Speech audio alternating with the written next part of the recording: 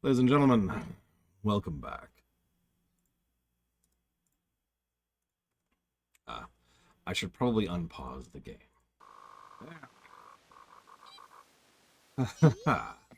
Let's go turn this in, shall we? In that place that I know how to reach. Which is very reachable. Where am I going? This way, I think? No, this way? I think I'm going this way. God, I don't know. Had to keep playing The Tale of Zelda. Sorry.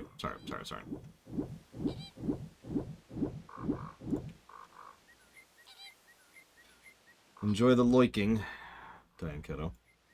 I don't know why I said that with an accent, but that's just how it is now. You're loiking. You're loiking it up. The Fable of Zelda. There we go. Gotta get the terminology correct. Thank you, President Clown. It is nice to hear positive feedback that is hopefully intended. And not, You get it. Sorry, I don't need to preface that with a million things. It's nice to know that I'm a little bit appreciated. I work my ass off on a daily basis. No.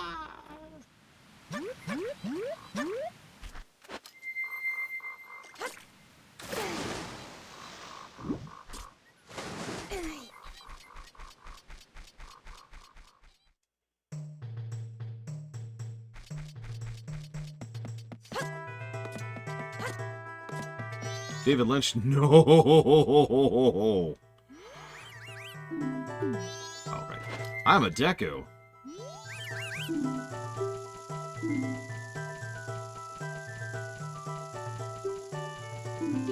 Hang on. Where's the Curiosity Shop? I actually don't remember. Where is it? Because I don't sell stuff in this game, generally speaking.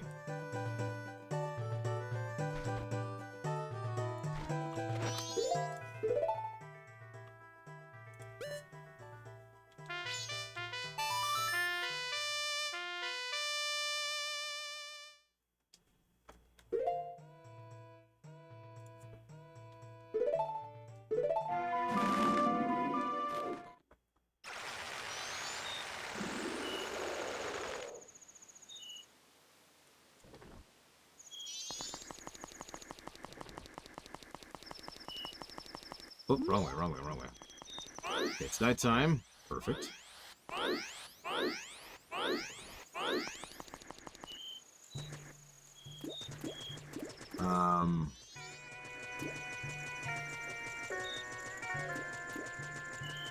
This one? Yeah, there we go.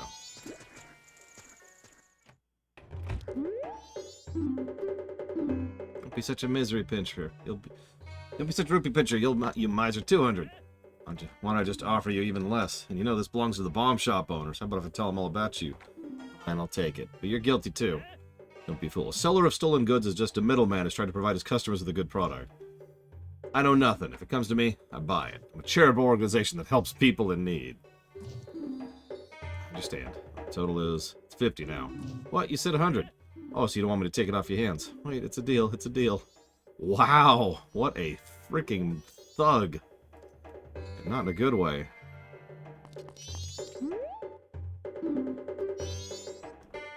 And I can't... Hey, I need to talk to this guy.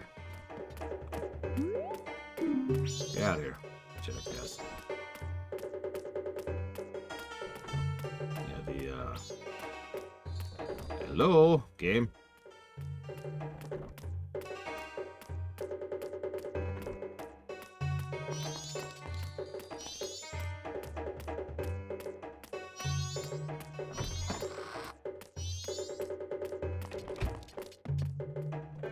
Hi. And none to sell. Can you buy some? Alright, I will show you the Deku Princess. Sorry, I can't sell it here at the moment. There you go. Just flat out can't sell it.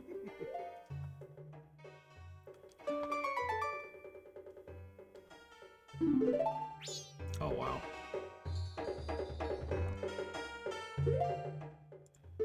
Well, okay.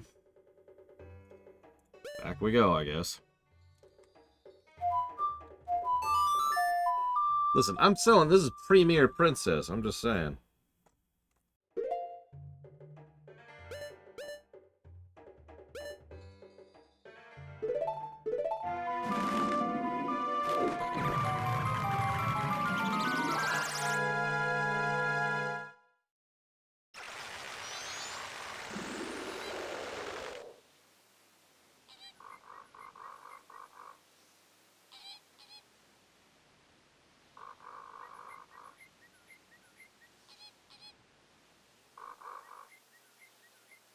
Yep, sorry. That'd be funny if she pops out like, what are you trying to do? Oh, I went to the wrong. This'll work out. Whatever. Yeah, been drowned.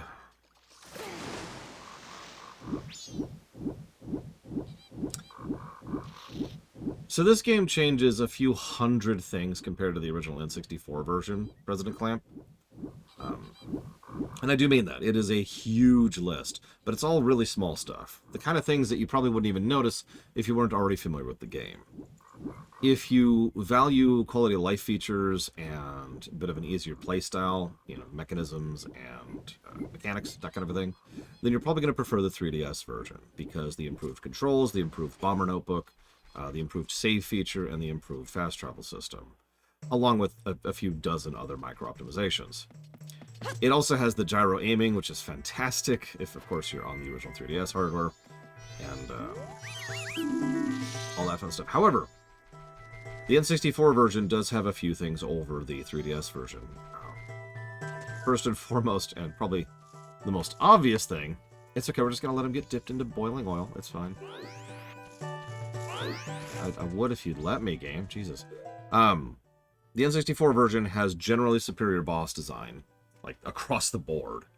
And there's a segment where you have to swim during the water sequence, and in the original, you just swim at full speed. In this version, there's an asterisk to that. You swim at lesser speed, and you have to use mana in order to swim faster, which also creates a blue glow, which also makes it harder to see, which can get extremely frustrating, as I will assuredly show off later.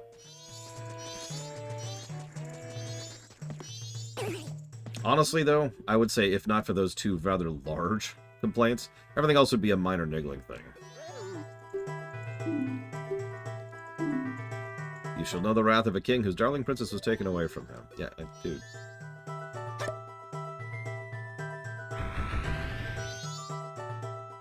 My princess, my darling princess, are you alright? I was so worried. Foolish father.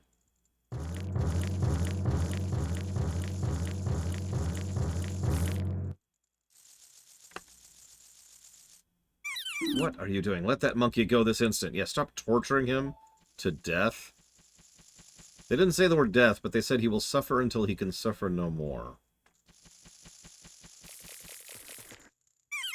Mr. Monkey, I am truly sorry. Father does such rash things when he's worried about me. I understand, Princess. Forget about that. You were just being tortured! Has the temple been returned to normal? Yes, thanks to Mr. Dirtbag here. I am very truly grateful. Really? So you're called Dirtbag, are you? Well, thank you for keeping your promise to me.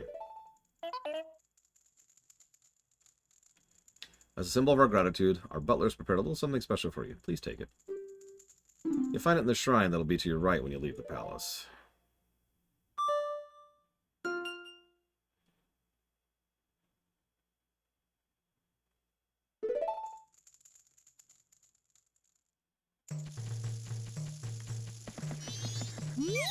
Seems our butler's taken something of a liking to you.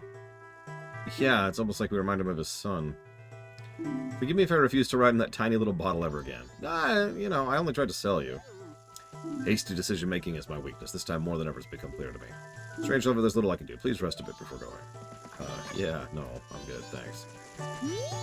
Laura, I'm sorry to be all that trouble. Looks like we monkeys and Deku Scrubs can start getting along again. Yeah, the swamp may be back to normal, but something's still giving me a bad feeling. I wonder what it could be. Maybe it's that giant moon that's about to kill you all. We're about to punish an innocent monkey. Has the poison swamp to clean up? That means we can go to places we couldn't get to before. Yeah, I understand how traversal works, thank you. More than anything, I'm just glad the princess has returned safely. You can change your form, right? Very strange indeed. That's not that bad. Whichever side is that, Rob? Just Rob TV?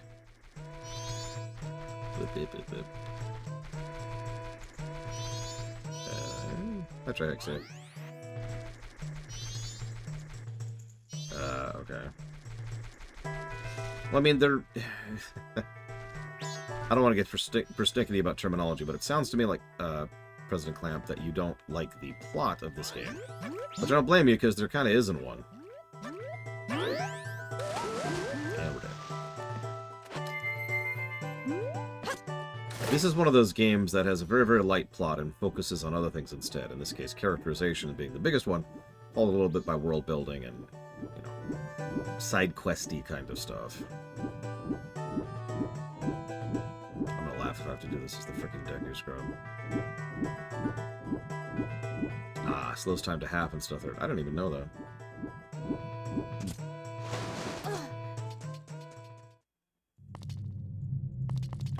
Okay, so pause, because I remember this maze pretty badly.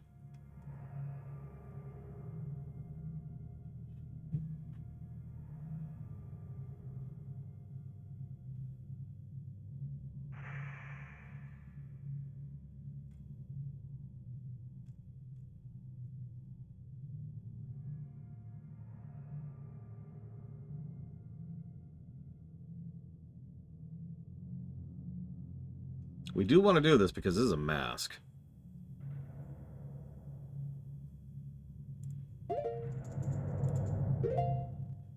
Okay, so we got that ready. We got that ready. I need to switch up this. I think we're good to go. Wish me luck. Just put that on. Just leave it on. Laura, I am truly thankful for what you've done for the princess. As a sign of our gratitude, we've prepared a terrible minigame for you.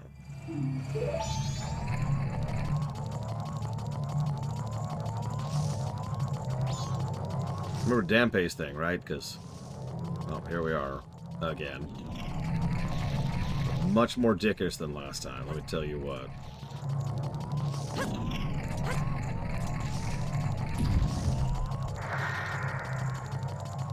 I don't like the idea of doing this without the bunny hood, I'll tell you what. He does slow down a little bit if he gets too far ahead of you, but only a little bit. He will keep going. Best pro tip I can give for this, by the way, completely ignore the rupees. There are much better sources of rupees in this game.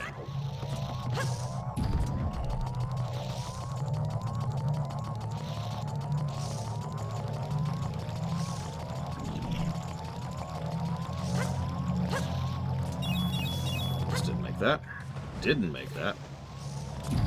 Lost sight of him because he juked me. Oh, he really did juke me.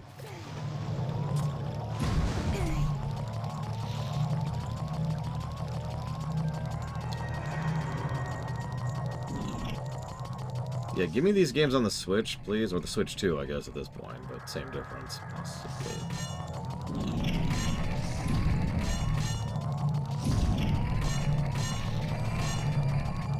And now my personal favorite part. This is the thing. Yep.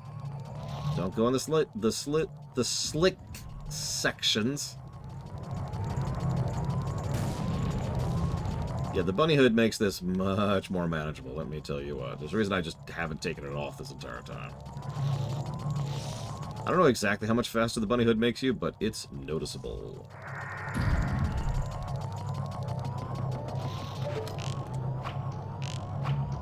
Come on, game. Game. I've never done this without the bunny hood, so... Yeah, the butler's like, how the hell? How is he keeping up with me? And the butler's like, desperately trying to stay ahead of us and just like, oh my god, I can't do it. Oh my god. Well done, Law. Here's the item I promised. Please accept it. Ask of sense. When I see you, I'm reminded of my son who left home long ago. I felt as if I was once again racing my son. I may have tried too hard to outrun you. As old as I am, I'm still fast, just like when I raced my son. Please forgive my rudeness. You can find your way out through the light over there. I look forward to meeting you again. Yeah, about your son. He's fine. He's fine. Don't worry about it.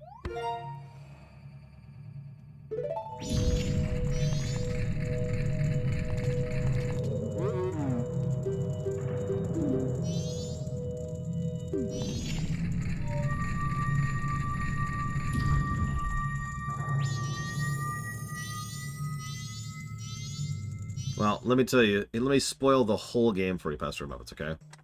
So the lore is completely incomprehensible. But if you dig your way through a pile of trash that's in a part of the map that's not even labeled, you'll find this one item that will unlock all of the story secrets of the entire game. Don't worry if you don't find it, though. In about a month, there'll be a YouTube video about it.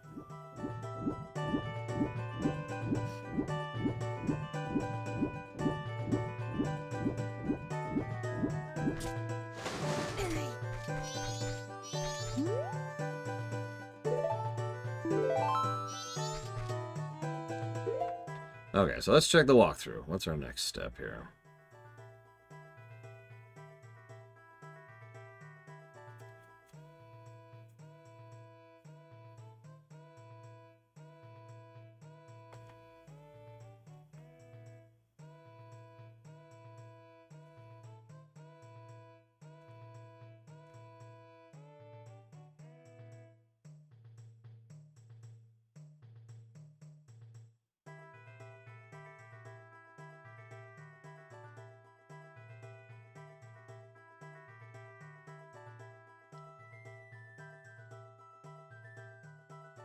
Yeah, we'll go ahead and go for this. It was his sled the whole time, Pastor Muppet. Alright, so let's go for it. Let's go for it. We'll make an attempt. This way.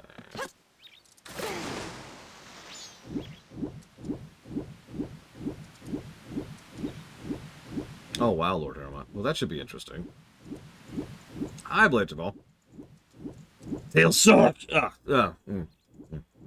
Tails only suck when they spin.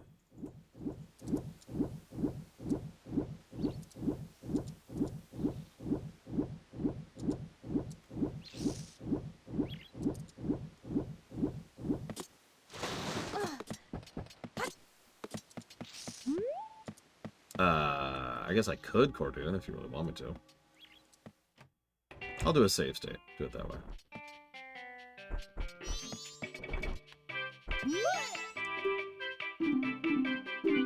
The poison swamp has been cleared up, so why not try something more interesting? How about a little game? You're not aiming at me with the bow, you're aiming for the target. If you hit me, I'll never forgive you. Oh, I will murder you. Oh god, doing this without, gyro. This is gonna be a thing. I don't remember how many I have to hit, but I have to get a few. And we're like 10 minutes and 10 in-game minutes. It's like a few seconds from the day rotating over. Oh jeez, I can't see. I can't see! Game!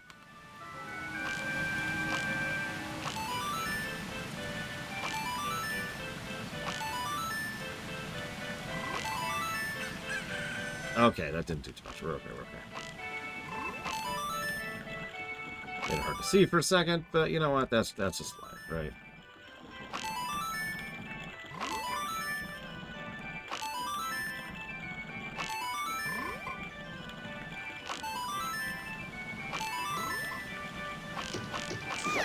Sorry.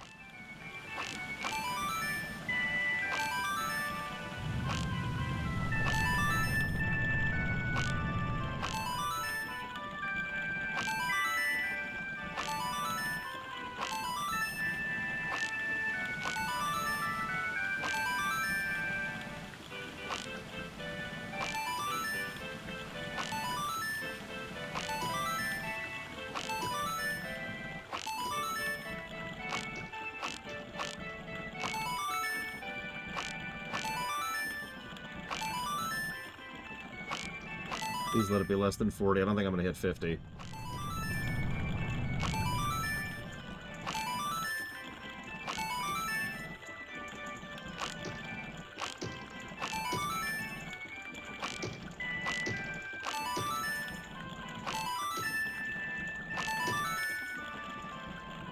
There, 50.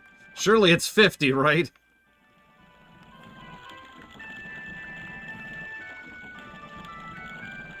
Right?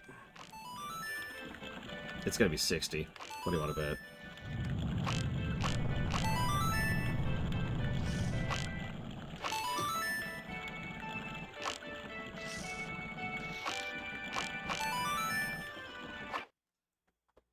It's 100! Ah!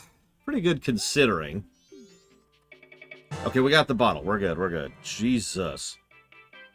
I don't know what the number was. But we got whatever it was.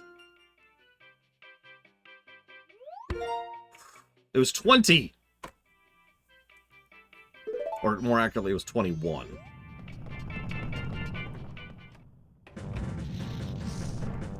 Hey, bottles are good, Grand Spectre. Alright.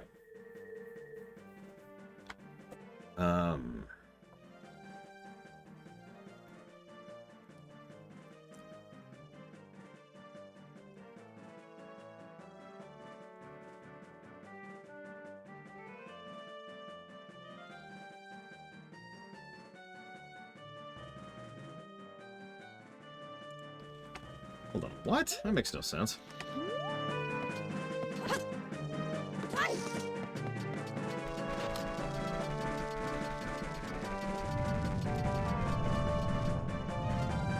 You know, ditto, Inspector. It has been a minute.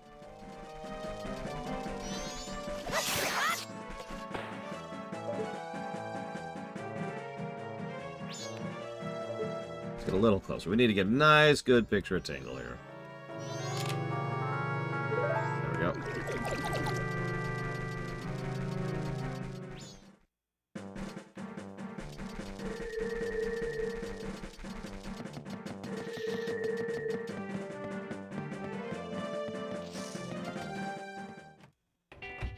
Oh, geez, Noctis. I hope you succeeded.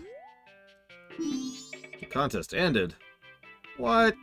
Okay, whatever. Well, we've got our picture.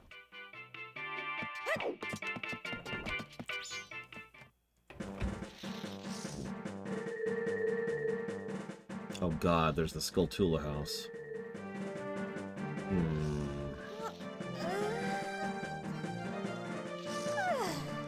I think you're right, but it's easy to get it again. Yeah, it says do the Skulltula house next. Okay, sure, let's do that. Yeah, what does his mother look like? Do we want to know what his mother looks like? Okay, so we did that, we did that. Did we already get the silver rupee in this timeline?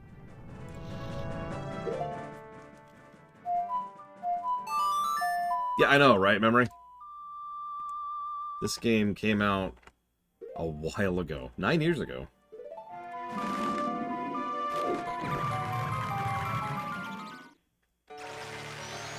The last 10 years have been cursed. And it really is specifically the last 10 years. I've noticed this. Because they have just flown by. In a way that is hard to explain, but the moment you think about it, the moment you're like, yeah.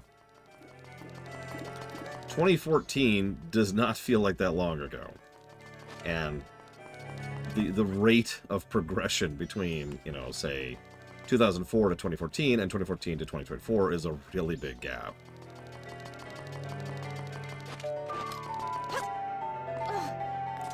Pretty sure I already got it this timeline, but let's double check because this is usually the first thing I do. Well, second thing I do. Yes, that's a good way to put that. Yep, I did. Assassin's Creed Unity came out in 2014. Okay. I'm trying to think if there's anything else I could do. Let's talk to this kid.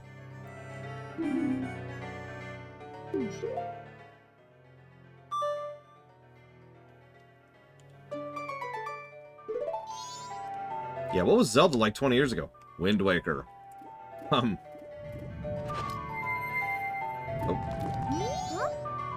Wearing a weird hat for a Deku Scrub. Someone come to town to play?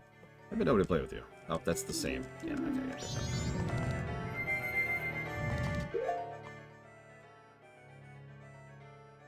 One moment. I just need to message someone really quick.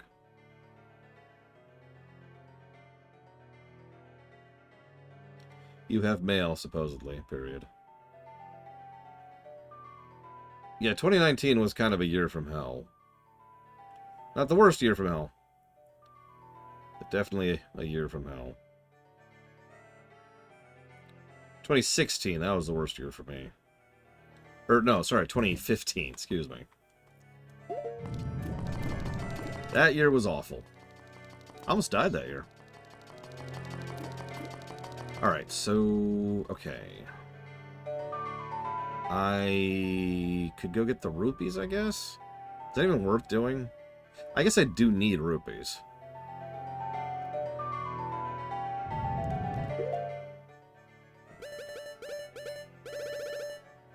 One, 4, 2, 5, 3.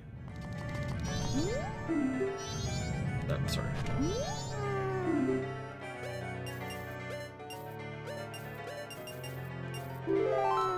No, 2015 was the court case, Ross. The kidney stones were 2013? Something like that. Which, interestingly enough, I also almost died during. I said I'd show this off anyways, so this is a good time to do it. So this is day 3, obviously. God, the sinus surgery was a while ago, too.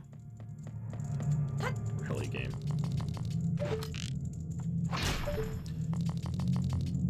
I mean, you say that, Bionic Punk. I had a random, shower thought the other day. I decided to count all the times I came very, very close to death. It's a pretty high number.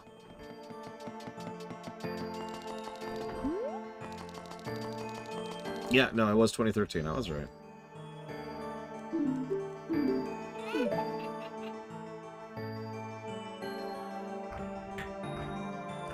So, as you can see, Skull Kid's... He's not doing great. The last few days have not been good on his mentality, having that frickin' mask on his face.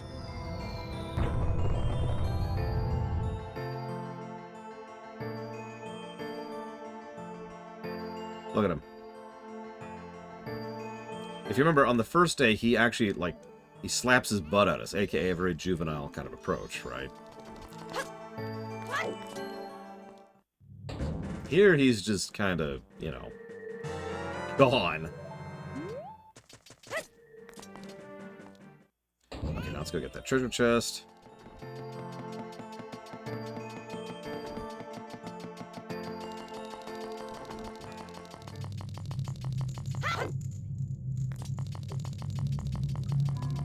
STO was the tooth extraction. It's okay, got it dealt with, got it taken care of.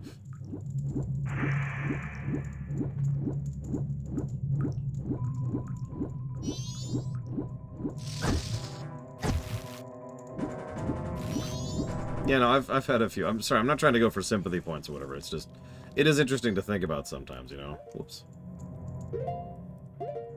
Why do both of those buttons pull up the same menu? That's weird. No.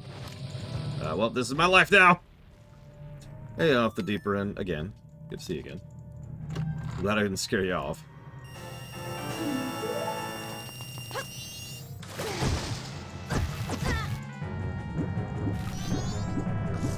I mean, that makes sense, memory. Considering the amount of time, expense, and hassle it takes to remove a kidney stone nowadays.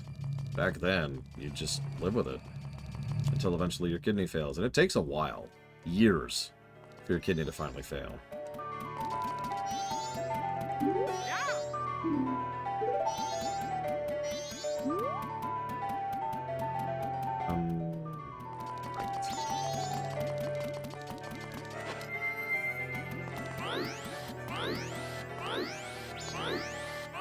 It also doesn't necessarily have to fail, as absolutely weird as that sounds. There are cases where people will just have... Good luck, Ross. Everyone pray for Ross's wallet. There are cases where people just live with kidney stones, and that's just, their life.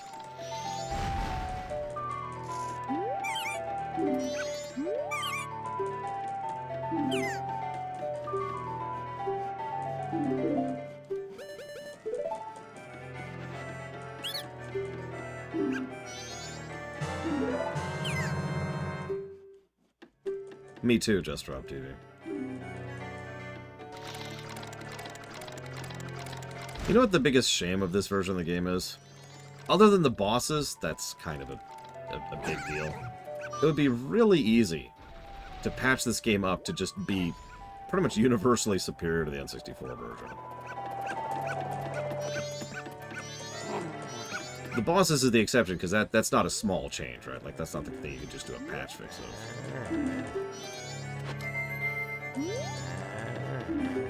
The other way. Whoa! I didn't mean to do that. Okay, whatever. Do I think I'll get Wind Waker before the pause? No! Majora's isn't a super long game, honestly. In fact, I think it's technically a shorter game than Ocarina. Especially since we're using a walkthrough to try and be efficient about our time usage. Hi, Zar. But Wind Waker's a bit of a chonker. Okay, so now we'll go ahead and end the day, or the loop, rather. Woo! Congrats, Pillars of Snow. Which category, Blade Taval? For there are many. Oswald 200. I've been debating that, Jabez. I don't know. We'll see how long Majora's takes. See, the other thing is, I'm pausing to get the house in order, but that doesn't mean I'm moving. It's true, I could, Biston Slumber. That doesn't mean I'm moving immediately after the house is ready to go. Because, you know, that just means we should be in a state where we can list the place, right?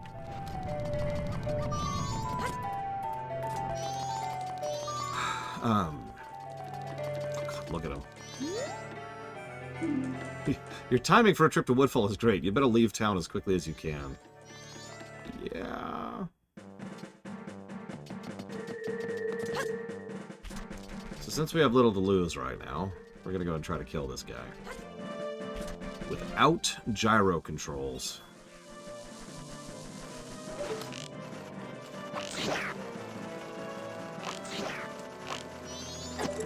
Ah! Frickin' keys! Big keys. That.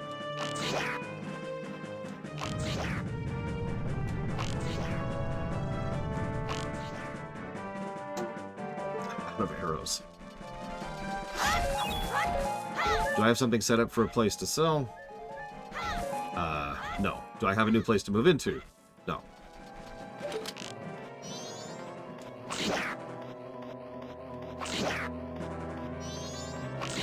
We are going to get the Fierce Deity this time around, yeah. Almost unintentionally, as weird as that sounds. But there's just too much, as was pointed out earlier, the purpose of a review is to cover as much of the content as follows PFR, which stands for possible, feasible, and reasonable. That generally means, do I have any level of certainty in my future? No. Panic. That's my future right now. So what that means is, in a lot of games, the general goal is to try and focus on as much content as is meat or main content as is possible, feasible, and reasonable. And it's more than possible, feasible, and reasonable to do all of Majora's content. All of the side quests.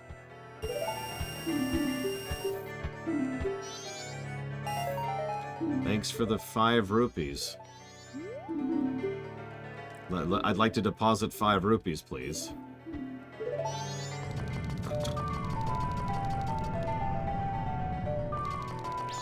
You don't need to get Fierce Deity to beat the game. You don't need to get anything to beat the game. You could crush this game like a bug if you skip most of the side stuff. Ugh. But that's the point, isn't it? It is still meat content. In Mass Effect 2, we're going to do the loyalty missions. In Dragon Age Inquisition, we're going to do the zone quests. In Breath of the Wild, we're going to do all of the trials. All of that is meat content. And so that's the kind of stuff we focus on. Now, we don't always do all meat content, because that's why the PFR thing is there. I can actually use an example of that right off the top of my head. There are several reputations, which are meat content in several of the MMOs we've played, which we are turbo not doing. And we've basically walked away from as a precedence, because the very nature of daily reputation grinds kind of isn't really conductive to showcasing on camera or reviewing properly. So we just kind of eject that stuff from existence. I think that's all we can do. let's go ahead and reset time. Let's do it. Let's do it.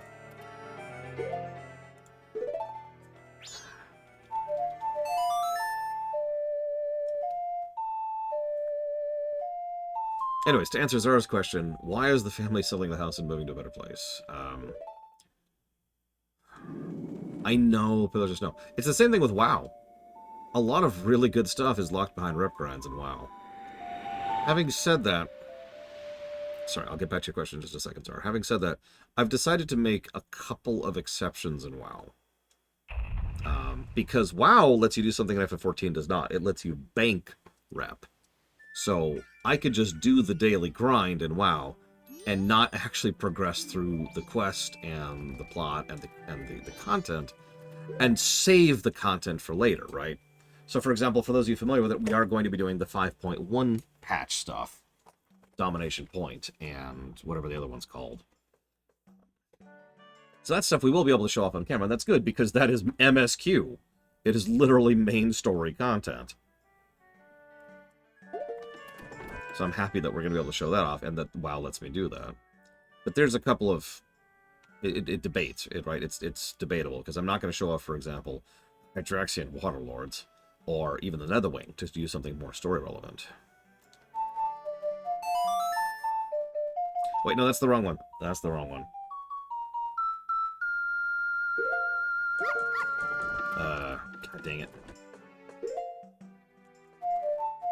There we go. So back to answering Czar. We are hopefully moving to a better place. But...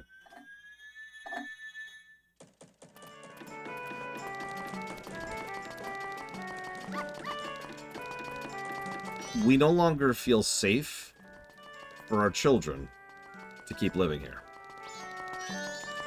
It's a very, very simple, succinct answer to your question.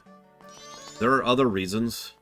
There's a lot of reasons, actually. It costs too much here. The weather is terrible. You know, it's humid and heat, right? And the worst possible combination of everything. Stuff is too expensive. We live in one of those states where Comcast can gouge the crap out of you. You know. But all of that is like extra reasons. The big reason, the reason this is happening, is because we want to make sure that the kids have the absolute best possible upbringing, environment, and education that they can get.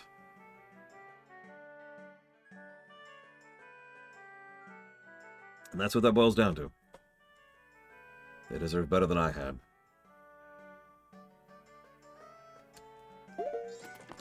The schools here are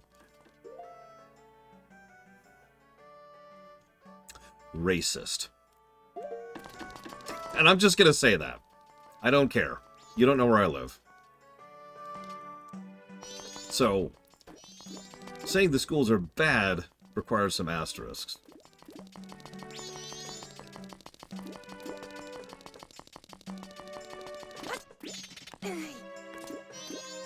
Yeah, bad is vague. We do not have possums in our area, I'm afraid. And yeah, fair enough, Bragwin. Unfortunately, that doesn't narrow it down much. But the specific schools around here, the school that my eldest niece has been going to, is, yeah. It's that, it's nothing overt. Whatever you're thinking of is probably exaggerative of what it is. But it's one of those subtle, quiet things, right? It's the go over in your corner, be excluded from stuff because you can't afford it, slowly try to weed out certain types of things in the curricular. You know, the quiet stuff, right? The stuff that actually scares the crap out of me a lot more than something more along the lines of, you know, something more overt.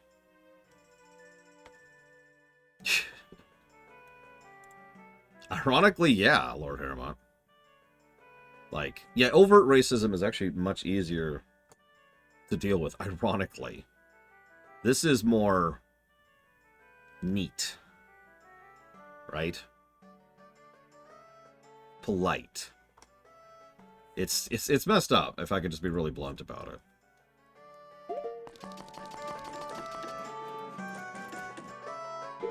Sorry, I know. Yeah, it's root beer, except, you know, not horrible. I apologize. I know it's not polemic day.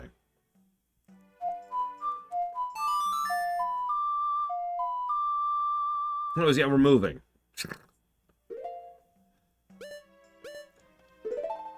You know, that's an interesting question, Euro.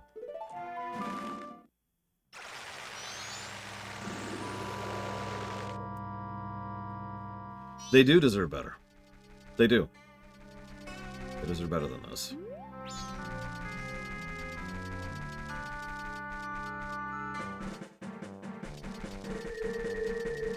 I don't think that's even a debate. It's not even exclusive to these kids. That's just in general. You know? Kids deserve better.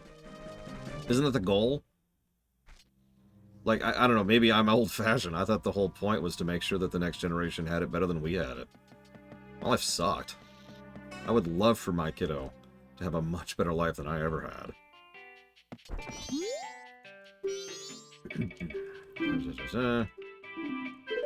Yeah, but no, I have a... Do I have to find her? But I just want to turn in the picture. A man his age has no business looking for fairies. Sorry, that has nothing to do with you. Taking any pictographs? Yes, I have, sir. That's my son. Is he still doing that sort of thing? How humiliating. He's my son. As old as he is, he's still doing some pretty silly stuff. I guess I spoiled him too much when I was raising him, but he really is a kind-hearted boy. Thank you for doing all that trouble. Here's a token of my gratitude. You know, I feel like this is on point, and I didn't plan for that. Yeah, just tell him not to go outside like that anymore. That's all I'm asking.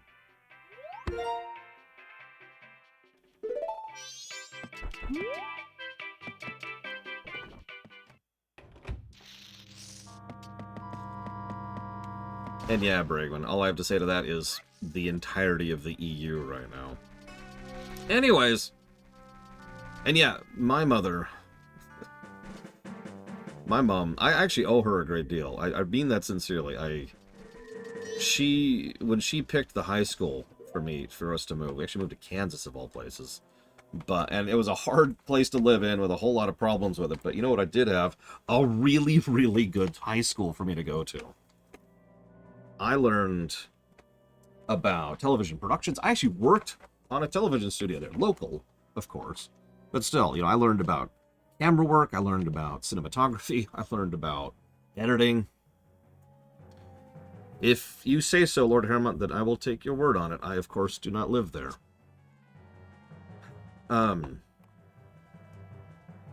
You know, I learned a crap ton of things about art and design and color and construction, directing, writing.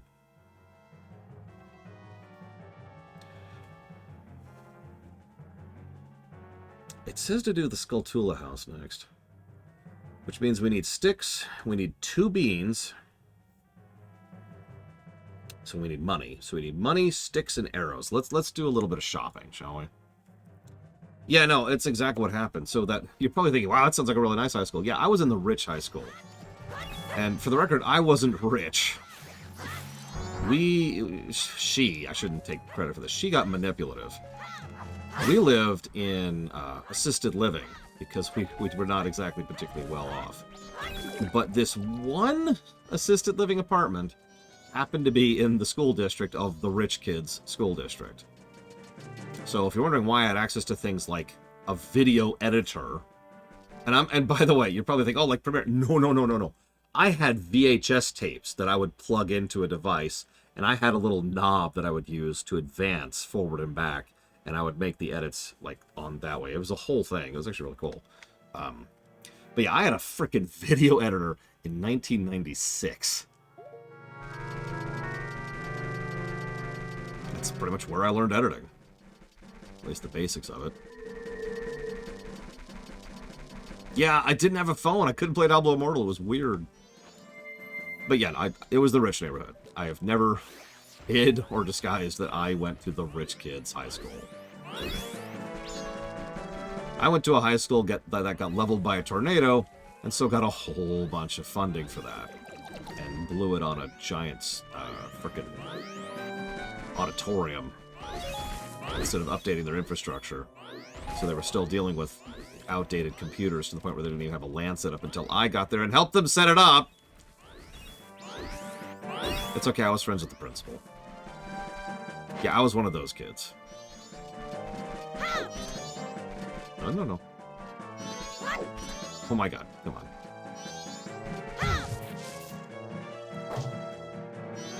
Break his foot again. We just keep breaking this guy's leg every time. Give me your leg! Give me your leg! No, please! Put that leg out right now. Put it out! No, please, I'm begging you. Okay, so we've got... What do we got? We still need sticks. And we need beans. So let's... Right here. Yep. Yes, it is, Ross. Polemic Day this year, just like 4 years ago, is right before the presidential election, where we have to choose between a baboon and a pile of sludge in order to vote for the president. I'm not going to clarify which is which, because it doesn't matter. If the actual question you have to ask is which one is which, then you're sort of missing the point of the jest.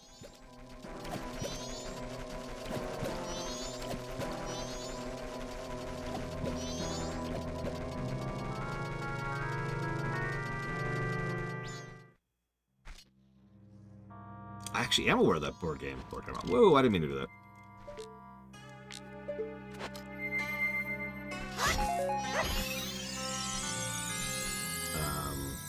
How many sticks did I just get? 1. Okay, I need more than that. And yeah, local elections are far more important. However, I found out something recently. You can't do an absentee vote until 78 days, very arbitrarily chosen number, prior to the actual election. That is October 15th this year, for perspective. I don't know if I'll be living in this state in October 15th.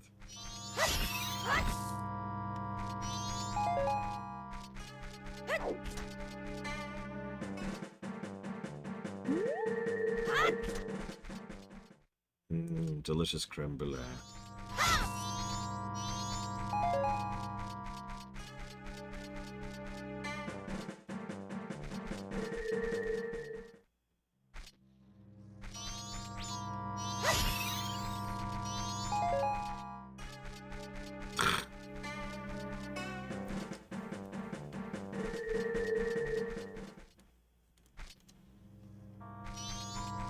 I mean, I've said this before and I'll say this again. One of the biggest things that de-invests me personally in voting is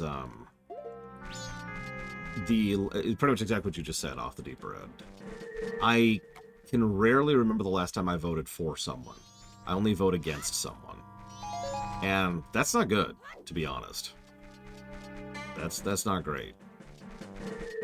Yeah, sorry, an absentee ballot means you vote in advance. Like I said, 78 days in advance. That way you don't have to show up on election day. Which, by the way, regardless of everything else, can I just say that our election laws in this country are absolutely, really ridiculously stupid? Like, aggressively stupid?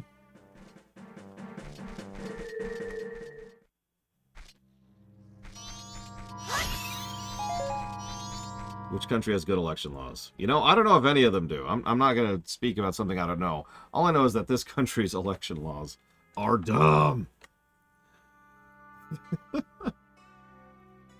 If you don't vote, you have no right to complain.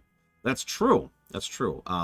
If someone walks up to me and says, okay, I'm going to shoot you in your arm or your leg, and if you decide not to vote and then they shoot you in your arm, you no longer have the right to complain about that.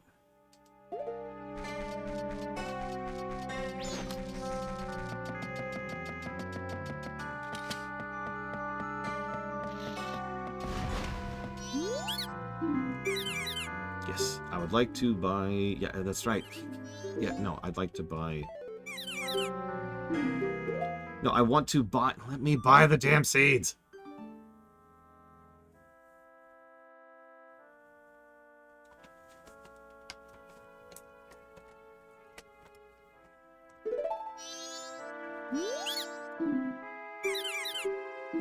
Okay, yeah, I apparently have to be a Deku Scrub to buy from. Okay.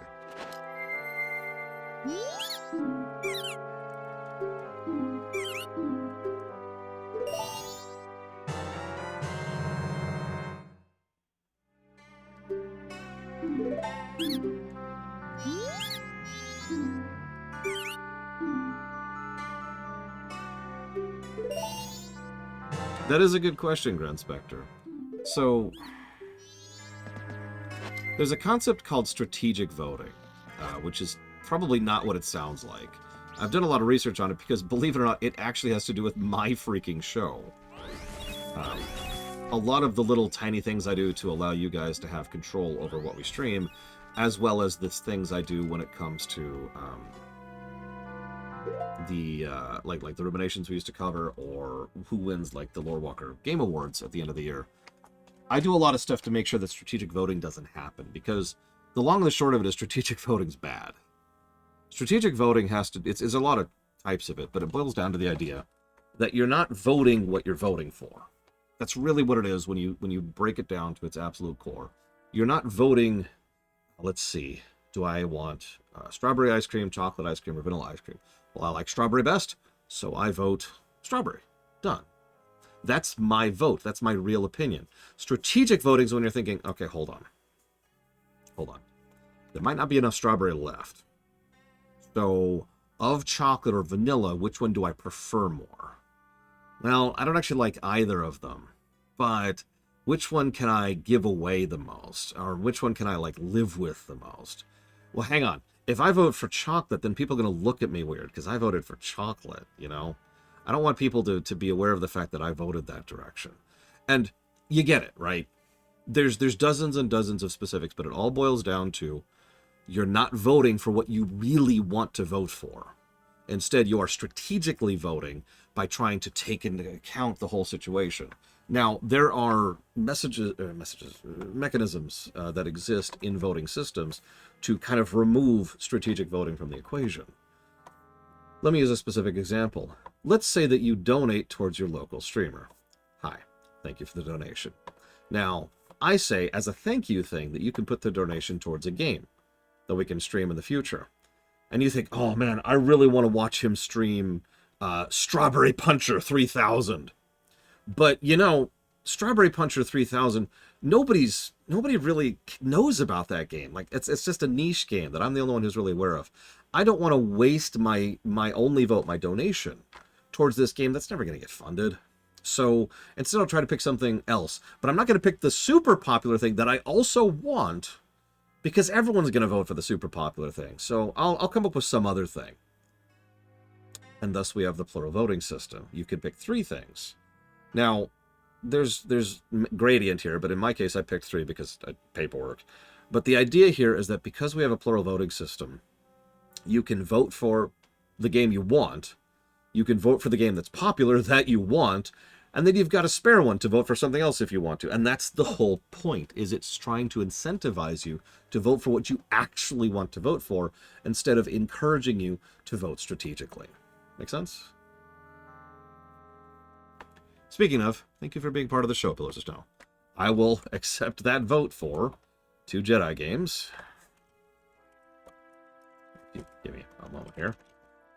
Jedi Survivor, Jedi Fallen Order, and FF16. You got it. I actually workshopped how many things I should let you guys donate for a while. I did a lot of math on that. 3 seems to be working. We've been having the plural voting system for a while now. It seems to be a good pick. Because again, I could just say infinite, and that could go off the rails very, very quickly. Anyways. No, that wasn't a call for donations. I was just using as an example. I was using a tangible, real-life example to make my point. That's all I was trying to do. Believe it or not, I know this is going to sound strange. I'm a little bit of a voting geek. I find the idea of voting and election. See, you say everyone should have a vote, but like, there's so many different ways to do it, right? There's so many different methods and mechanisms and processes. I don't know why I keep saying mechanisms. I'm just stuck on that word. That you can use in order to vote. So I'm a little bit of a geek about the actual systems involved.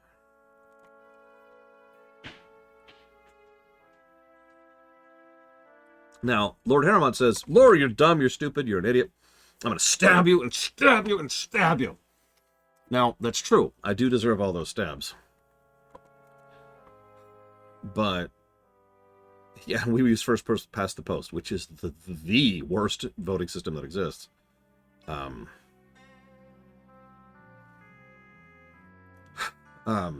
There are other voting systems other than plural voting. Obviously, plural voting is a little bit more useful when it comes to certain types of decisions. I used the ice cream thing earlier. That's actually a good example of that. You can vote for however many things. You can vote for 3 things, and there are 3 types of ice cream. Which ones do you vote for? You can vote for 1, 2, or 3. Well, I will probably vote for just strawberry because I don't actually like chocolate ice cream. I don't like vanilla. But you might like strawberry and vanilla, or you might like vanilla and chocolate, or you might like vanilla and strawberry. Plural voting for a lot of systems actually does work pretty well, and it doesn't really apply to us as much. But let's presume for a moment, Lord Harrimont, that you're in a committee, and you're on this committee with several other representatives and members of your governance, and that's a good time to have plural voting because that committee has to make a decision. It has a chair whose job it is to run that committee, but not to decide the decision of the committee. And they finally come down to the options. They figure out how they want to do whatever it is the committee was designed to do. Plural voting is a good method to use in that. Guess what they don't do, by the way? At least here in this country. So hang on. Grand Spectre is putting those towards Ikenfell. Paper Mario Origami King. Age of Empires block. And Ross is putting that towards... Let's see, what would be like the least Rossy games possible? We've got FF14, WoW 2, Electric Boogaloo, and I don't remember what else. I can't come up with it. I'm not good at being funny. What do you want to put it towards, Ross? So here's the thing, Lord Harrimont. Preferential voting is probably one of the best overall voting methods. But there's kind of an asterisk there, because preferential voting pretty much mandates you have a program doing it for you, or a lot of time to process the votes. Because there's actually a lot that goes on under the hood. The benefit of preferential voting is the people doing the voting, it's really easy for them to do it. All you do is you list your favorites in order, done. That's it. And you can list 1 or 2 or 8 or 15 or however many you want to. You can list you can vote for everything on the list, as long as you do it in order. But setting all of that up behind the hood, there's a lot of complexity to that. So when you're doing something like just, people sitting around making a decision, plural voting tends to be one of the more preferable systems because it is a one and done go kind of a system. Count the votes, you're good, right? Preferential voting also requires people to understand the system. Now, I do think some education can help with that. I do think informing people of what preferential voting is, which I just did for you all if you were paying attention, is the kind of thing that we could use more of in our lives. Pokemon Violet, Malka's like a dragon, and one shot. It's also worth noting that preferential voting, we have an inordinate quantity and quality of electric defense systems that exist now. I'm sorry, that sounds like a dumb way to put that. What I mean by that is it's really, really hard to fraudulently affect certain things without it being caught basically instantly. Like, if you try to fraudulently make up a Visa card and make money in a fake account that doesn't exist, you will probably be caught on that in minutes, if not inside of hours. And whatever you're trying to do will immediately be shut down. Because the white hat team of the world that we as a society, that we as human beings have come up with, is actually pretty freaking top-notch, despite what the movies would have you believe. The reason I bring this up is because there are certain things that are very, very, very, very secure. The reason I bring that up is because if we had a proper system to go ahead... Yeah, no kidding, Ross. You remember when it was a big plot point, like in the 80s for a lot of movies and games, where it's like, we just need to get the plates to print money on. Yeah, that doesn't work anymore. Hasn't worked in a while. If we had a really proper setup voting system, not just in the States, just in general, in the world, that could then be utilized to do all of that preferential treatment, preferential voting math and categorization and all the under the hood stuff, right? All of the requirements and the paperwork that is necessary to make that works, then sure, that is a thing that would be awesome. Because then all you'd have to do is be like, all right, hey, go through the steps, go through the verification, go through the processes, say, hey, we're doing this vote for who's going to be president of the Kleenex Club, right? And you are now the president of the Kleenex Club. Congrats. So, and you get it, right? Pump it in. Okay, here we go. Rank your preferences in order. I'm going to go with the purple, because I think purple's a cool color. So that's going to be my first vote. But, you know, I'm okay with red, too. So I'll put red as my second. And green is my third. I think I'll leave it at that. You get the idea, right? I'm going to way off topic. What the hell am I doing? I'm going to the Skulltula house. Because I need... Yeah, this is a Zelda stream. Sorry. I needed 2 magic beans. I have the max sticks. I have max arrows.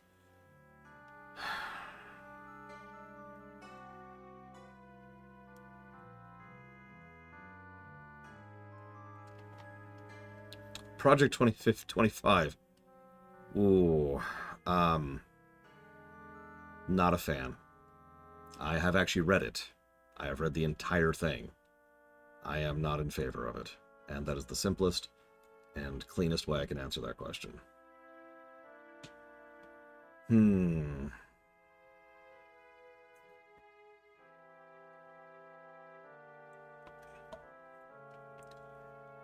Okay, so...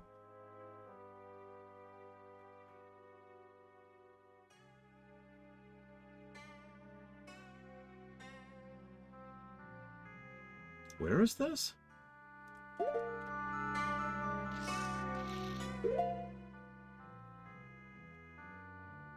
Let's see. So I want to go where? There. Okay. Okay. Let's do this. This might be the fastest way to get over there.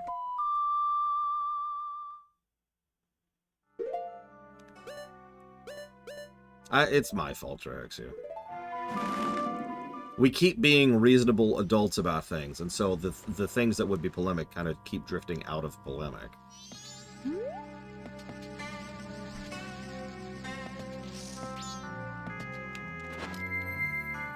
I'm barely joking. Remember the definition of polemic. The whole point of what polemic is it's things that people cannot discuss without being a screeching chorus about it, right? Like that kind of... It's what polemic means, if you look at the word. It's the kind of thing that we cannot discuss without being reasonable, decent human beings towards each other. That's what polemic means. Whether that's about talking about Star Wars, or what kind of election methods we use, or whatever.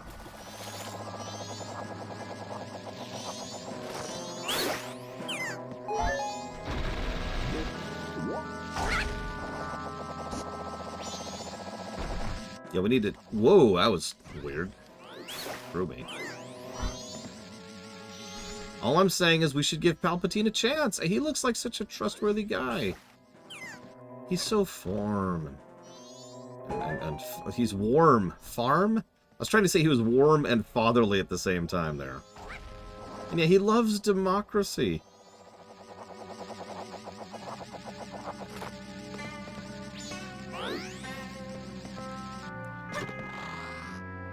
I mean, yeah, no, we're probably going to leave the States eventually off the deep end. That's a near total certainty thing. Either I'm going to conquer the world, one of the two.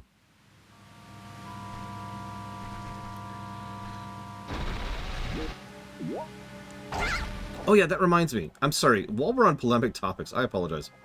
I have an extremely polemic question to ask, and I'm not asking this to start an argument or anything like that. I am asking out of a legitimate desire to know, okay?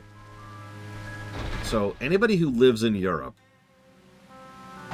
why is it that the only issue that I keep hearing about outside of Europe is immigration? Why is that the button that's being pushed right now? Does anybody know the answer to that?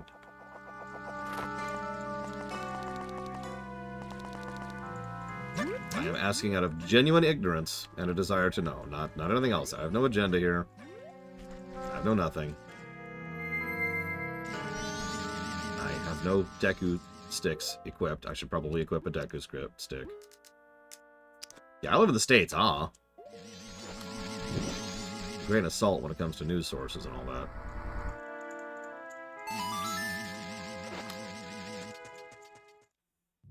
Brain drain is definitely a real thing. Whoa, that's a dog.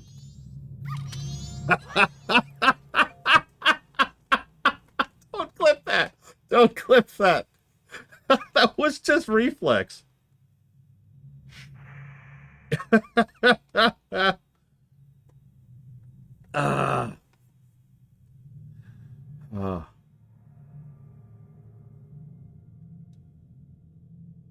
It was movement. I saw movement.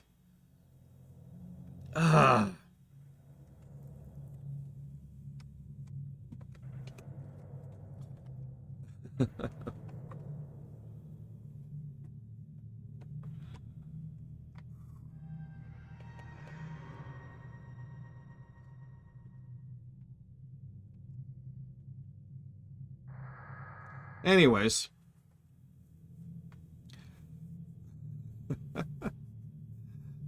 To answer your question, Inosians, it's the thing, obviously there was an election recently in the EU, and, no, don't.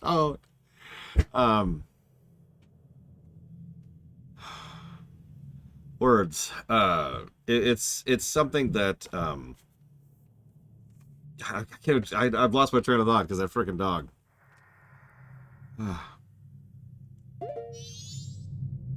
Okay, so whatever. Let's do this stupid dungeon, shall we?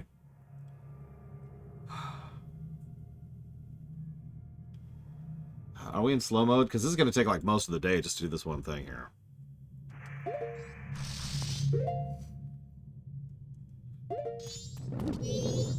Help me, I'm not a monster. Are you sure? The spider's curse made me this way. I beg of you in here, find all the gold ones, the cursed spiders, defeat them quickly, and get the spider token. Please, this is awful. Yeah, being a half spider, half man, half skull does not sound super enjoyable, I'm not gonna lie. So these gold Skulltulas are very different than the ones we've already encountered. Among other things, they can move, as you can see right there.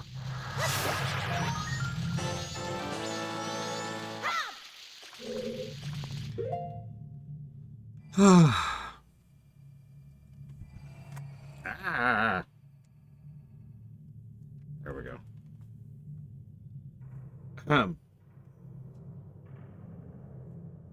Okay, so I've got a list, and we're gonna actually walk the walk. What? Walk the walkthrough? I can't talk today at all. Why are you watching me? I can't even do English. I'm not even here.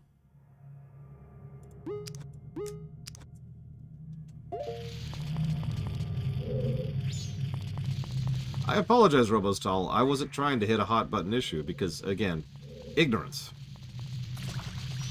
I was speaking out of ignorance.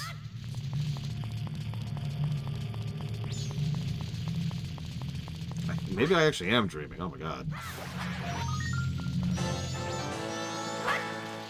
I mean, this is kind of a mini dungeon, yeah. What was it, 2? God, I wasn't even keeping track. Pillar at the northeast corner. It's gonna be over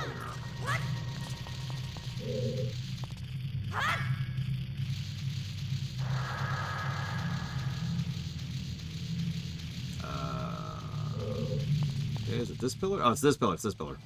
Let's see. It doesn't sound like it's right in front of me.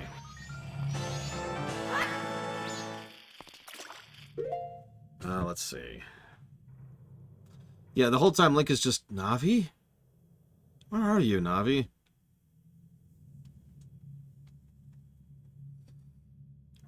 Yeah, no kidding, Doom Rider. Good sound design. Again, not quite as good as Ocarina, but still very... Yeah, Tattle, you're a fairy. Have you ever met someone named Navi? Who? Yeah, Navi. I mean, it cuts to Navi. Navi's just drunk at the bar the whole time.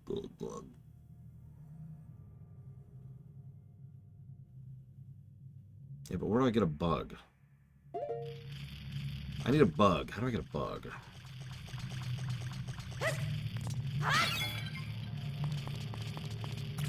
This is the link from Ocarina, the hero of time. Bugs have got to be outside, right? There's got to be bugs. There's got to be bugs. Do they propagate like they do in Ocarina? The bugs? I actually don't remember. It's been a while. Kill the dog! Oh, sorry. Sorry, that was just my dog instinct just taking over there. Okay, so we got the water one, we got the pillar one, we got the jar one. So, soil. I mean, this is probably a different dimension, not a different planet. Axia.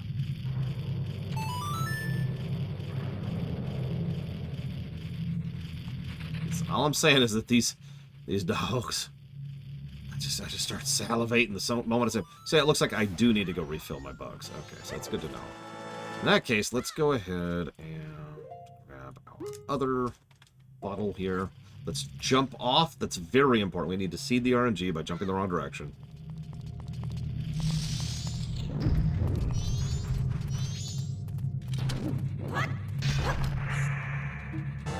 Less animation, please. I need to catch the other one. There we go.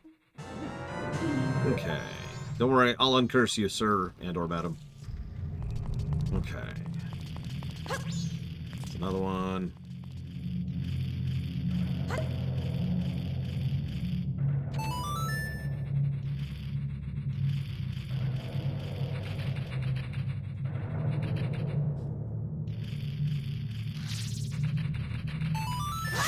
So let's see if I can pull a little bit of a trick here.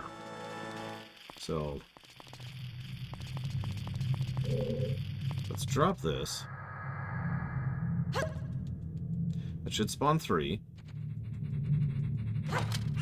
And yeah, we should be able to refill off of one. I love cloning bugs. Of the remaining games, I would say it's between Wind Waker and Tears. Now, I know what you're thinking. Tears, but I mean, yes, Tears. Listen, all I'm saying is that Tears is literally Hitler. Okay, that's all I'm saying. Yeah, no, Tears is a wild card. That's actually what I'm saying. I have no idea what Tears is going to be.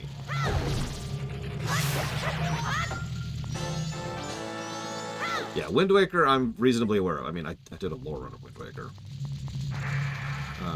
Southern. Oh, that was the southern. So we need this one. Breath was still a fairly damn good game. But, yeah, Tears is certainly going to have... well, I shouldn't say. I imagine Tears is going to get several of the same negatives. Like, pretty much copy-pasted. I need a bomb. Do we have any bombs? We do have some bombs. I like having bombs. Let's put the bombs over there. I wouldn't be surprised if Wind Waker outscores... Excuse me. If Majora outscores Wind Waker. Most especially because Majora is probably going to have better gameplay. Wind Waker's weakest part is its gameplay. Like, by quite a margin. This is apparently this. I don't have any water. Okay, hang on. I can fix that. Let's just drop the bug here. Wind Waker is probably going to crush it narratively. I wouldn't be surprised if the only game that beats Wind Waker narratively is Twilight.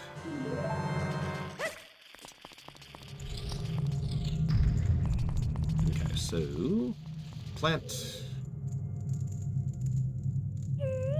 And then water.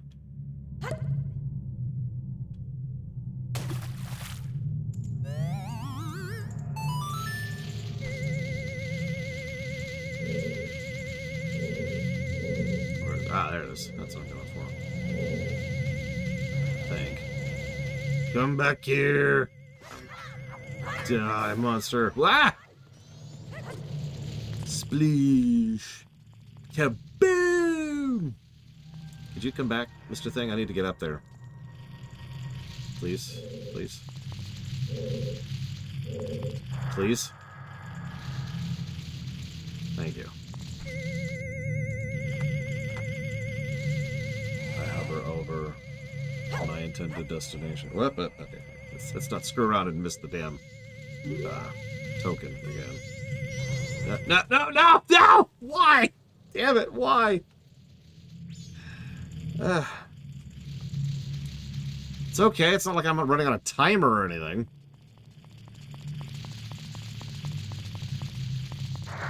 Yeah, I screwed around and I missed the token.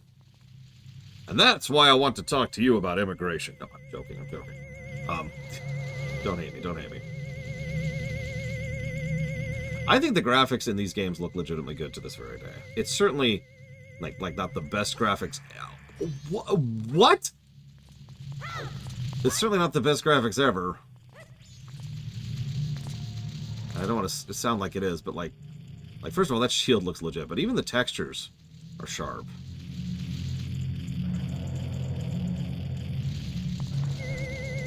I could turn on pixel smearing if it'll make you feel better, but I don't think that's what people really want. All right, so hang on. We're gonna stop screwing around here. Give me that. What? Yes, I will be back. Okay. This is a terrible angle, too. This is just a terrible angle.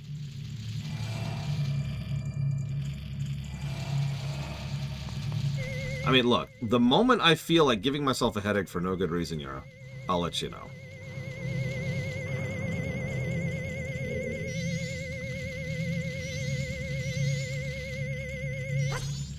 There. Jesus.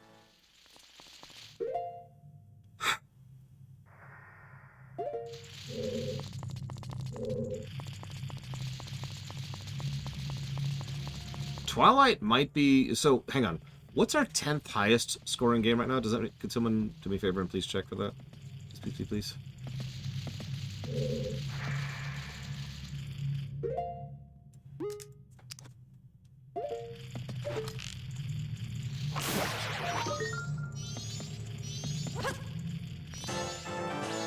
Okay, so we got that one.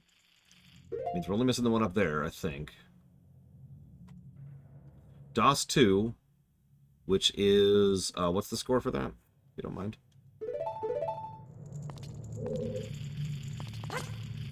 $332.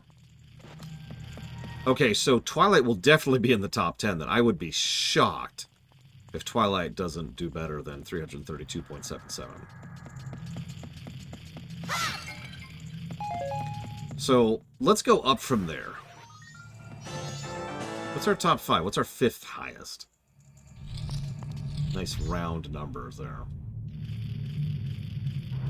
Do I still have some bugs? I do still have bugs.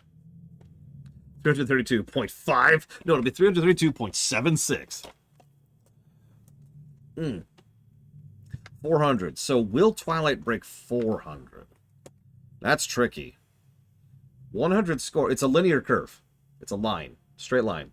So getting an extra 100 is just as hard as getting the previous 100. I don't know if Twilight Princess can break 400. We'll see. If any Zelda's game is going to, it's going to be Twilight. Like that's going to be king. I'm sorry. Correct. Before it was actually this curve. I forget what that's called, but it was that thing. There are multiple versions of Twilight Princess. We will be playing the Wii U version, which is pretty much universally better than the Wii version or the GameCube version.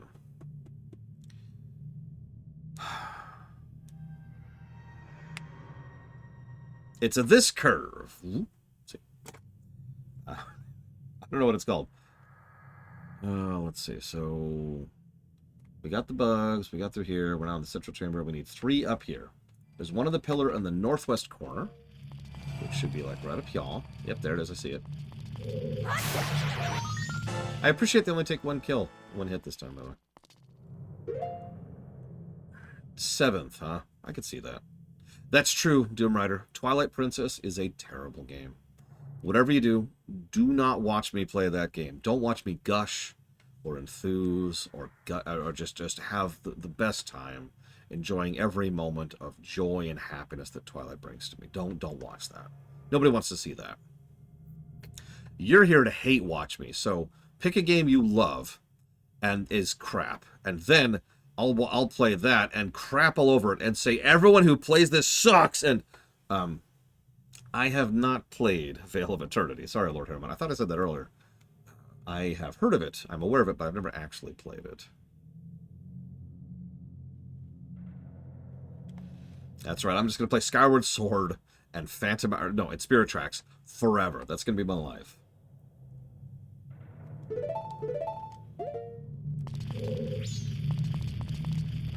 Or FF15. Ah! I mean, it's a great game. I love FF15. Please, God, kill me. Actually, I believe Sticker Star is on the list. The site should be up to date. I did some work on that just last night. It's time stamped. I put, or rather, date stamped.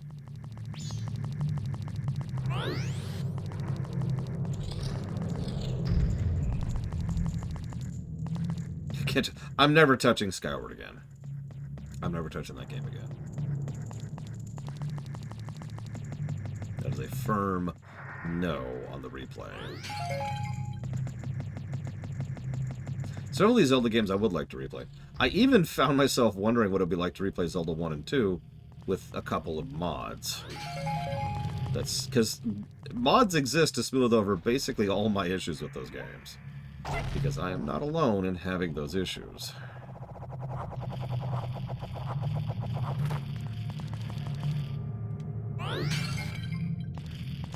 Bug? Bug. One change for FF10. Let me think about that for a minute. I like Zelda 2 up to a point off the deeper end. Another game pisses me off. I mean, okay, skippable cutscenes is the low-hanging fruit. That's arguably a bug at this point. I mean, come on.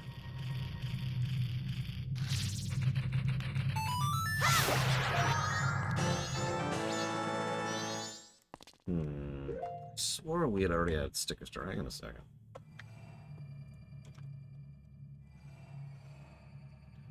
We might have just been talking about it because it came up recently.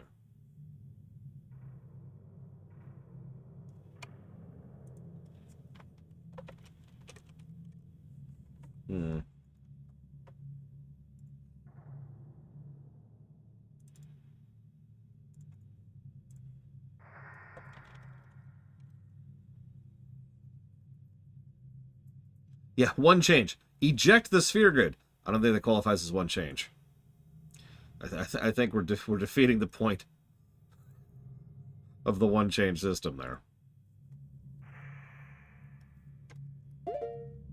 Okay, so that's okay, so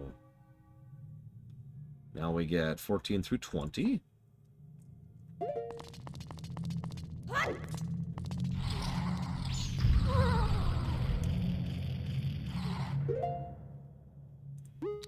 There are several micro problems with the sphere grid, and that's the problem, Legible. Because the sphere grid is fine, asterisk, and that's pretty much the... hang on. That's pretty much the issue. If I had to... So, let's zoom in the camera another layer. If I had to pick my biggest complaint about the sphere grid, that's actually tough because there's two really big things. Yes, I've always been a cubist. What can I say about a cube? Or Bionic Cube. Punk. Oh my god.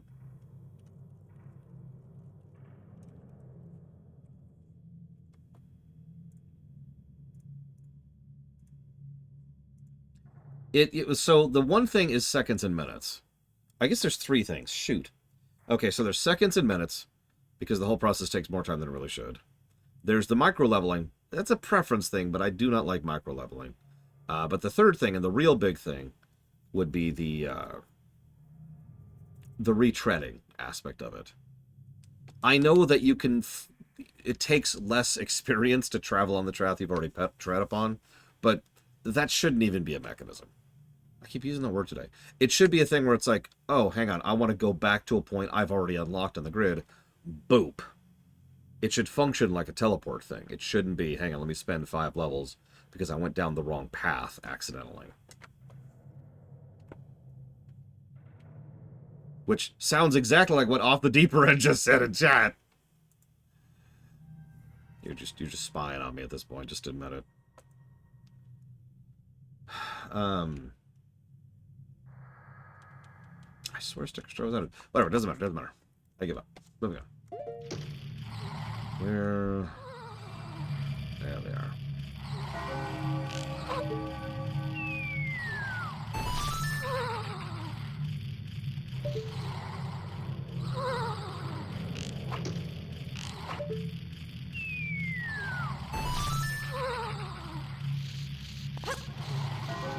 And then, again, the micro-leveling, which is actually a really easy fix, all things considered.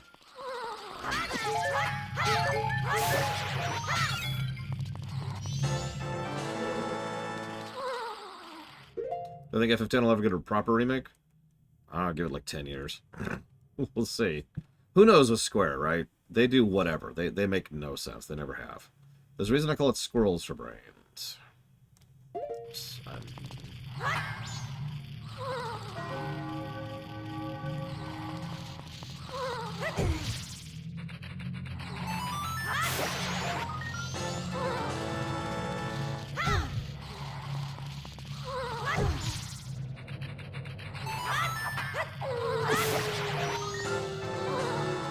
Damn right, Yura.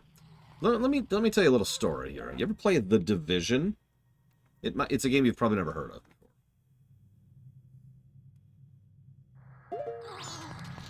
It's okay. It's this brand new game. They just came out with it. Squares for Brains. It actually does have a ring to it. So in The Division, there's these roaming dogs that are roaming with strays, right?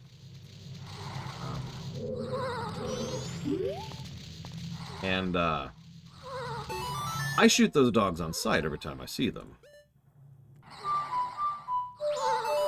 Now, that's not a cruelty thing. It's stray dogs during an epidemic, during an apocalypse, actually, to be slightly more accurate. Those things are terrifying and dangerous.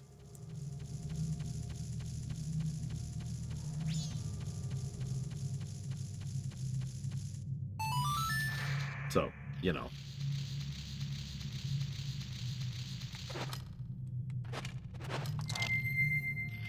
There's actually quite a few video games where dogs are a fairly serious threat.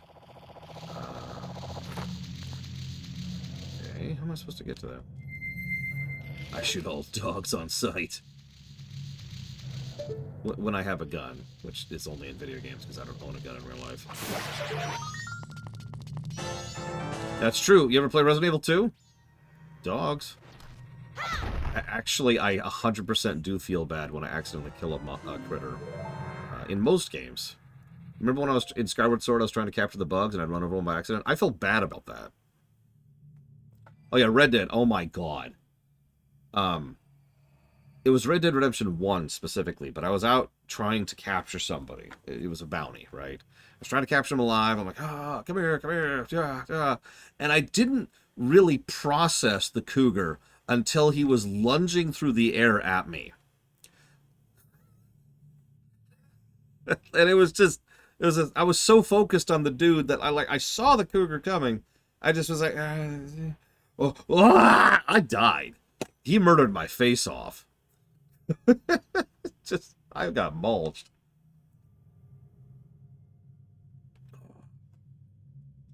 Okay, so let's see. So now we get the next room. Okay, okay. Hey, Evo, lunch was very good. Thank you for asking. Now join me, Evo, in lunch havery. This is when you share what you had for lunch.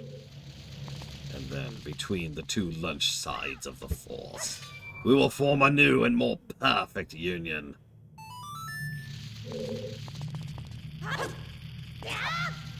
See, a little pro tip. If you want to make anything sound villainous, say it like Palpatine. It's impossible to sound normal when you're talking like Palpatine. I will have a number 2 with extra ketchup. And if I spot so much as 1 pickle on my burger, I will be most displeased. Do I make myself clear? Like, you know, you can say anything.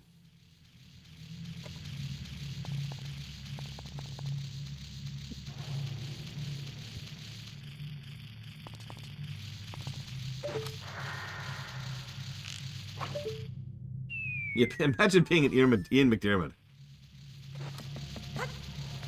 at a drive-thru. The path to the dark side. Sir, this is a Wendy's. Do you think I am here instead of at Burger King? Do you think Burger King can satisfy the seats? Not the wrong word. Satisfy the hunger, I guess. What's the word I'm looking for? No, we'll go with palate. Satisfy the palate of a Sith Lord. Alright, what am I doing? Northeast. I am the Burger Senate. Cravings! There we go, that's a good word, craving. Do you think you can satisfy the cravings of a Sith Lord? It is inevitable. Sir, why would you possibly go to this particular... They have unlimited refills! I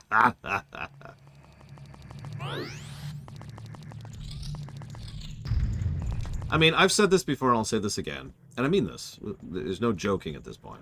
You can tell because I dropped the levity from my tone. Emperor Palpatine would not be nearly as memorable or long-lasting of a character, nor nearly as iconic of a person in cultural history, if not for the inclusion of Ian McDiarmid. That man is the reason Emperor Palpatine is Emperor Palpatine. And the funny thing is, that's still true. Like, I've heard him do stuff recently in The Bad Batch. I think it was The Bad Batch. It's some of the very recent shows. Just came out a few months ago. He's still got it. Yeah, exactly. If something I try to encourage people to do to help people think and process is divorce the performance from the words. If you just look at the words on the page, characters change, and you can understand more about intent and what the writer was going through. Once you thank you, Jalito, once you actually do that, you could see, like, Palpatine is a really boring villain. He's a bog standard, mwahaha, I'm the evil overlord. And that's kind of it. But Ian McDiarmid just nails it. And it's not just him, of course. We had some excellent makeup work to make him look the way he is, excellent camera work to make him be presented in the right light and with good lighting design. And honestly, music. Have you heard Palpatine's theme? That is terrifying. So, we have Palpatine.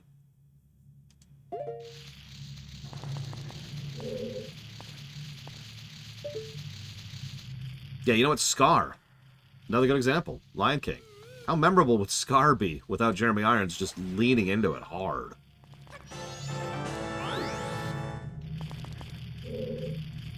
Although, I would like to take some credit for being a decent writer, because I think I wrote Emperor Mateus Palamisha pretty well. But, to continue my point, if not for Killing You's fantastic performance of the character, I think it was Killing You. Oh shoot, now I'm questioning myself. I don't think Mateus would have been nearly as terrifying as he was. Okay, so we got that one. Got that one. Okay, do I have water? I do not have water.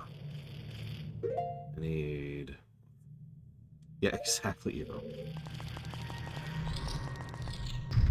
You know, you're a villain, but you ain't a super one.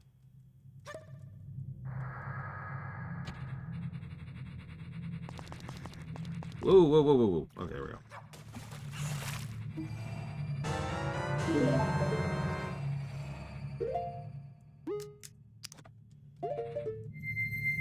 Oh man, Tony J. The Wheel Towns. The Wheel Towns.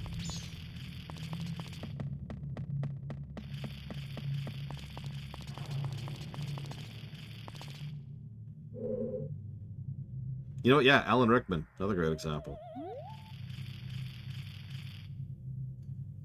I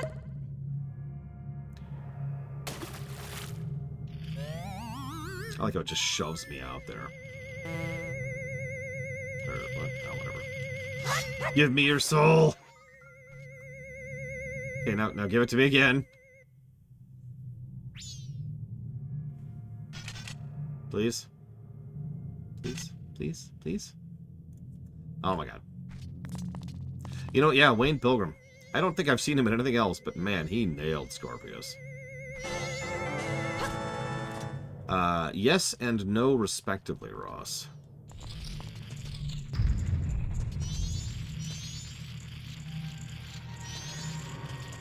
Mickey Rooney. Oh my god. Actually, yeah. Mark Hamill. Mark Hamill is a perfect example of someone who is the Joker. Don't mistake me. We've had many, many good Joker portrayals over the years, but Mark Hamill. You know? That's the Joker. 26. I hear you. Where are you? There you are. Yeah, Kevin Conroy. Ugh. F's in chat, by the way. Sorry, I know several of the people we just mentioned are dead, but I don't know. Conroy was recent, and that hurt. You know? I know it's a dumb thing to say. Death sucks. No matter who's dying, death sucks. But goddamn.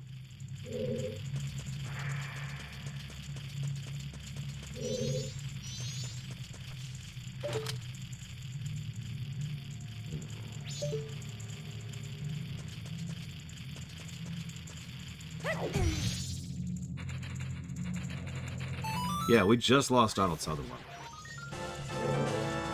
Speaking of great villains. Although he's played a lot of things other than villains, too. But, you know, President Snow.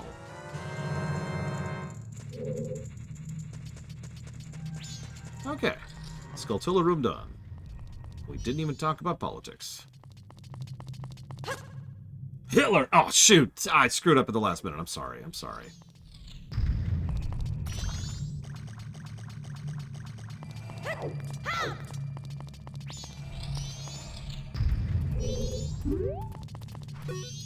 I've been saved. I thought I was gonna die.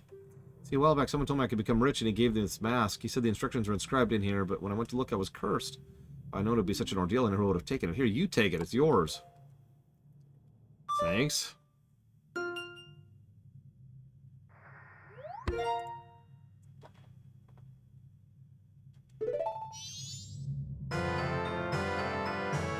Mask of Truth. As soon as I get together, I'm going home.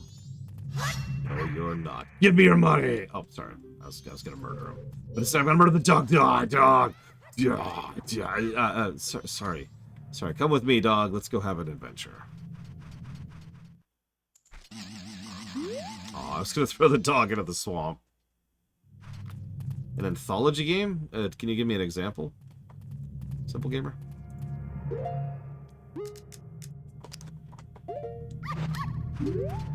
No. Stupid master. His eyes are always filled with greed and desire. Look, you were going into the swamp. Come on, come on. And just pretend I tossed it into the poison. We're just gonna play pretend. Just gonna play pretend. What day is it? Where's our time? Where's our time? Schedule. Where we at? Oh, we're in time. Okay, so we gotta hurry now.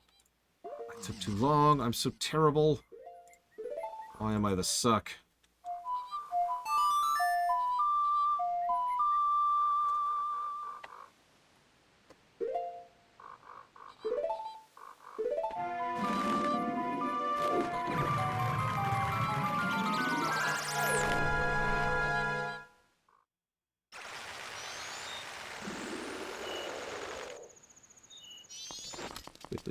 Quickly. Let's do it. Let's do it. Let's get a revenge. Revenge time.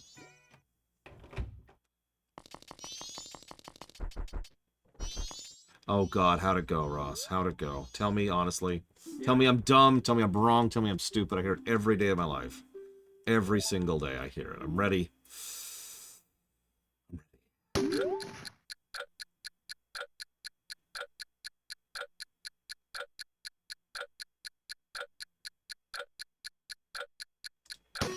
Boom. First try.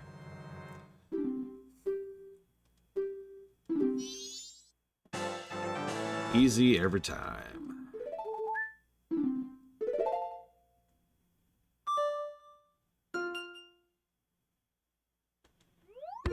It is, Ross. Like, I never realized until the Trek lore run just how bad Broken Bow really is.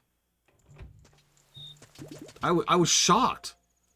Like, I'm not trying to bash the episode. I was going in like, all right, this won't be great, but, you know, let's talk about it.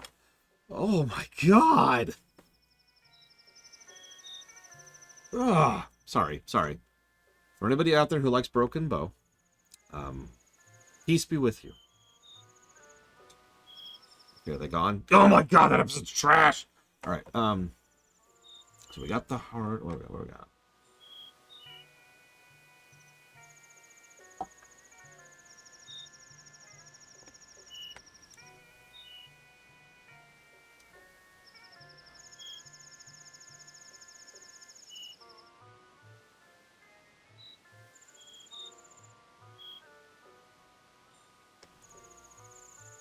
We're going to do Voyager after Enterprise, too.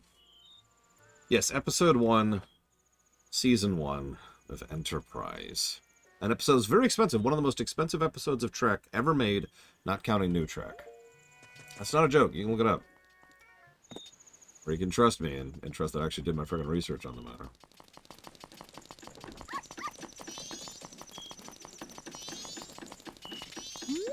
Sir, I have a sword, thank you.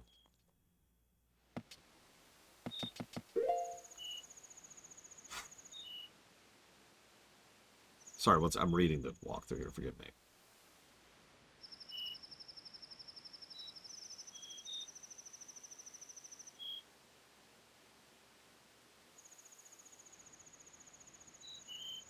Okay. Well, there's two big reasons, Trafin. Now, this is analysis. One of the things I've noticed is that when Rick Berman gets involved in television, he has this insistence that television needs to be big, flashy, and spectacle-y. He wants big, sweeping battles and action and explosions and that kind of thing. That's what he feels like people want. That's what he feels like the audience wants. So anytime he is given any level of direct control over an episode or whatever, that's what he pushes for. Okay? Make sense? Nope. Wrong button. So Broken Bow had a lot. It had a lot going for and against it when it came to... Hang on a second. There we go. Sorry. So he had a lot of insistence on stuff that would be expensive, is the simplest way to put that. Action sequences with lots of post. And a whole lot of... Hey, the secret aggressive one. And a whole lot of push for multiple sets, multiple costumes, lots of extras and NPCs, big action sequences, like the big firefight that happens, you know. He really wanted to push for that kind of a thing. Now, there's nothing necessarily wrong with that, as long as there's some talented people making that. And we know that because Deep Space Nine exists. I actually know some people who hate the big action sequences of Deep Space Nine, but I am not one of those people. I think they tend to land it better than not, and it's one of the reasons why the Dominion War feels the way it does. But the thing is, you need to have a talented script underneath that. Emissary was pretty expensive, yeah. It was a big push. They had the war chest at that point, so it wasn't as big of a deal.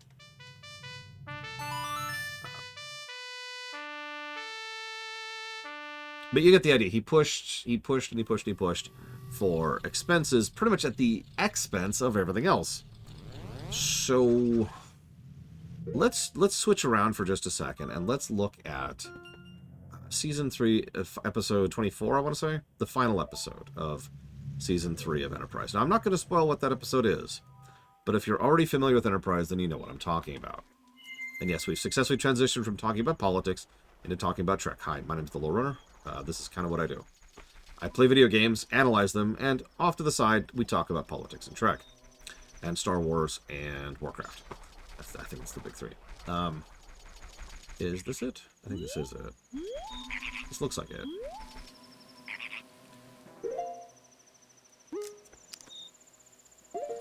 That's true. Star Trek can be more controversial than election methods.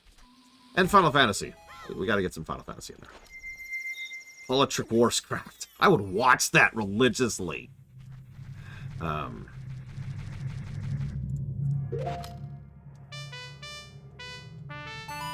Yeah, Star Wars is legitimately more polemic than elections in several years. But again, I'm getting off topic. Forgive me. So, that episode, the final episode of Season 3, sucks. And I really never realized that until we were going through for the lore run. And the reason why is because Rick Berman. It's big, flashy action at the expense of everything else. Like, and it's the kind of action... it is so vacuous. I don't even have a better word for it. Let me use a specific example. Okay, let me... Forgive me for pausing, but I gotta line this up. So let's say there's a ship. There's another ship.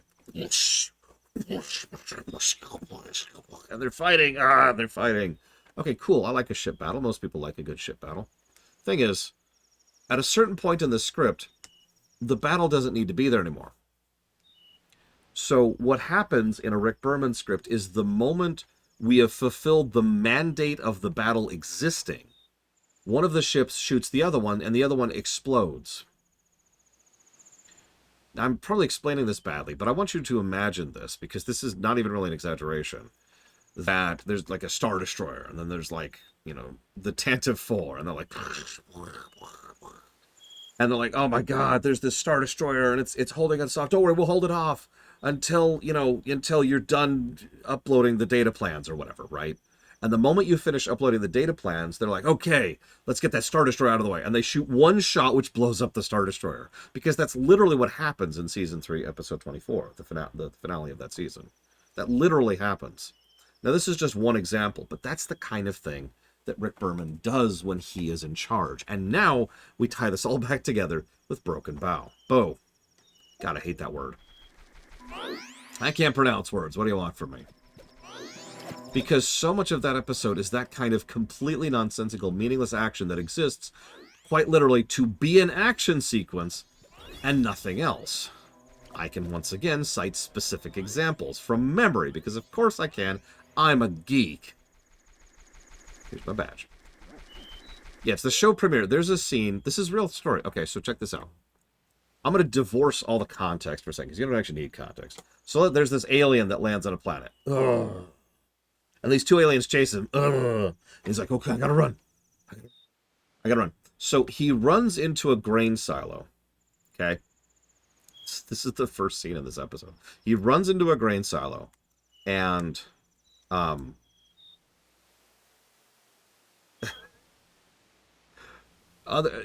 okay, so he runs in. And they lock the door from the wrong side. I'm just going to ignore that for a second. The two aliens squick their way in because we got to show off that CGI budget. And then the first alien rushes outside, runs for a bit, turns around, shoots a single disruptor blast at the grain silo, and the whole thing goes up like a freaking nuke.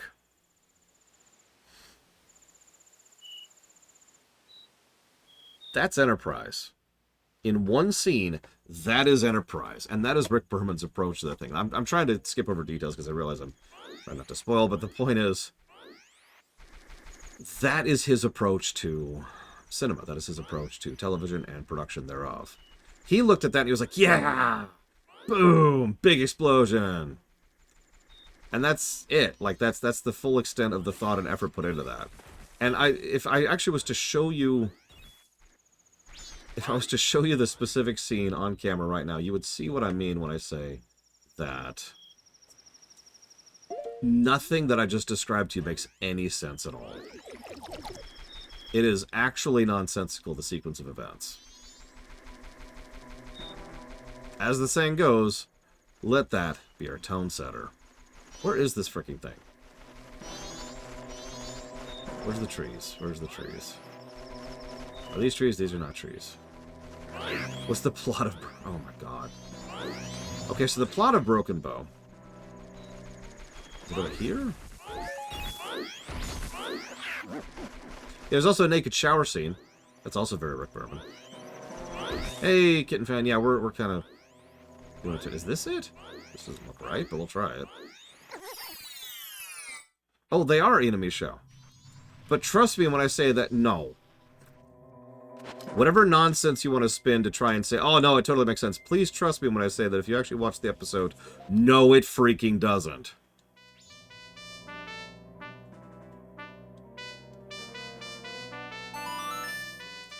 I'm aware of how explosive grain is. I do understand that. Flour, too, while we're on the subject. Just in general. That's not what happened. And that's not the problem here.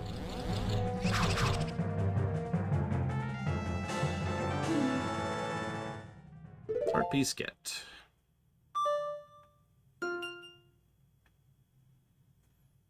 And you could counter nitpick my nitpicks. That's okay. I am also a nitpicker who has nothing of value or worth to add to the universe.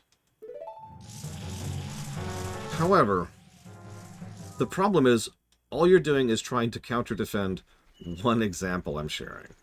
The best way I could ever make my point is by effectively doing a review of the entire episode, at which point you will see very quickly, no, that episode is trash, and Rick Berman is trash for making it. Because he does it very much on purpose. It is his style. Fingerprints, you could see it. Okay, so we've got rupees. Where are we going? Where are we going? Oh, no, we're doing this step? I might save state this one. Honestly, I think I would, Ross. I was honestly pretty rushed when it came to the Enterprise ruminations, and I regret that to this day. The lore run in general, though, was such a more in-depth thing than any rumination has ever been. It's just shocking how much additional detail I noticed in pretty much every single episode of Track.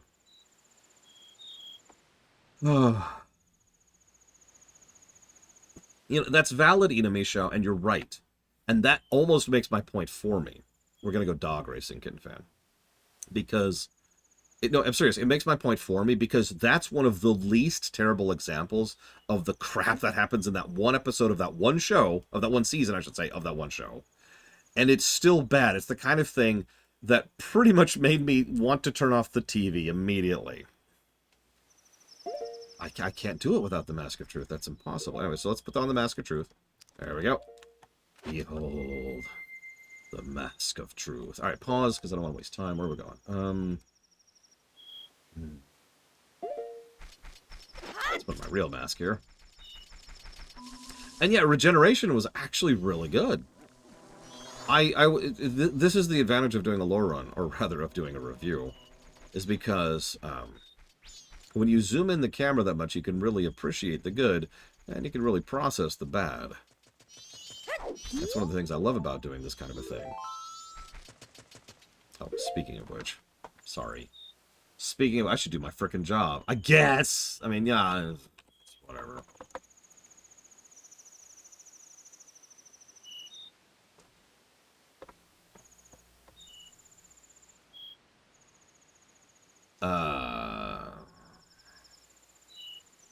I don't really do that anymore, Biopunk, but for all intents and purposes, yeah, Starfield would qualify.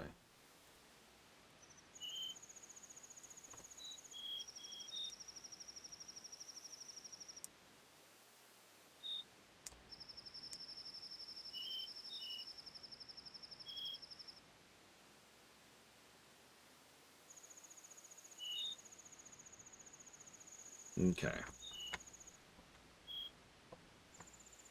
Yeah, the Starfield VOD is a rather extended sequence of a lamentation. It's like a week and a half of lamenting. This is the wrong spot. This is not where I want to be.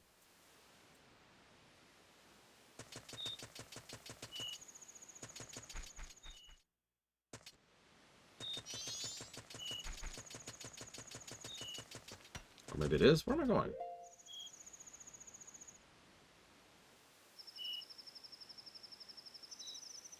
Oh, right. Duh, I'm going back here.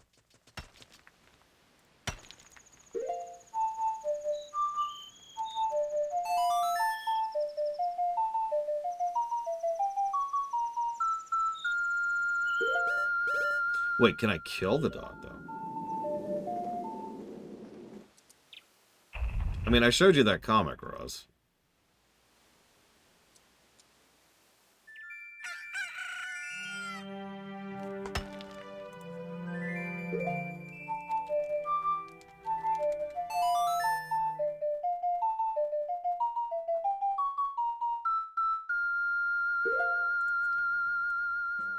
And third day.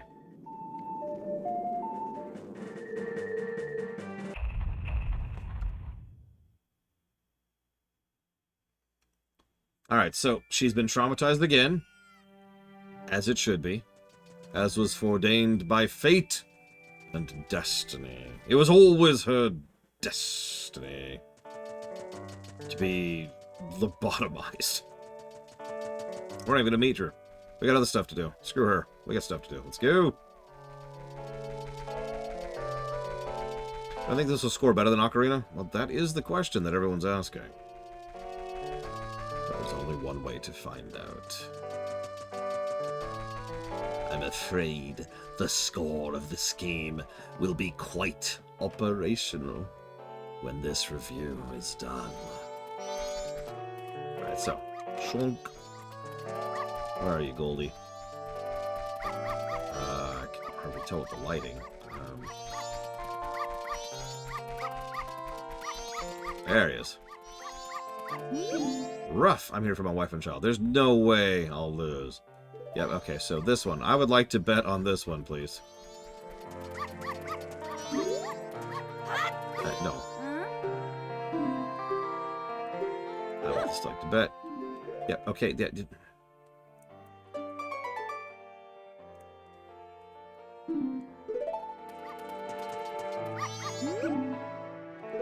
Okay, so. Yes, this one. I would like to bet 50, I think is the most I can bet. I just bet 90, it'll let me. Screw it. Alright, you got this. You got this. Come on, boy. Come on, you've got this. If you don't do this, I'll kill you and eat you. It's gonna be fine. Okay, he's getting a little body blocked. Ingo is cheating, but it's okay. It's okay. He's pushing through the pack. He's pushing. Come on, boy.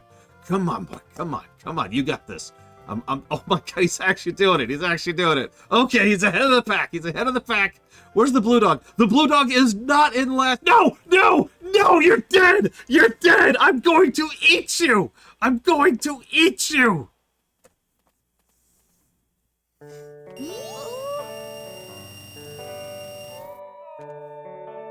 Don't clip that.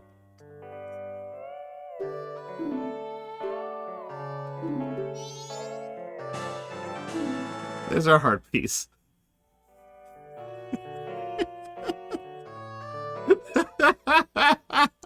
The blue dog wasn't last. The blue dog wasn't last. You know what? For that you may live. For that, I allow you. I permit you your life. It actually doesn't matter, Doctor. All you have to do is get 150. We got the heart piece. We're done. We're good. Looks like dogs back on the menu, boys. Okay, so we're gonna only try this one once. You know what? Actually, you know what? Can we just skip this? Let's just do the one once, and I think that's good. I think we don't have to do the whole thing. So let's go.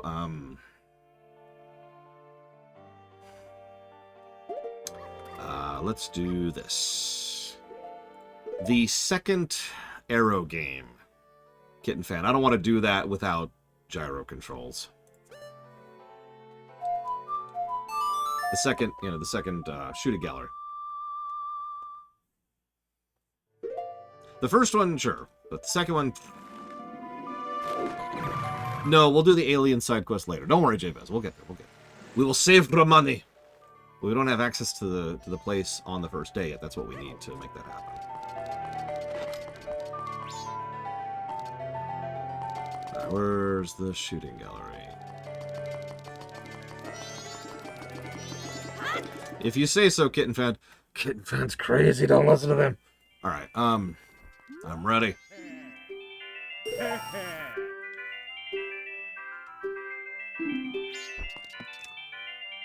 39. Yeah, we need 40.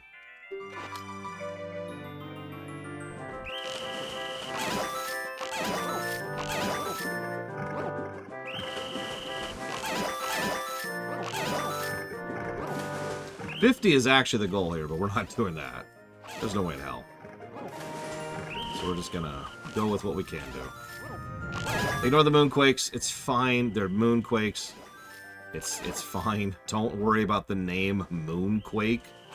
It's only exactly as terrifying as it sounds. It's absolutely horrific. We're all gonna die. Don't worry about it. Don't worry about it. Keep playing video games. You know that if the apocalypse came and the moon was descending, you'd be sitting there playing, you know, Mega Man or whatever it would be for you. Elden Ring? I don't know. That's topical. You'd be sitting there playing Elden Ring right now. Admit it. Admit it. Don't lie to me. Don't lie to me.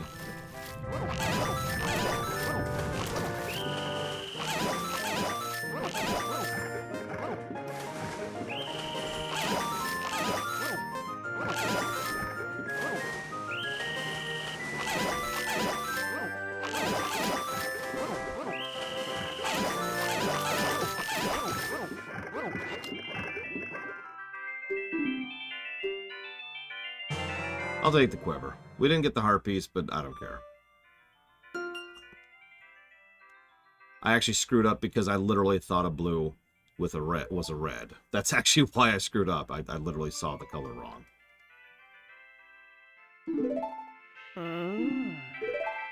Thanks. Alright, so that's done. We got the quiver, which is actually a nice upgrade. We do want that. What?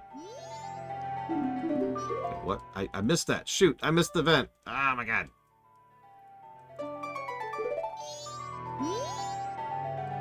Yeah, whatever.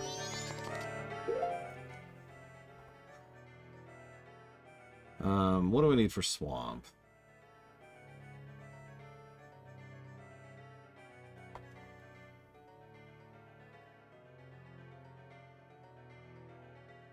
Two, 1, 2, 0. Okay, sure. Let's do it. We'll do it. Just for you, Kitten Fan. Just for you. We will torture ourselves. For what are video games if not tortured hands? Or dreams? Or developers?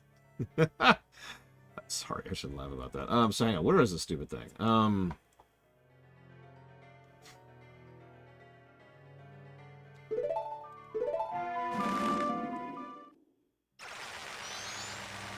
I remember the swamp one because I crushed it on the 3DS, but the 3DS had gyro aiming. So, whoops, I'm going the wrong way.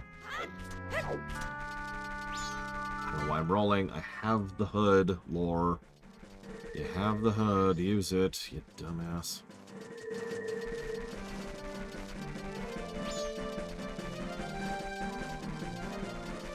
There's fishing. We're not doing that. Wish me luck. We got this. We don't got this. This is gonna go really bad. Let's do it.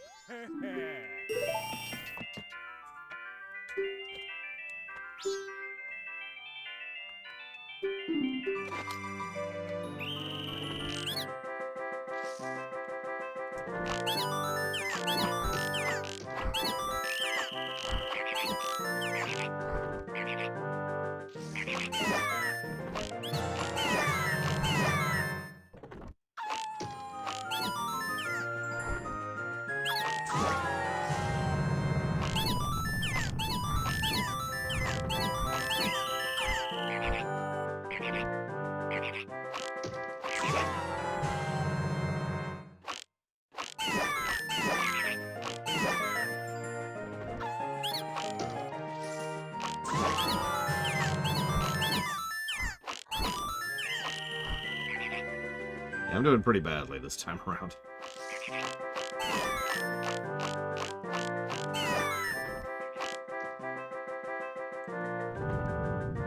More moonquakes. Don't worry about them. Don't worry about them. It's fine. Everything's fine.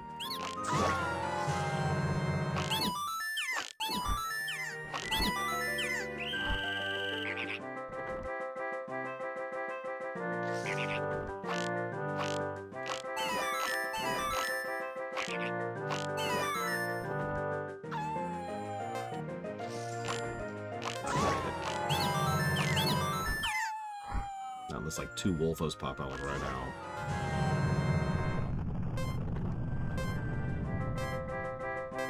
Is that it?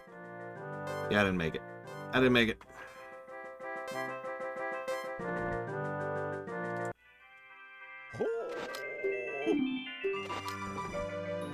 Okay.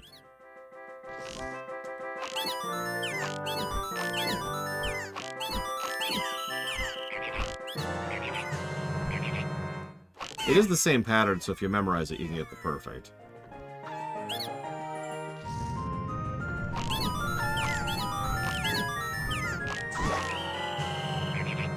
Strange.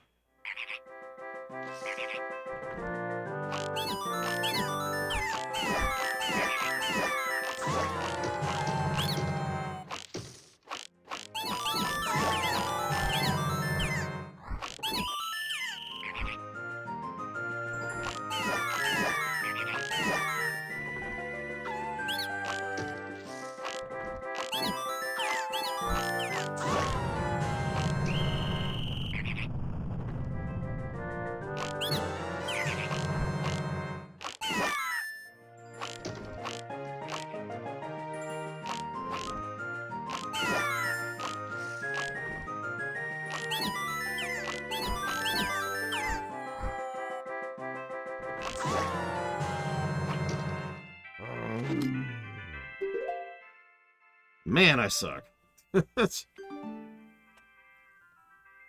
Ah, well. I tried twice. That's all you're getting out of me.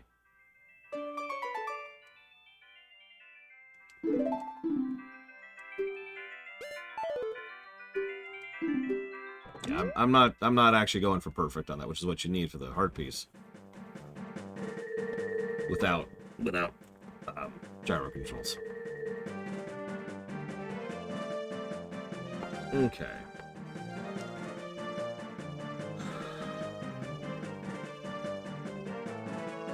Okay, we did that. Here we go.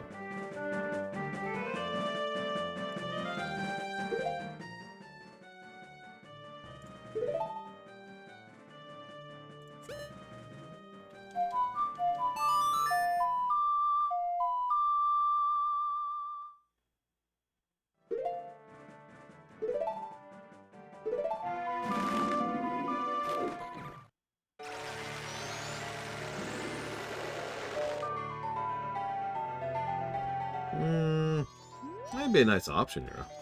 Could be like something you could just set somewhere.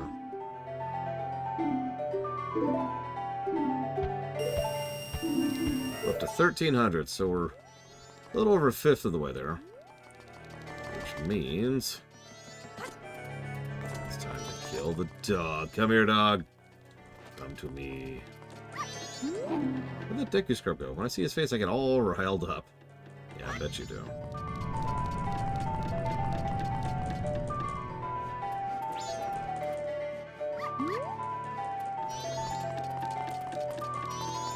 Eh. I was just debating something, but we've got plenty of rupees. Let's go, let's go, let's go, let's go.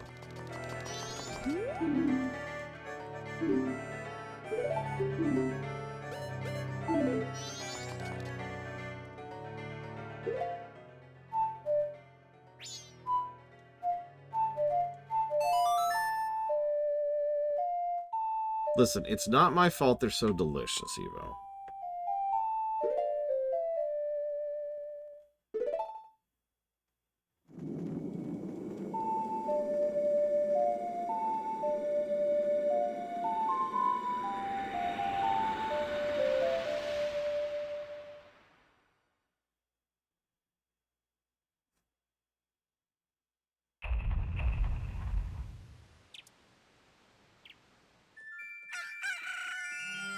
Munchkin, it's a tabletop game regardless. Munchkin is not my thing because it's versus, but it's still very fun if you're just in the mood to have some fun.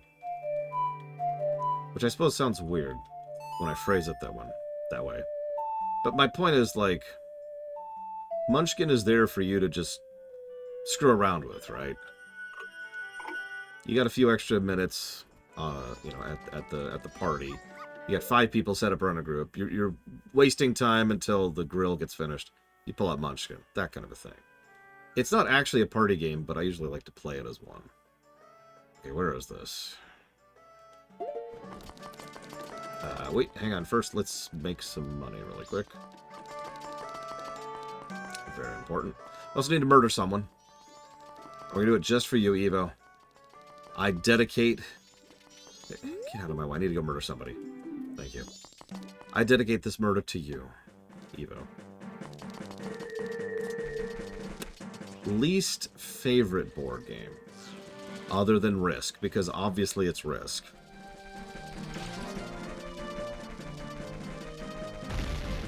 Hang on, let's limit that a little bit, because the answer would just be like every board game that's, you know, a non-real board game.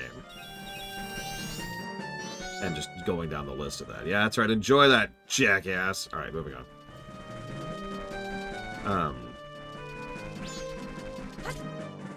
Well, Risk takes too long. It is also extremely boring.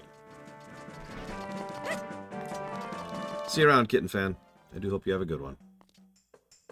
Well, you don't like constantly murder... Look, I feel bad for him, too. I'm trying to turn it into a joke, so I feel less bad about it. There are quite a few versus games, yes, but most of the versus games that I tend to enjoy playing, I tend to play without playing it to win, if that makes any kind of sense. Like Sheriff of Nottingham. I'm not interested in winning. I'm not paying attention to the score. I don't care. The enjoyment there is just the playing. And when you make the versus interesting enough, the actual gameplay interesting enough, I'm a little more okay with it. Okay, so we want to do this one, I believe.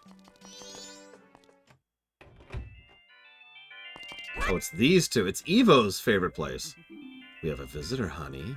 What if it's a customer, darling? Would you like to play? Today is Bomb Chew Day. Oh, goody.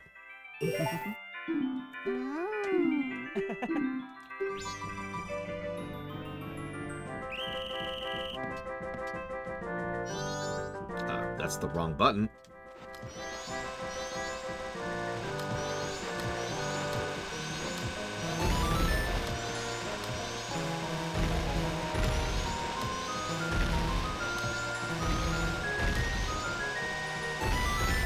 I think I finally found the angle.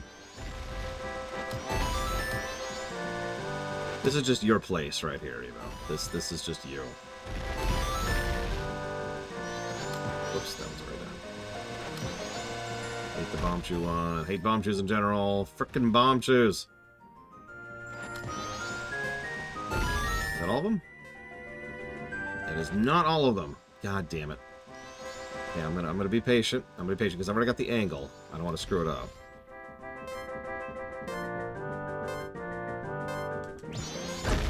What? What? What was that? What was that? What was that? Oh my god. Alright, time to murder these people.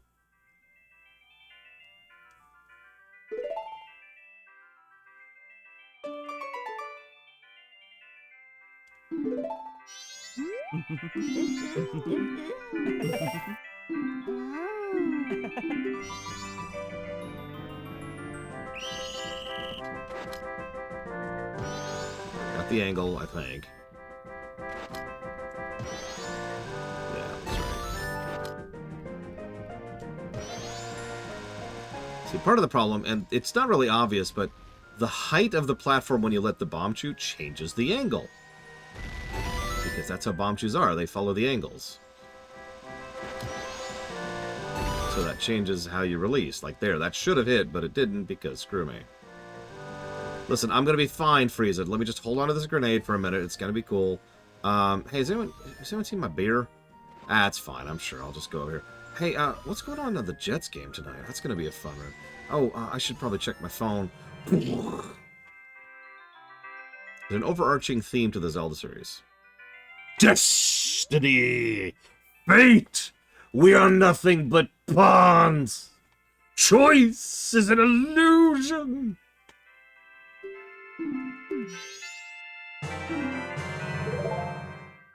But no, there really isn't.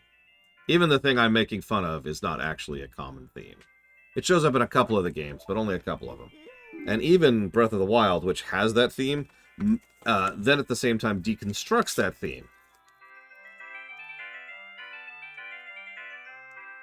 See, this is just Evo. This is just her. That's what she does right there. The gods are dicks. I mean, that's true for a lot of games. Honestly, they're probably more decent in this series than they are in a lot of other series I can mention. Yes, the theme is the Wind Shatter. Alright, so we did that. Now what?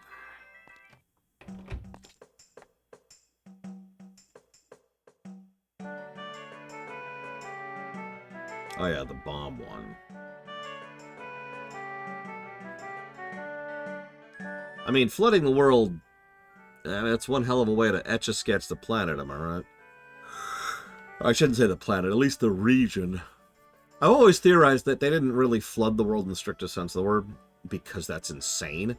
Instead, what they probably did was they took Hyrule and just dragged it down below the ocean. We know that there's other land masses out there that aren't islands. My favorite types of questions? Those ones.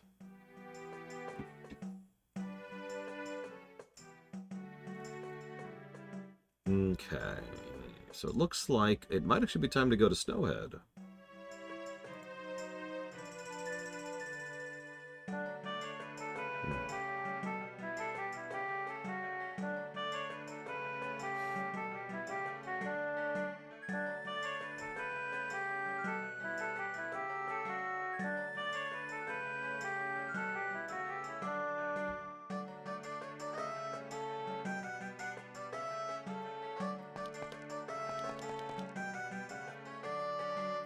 Sorry, I'm double checking something here.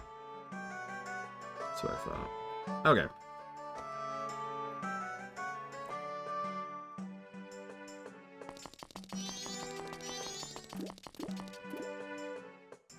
No, the Goddess of Time, who's only really mentioned in this game, is probably her own completely separate thing. Whose only real connection to anybody is to Zelda. We also technically know that because of Spirit Tracks, too, Triaxia. Yeah, Hylia wasn't invented at this point.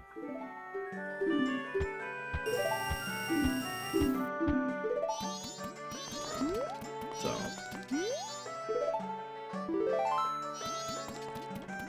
Okay.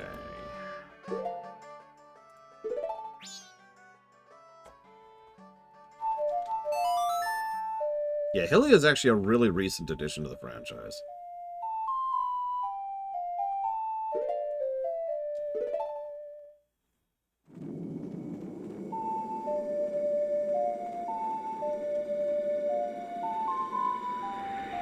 So do you like snowy areas, Eva?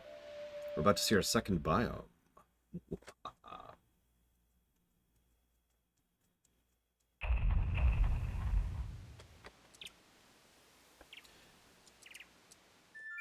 I mean, honestly, Termina just being an adjacent country, frankly, makes more sense to me. I don't mean as is. I mean, it would have been a better direction to take it in. And honestly, that's probably what they were thinking originally. But again, very, very limited development cycles, so reused assets.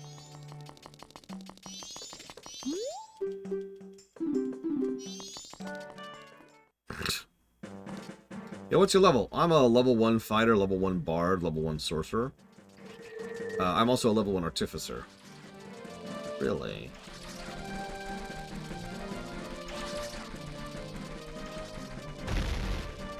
It means it more or less literally, Dark Day. The whole game is a sequence of 3 days and me breaking this guy's leg over and over. There we go. Okay, he's dead. He's dead. And so when we rewind time, which I just did, we are back to the dawn of the first day. 72 hours left. Oh, speaking of which.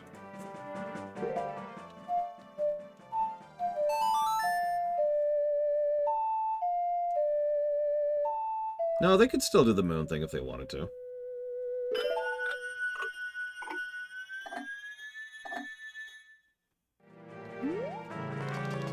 I mean...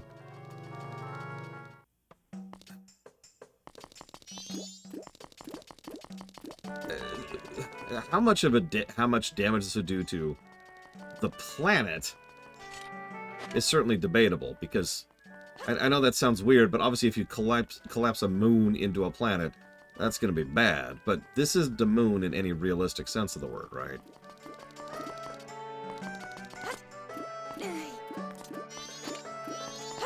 There we go. I mean, people aren't even weirded out by seeing the fact that the moon is, like,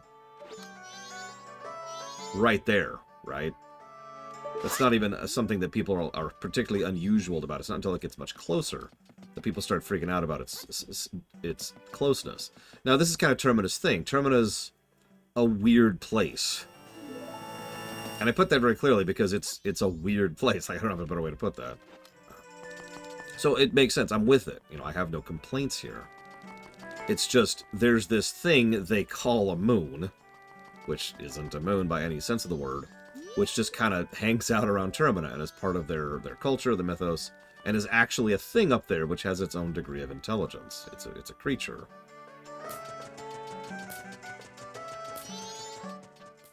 Hey, Vancity. Thank you for the sub. Very, very much. Always appreciate. Thank you. And secretly, I also bow to evil. Sorry. I will put that towards dealer's choice.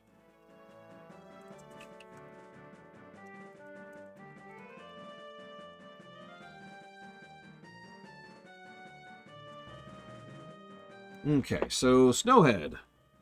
I have extremely bad memories of Snowhead. It is, by memory, the worst of the 4 dungeons. I don't want to preface that too much. I don't want to, like, be like, oh man, this place is going to suck. Because that's just by memory. So we'll see. Let's make sure we get some arrows. We're going to want some before we're going.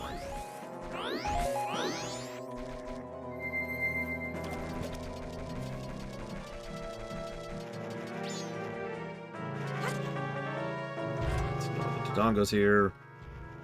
Zelda Block's been doing well. Thank you for asking. I've been doing my best to do my job, and hopefully succeeding at it at least a little bit.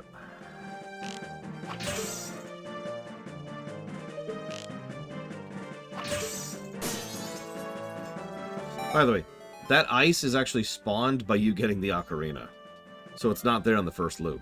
I kind of hinted at this earlier, but there's a lot of stuff that's not actually there on the first loop. That's one of them. So you can just walk up here if you can get out outside of the first loop. Or inside the first loop, I guess.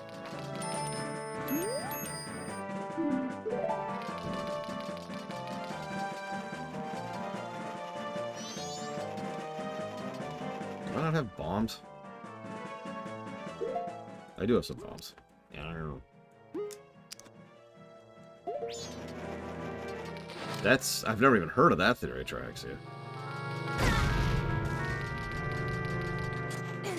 I do have the mask, too.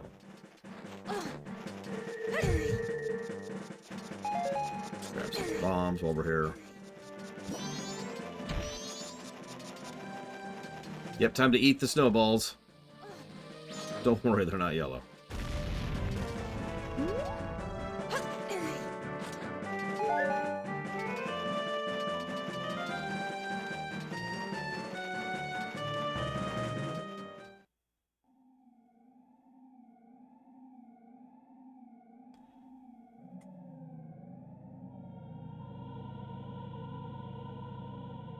So welcome to Snowhead. Population, let's grab this. Very important. These are fast travel points. Those are always important.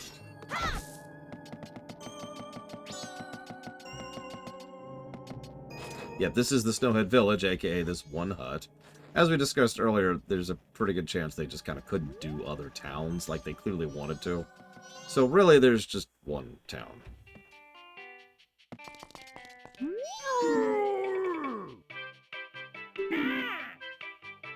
Shut up. Just when I was having a good dream. Oh.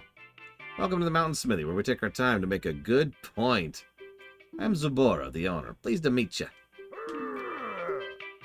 Shut up over there. The huge fellow's my assistant, Gabora. He's all brawn and about as smart as a Deku stick. We come to have your shorts, Harbin? We're not doing any business right now because this cold snap. Our hearth has been frozen over. The way things are going now, I won't be able to do any business till spring.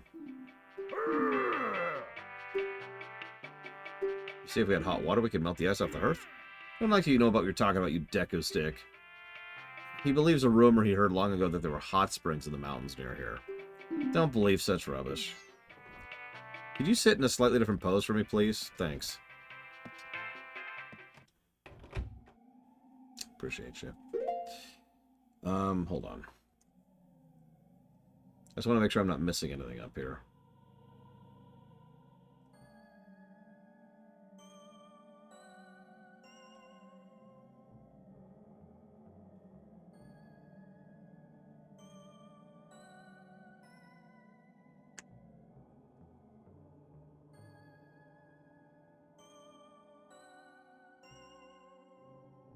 Okay.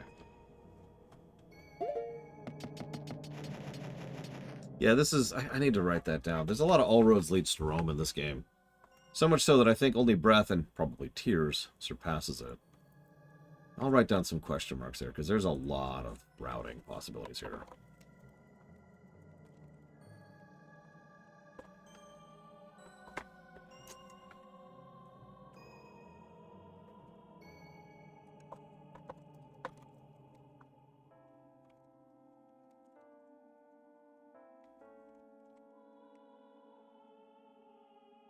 Okay.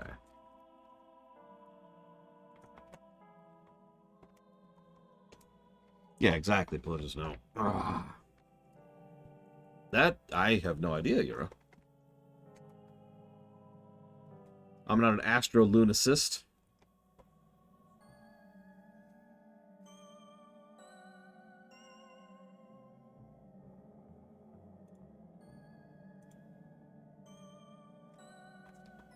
So what do you think of the visuals, Eva? In the cold area. I know you can't see them right now. Sorry, give me one moment. Here we go. Okay. I need to find Tingle. I need Tingle in my life. Only Tingle was here.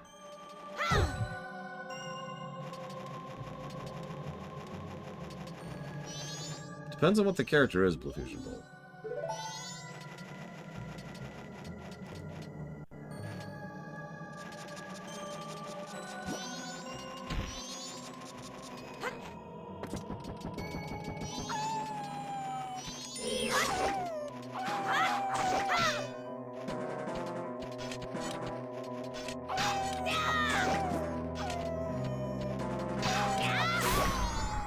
And you go, boy.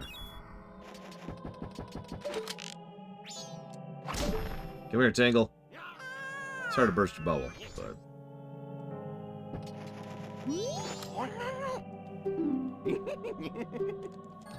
I've heard you say this like 5 times now. Can you just...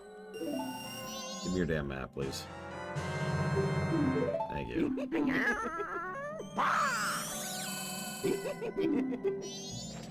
Don't worry, I will never steal your words. Trust me.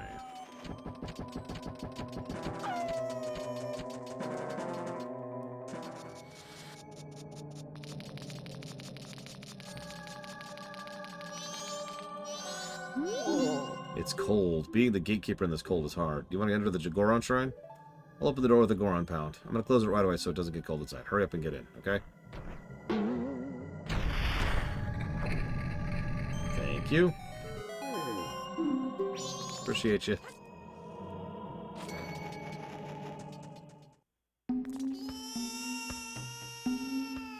Oh yeah, noise warning.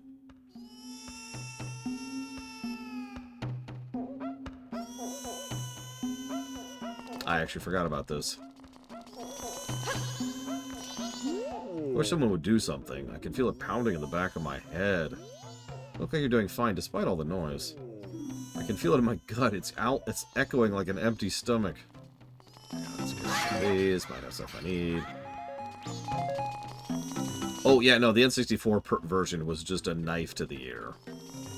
I've actually heard that thanks to speedrunning. Yikes.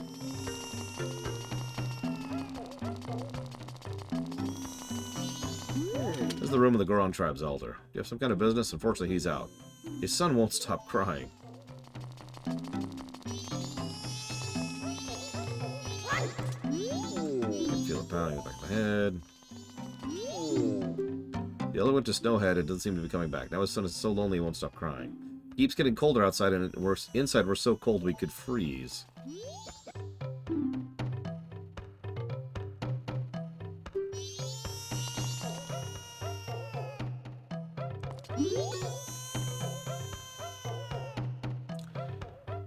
So, in case you missed that, the reason the baby's crying is because he's freezing to death! And he's crying for his daddy.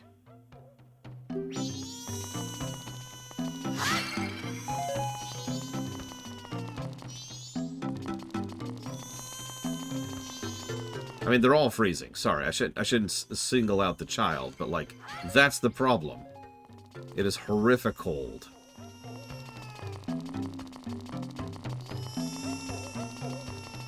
Everyone else is like, oh man, I wish that kid would show up. And the kid's like, guys, it's cold.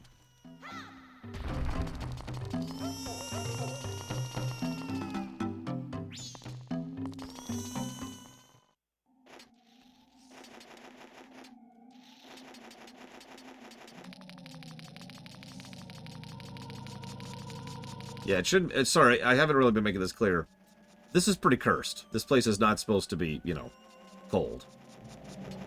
It's supposed to be food season. There's a festival that's about to happen. But no. See, there's this guy named Skull Kid. You're probably tired of hearing that name by now. I was interested. I thought, have the Gorons mastered the art of making fire?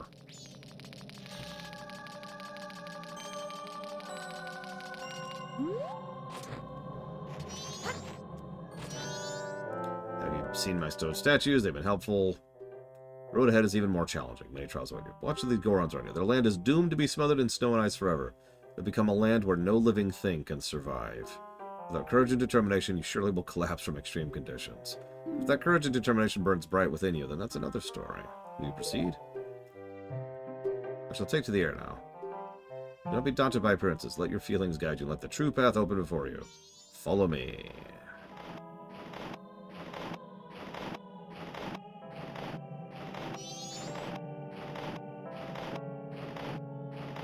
What he actually means is follow the feathers. Whoa, there.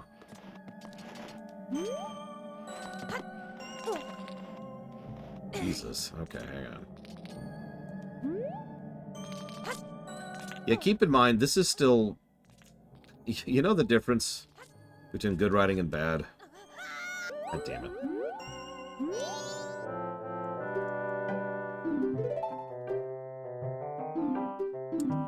Skull Kid, as influenced by Majora here, is functionally the same as Superboy Prime, for those of you familiar with that. Yeah, I'm gonna unequip the mask here in just a second. And that's the difference between good writing and bad. Both are child characters with tremendous power that they probably should not have. And both cause mass devastation, kind of on accident, like without any real malevolent or malicious intent. But Superboy Prime was, you know, terrible.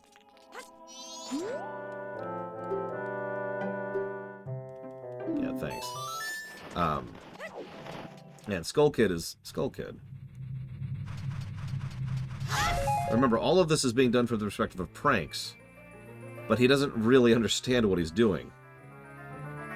Not really. He also doesn't care, in any real sense of the word.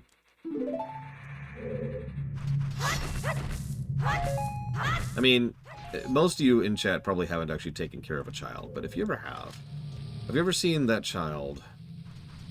It's true in those sense. If you've ever seen that child playing with something, then they get distracted by something else, and so they put the thing they were playing down. It leaves their mind, right? They just move on immediately. That's Skull Kid here. He comes up with this great prank. I'm going to start this winter over the Gorons. It's going to be great. And then he pretty much gets distracted and moves on. But he never gets rid of the winter. He never puts away the toy. And so now, an entire people are about to go extinct and are freezing and starving to death at the same time. That's brilliant. Because he forgot his toy was even there. I mean, even the moon is just the latest toy, right?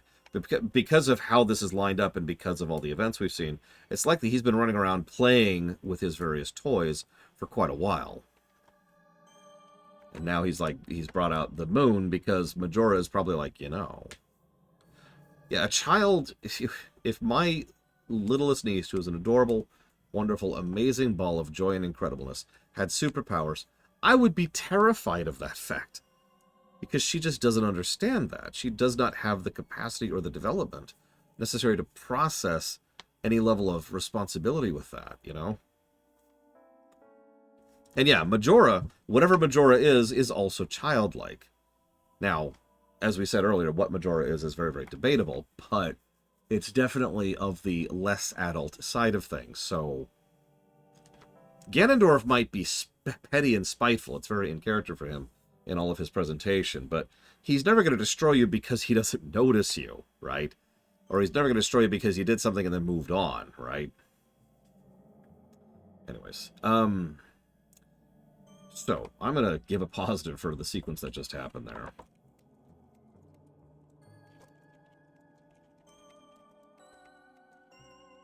I hate to talk about the gameplay of the game we're playing right now, but check this out.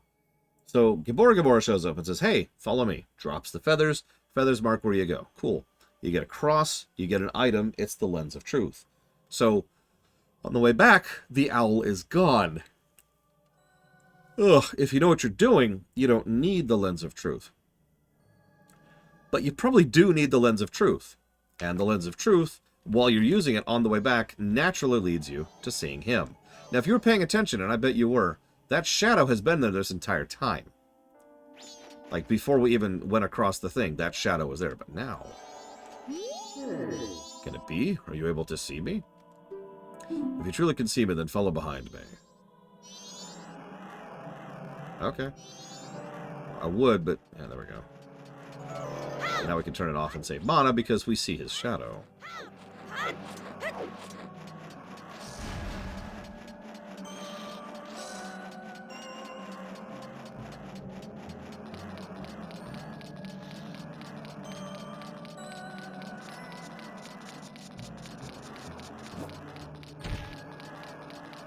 And yeah, that's a good way to put it, Bladefall. If Ganondorf destroys you, it's because he is looking at you trying to destroy you. If Majora and Skull Kid destroy you, it might be because they didn't even remember that you were still there. Now, which of those is worse, that's up to you. And honestly, who cares? It's just different flavor, and it makes for a perfect contrast. We've had a few different villains of the Zeldas we've covered so far. My personal favorite so far would probably be the one in Link Between Worlds. But this is how they use Majora as a contrast to Ganondorf, as opposed to the evil overlord who wishes to rule on high as Sultan. We just have a child. And that's kind of it. And yet, at the end of the day, you can bend the knee to Ganondorf. In many ways, that would actually probably placate him. You can also contest him. And many of the versions of Ganondorf's have a degree of respect for worthy opponents, right? I'd be curious to see what the Tears one does with that. Skull Kid? He doesn't give a crap.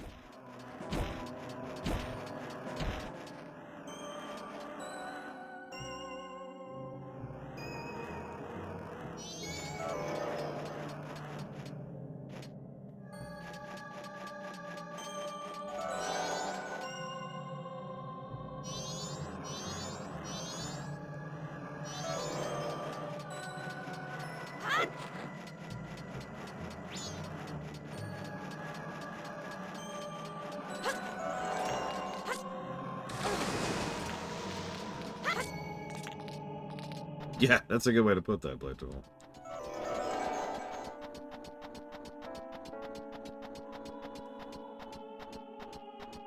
I agree with that off the deeper end. Ironically, Demise has always felt like a Ganondorf light to me. And I understand how amusing that is in a sense, but I stand by it.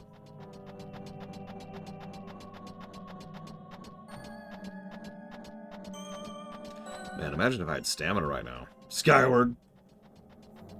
Sorry.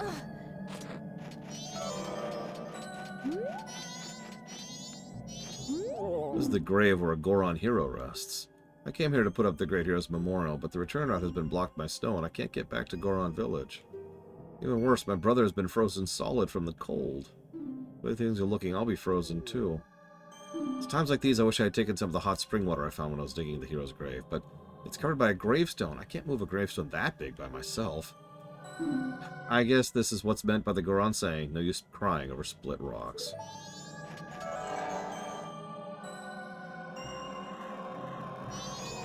Well, yeah, Javez, but, like, I mean that as an insult.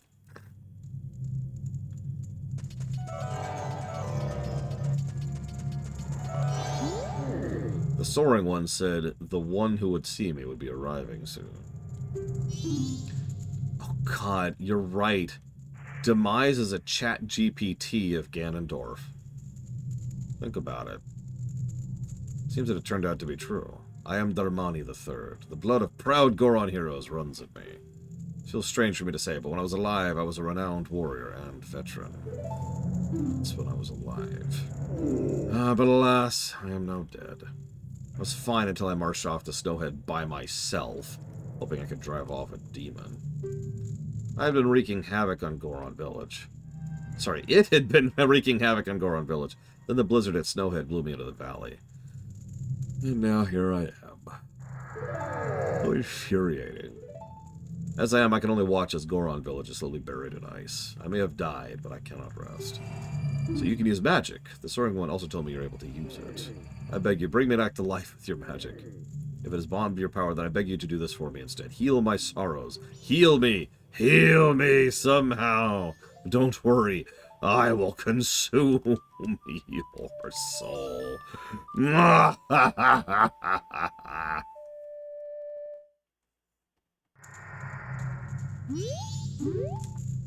Okay, that didn't work for some reason. Let's just try that again. Oh, that's Awakening. Whoops. Sorry. Oh, I know you weren't Blade Troll. It's just, be honest, right? Think about it. My sorrows melt away into the song. Yep.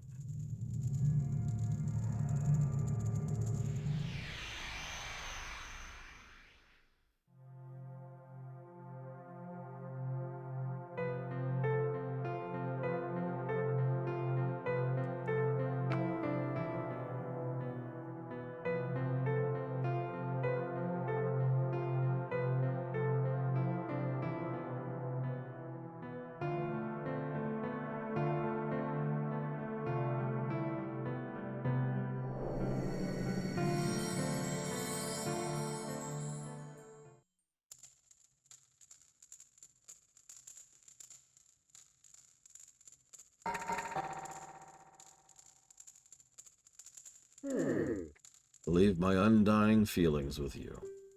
The deeds I accomplished while the living are carved on my grave. My personal favorite mask in this game.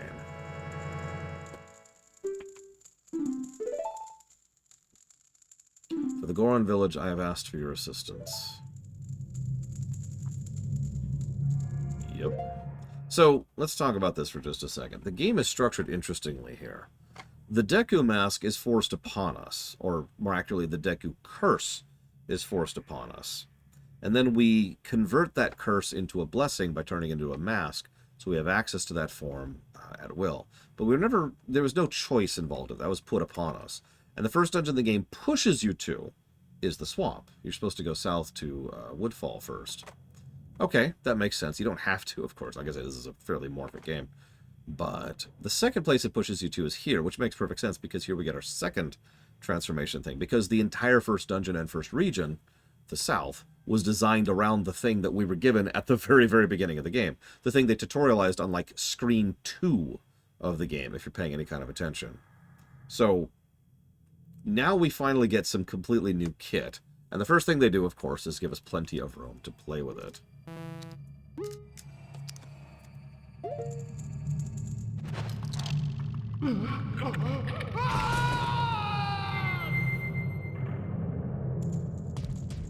So now we're a big boy.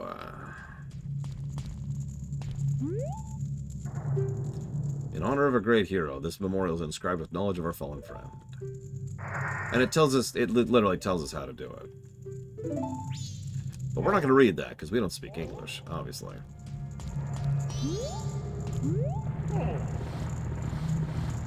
We put on someone else's soul as a magical outfit, essentially, Evo. And now have their abilities. They also do things like this, which is exactly as fun as it looks.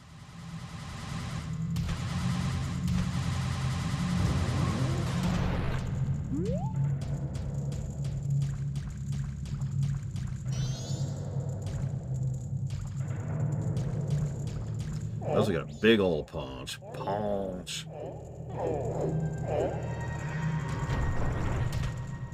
And yeah, some of the functionalities of Ocarina are baked into this. So anyway, so now we have access to the hot springs. But if we take too long, it'll go cold. I forget how long. I don't think it even tells me. Yeah, it doesn't.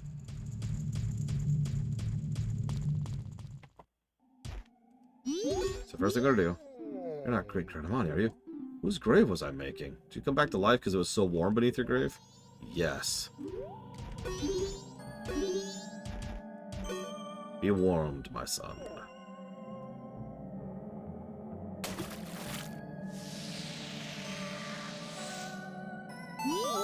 What have I been doing? You're all right, brother? You were frozen, but the Great Darmani saved you. Great Darmani, what's with you? Are you half asleep? Did you hear this guy? The Great Darmani died not too late. He's like, ah, Darmani! I was shocked too, but somehow it seems the Great Darmani isn't dead. Really? With this, a star of hope appears over Goron Village. Great Darmani, please do something about the blizzard blowing in from Snowhead. Have you seen the Goron Elder yet? You should go see him soon. I'm sure he'll be very happy to see you. Pause. I don't think we need another water yet, but I'm going to double check really quick.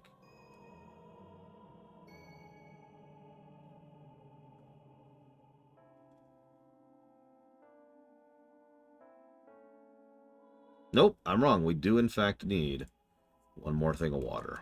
So, why check? That's why we check these things. It would make sense. So I would have done this anyways. Shunk.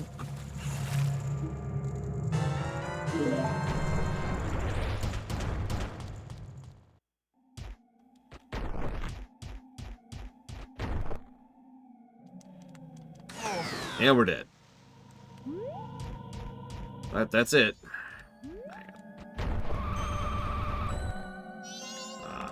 Okay, fine.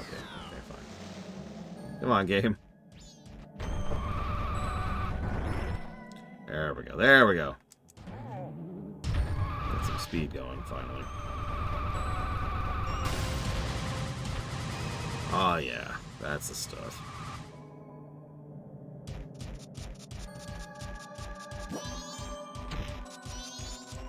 I probably shouldn't even do this. Yeah, let's just do... This is safer.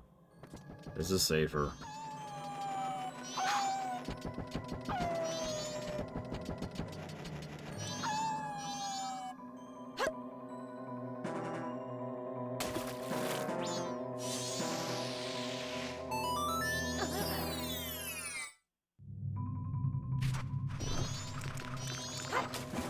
Hey, random.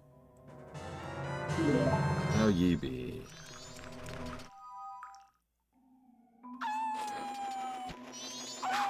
At the moment, we're on our way to Dungeon 2. Okay, so, let's just go in ourselves. Let me in.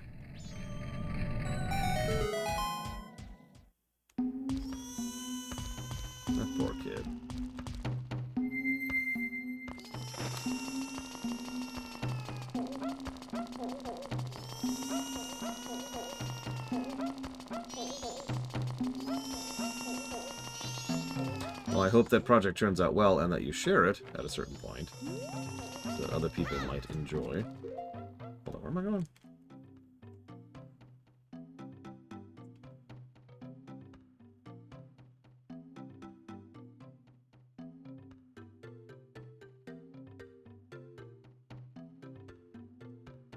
Oh, apparently we're just seeing what we kind of already saw. So, yeah, okay. Sorry.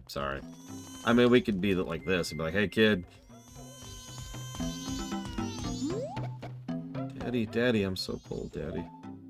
Darmy? Where's my daddy? He dead. I'm kidding. Maybe. Hopefully.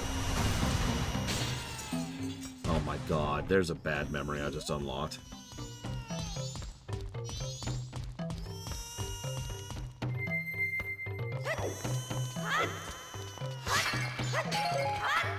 Over here. The photos are going to start going through magic a lot more.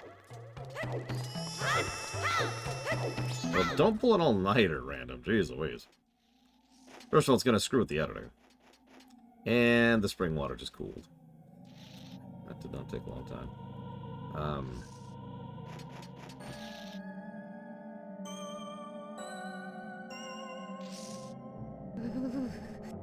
Okay, we're on day 1.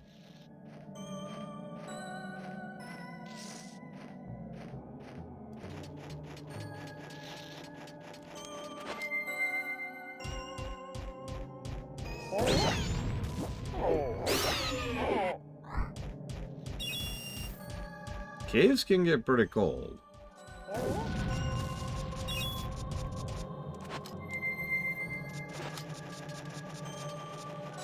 What do you mean, you're...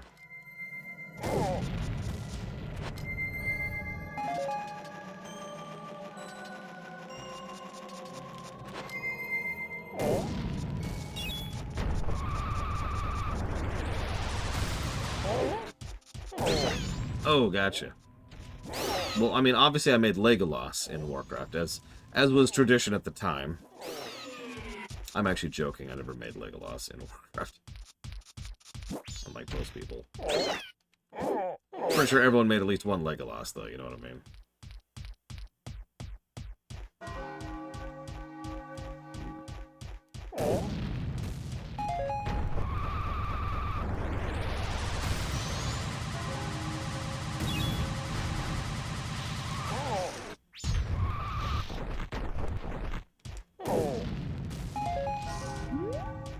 Yep, you can make a Drakthir now.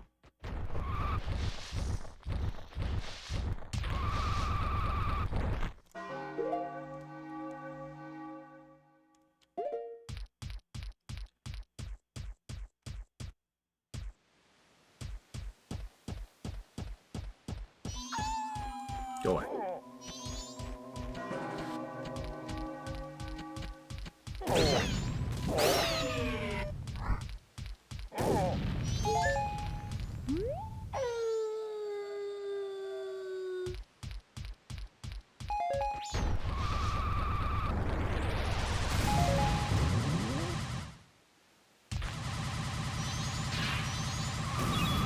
Stop! Oh my god! Momentum.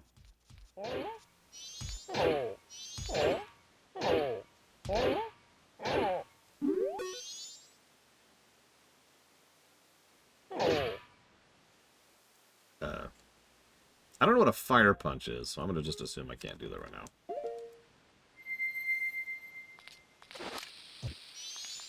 Don't worry. Bombs are like massages for Gorons. Still nothing? Okay, whatever.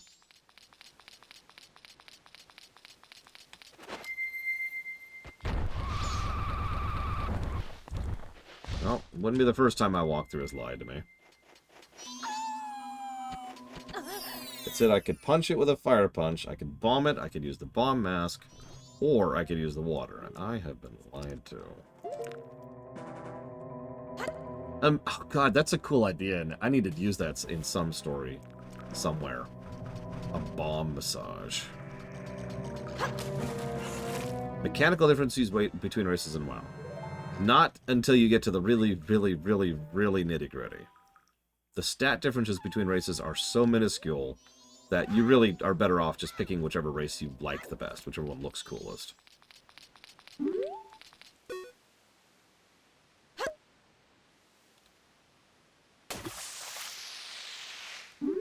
Whether that's good or bad, that's up to you. Already this late, step aside. I've urgent business to attend to. I'm too busy to talk. Wait, hang on. Dude. Pretty much, Blade, yeah.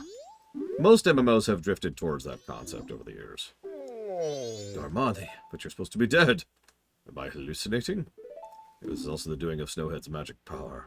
I've been made a fool of, but it's impossible. I refuse to flinch! I need to fix this blasted weather that's plaguing Snowhead. I must save Goron Village and protect my dear son. See, I must insist you get out of my way this instant! What? My son is crying because he misses me. No, he's crying because he's freezing to death. My son misses me. Forgive me, my child. Your father has work to do. Damani, be you a ghost or a figment of my imagination, I no longer care. If you feel pity for my crying son, then please quietly sing my son to sleep with this song I'm about to play on my drum. It is the very same melody that was often played for you when you were young.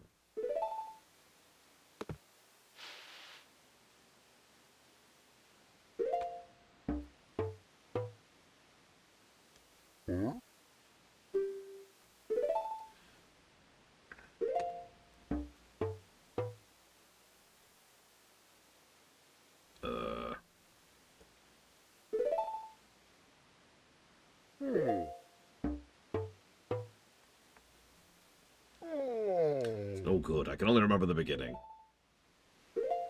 I'll just teach you the beginning.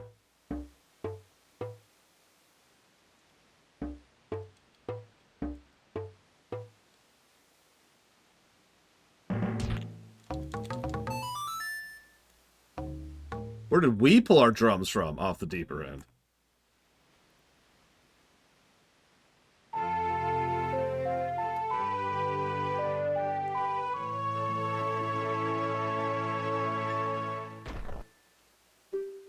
The soothing melody of a thoughtful father. Not that I forgot, it's just so cold I can't play very well. Anyway, I'm counting on you. Yeah, I got your back.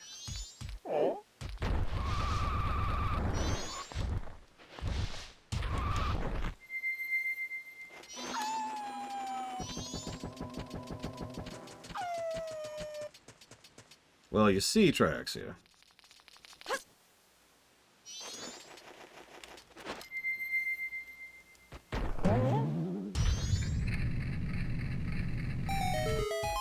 Yeah, Darmani was the younger and more agile Goron. He died.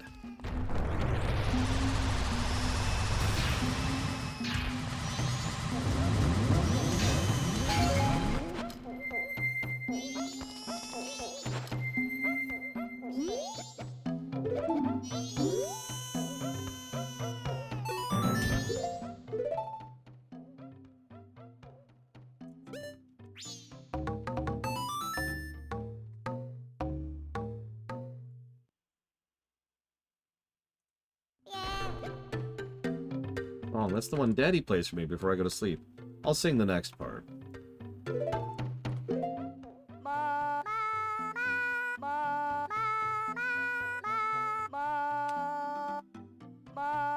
Don't worry, I got a hot beat for you, kid.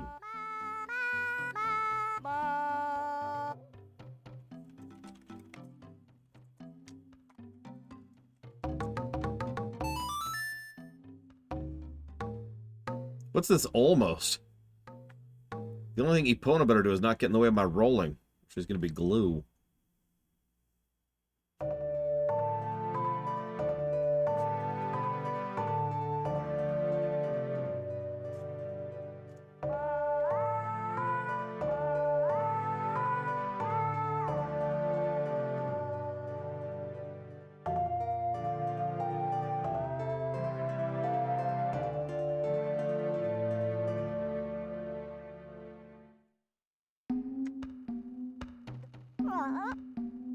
It's like Daddy's right beside me.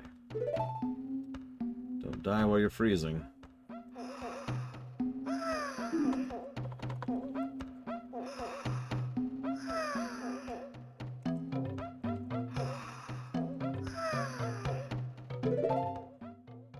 You know, if there's one way this game is, like, demonstrably superior to Ocarina, it's the kit.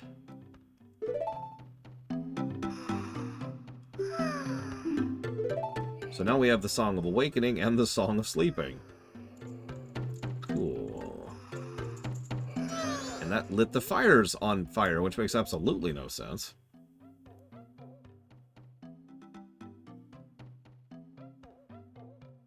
Okay, so let's switch over here. And do both at the same time if you're a dick! Okay, hang on, let's put this away. Get a bit of a refill. So we want some sticks.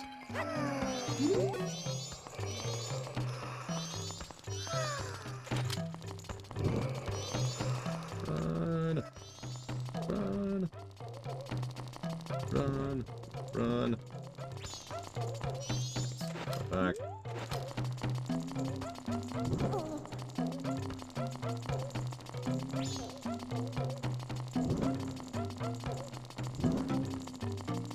God, how do you play this game without the bunny hood? Don't answer that.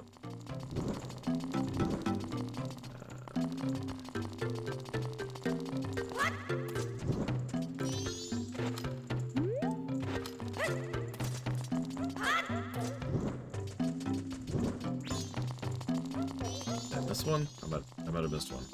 Also might have taken too long. Oh, there it is. Nope, I think I took too long. I think I took too long.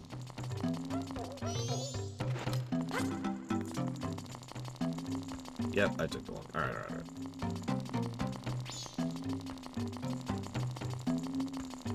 Yeah, lots of doing this. Like this is a proper Zelda.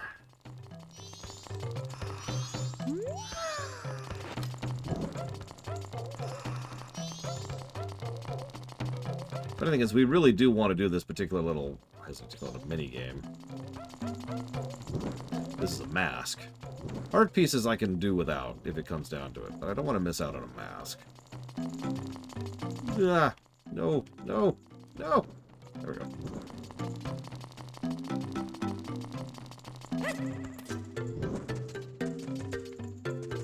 See where I am. There we go.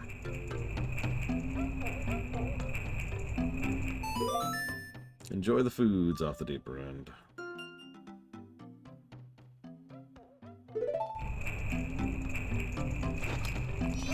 Okay.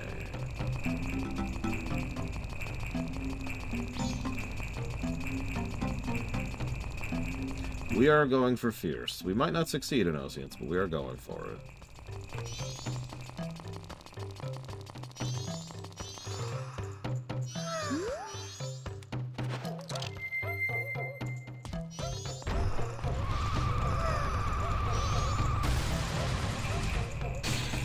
Oh my god, first one. Ah!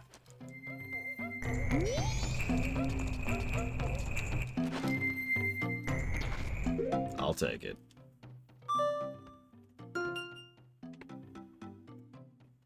Listen, thank you.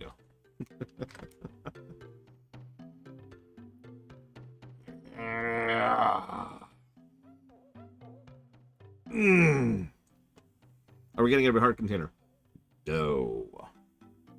I've done that before. I have no desire to do that again.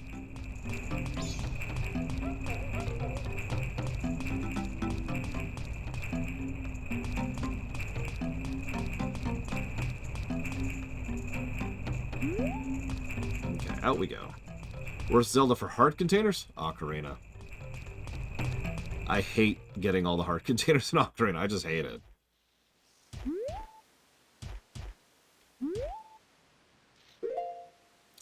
Also Twilight, while we're on the subject. Funnily enough. Oh.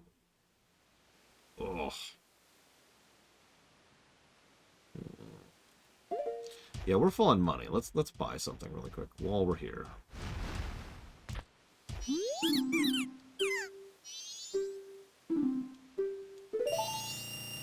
There's the bomb bag. 40 bombs now.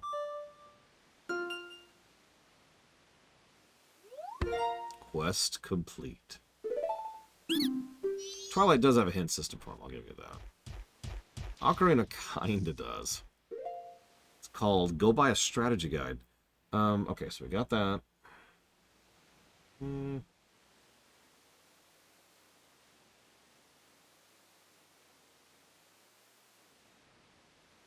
don't even remember where this is. It's all the way back to, like, the village. So let's just go. Don't bubble. Bubble. I feel like we're the wrong way. Is that the wrong way?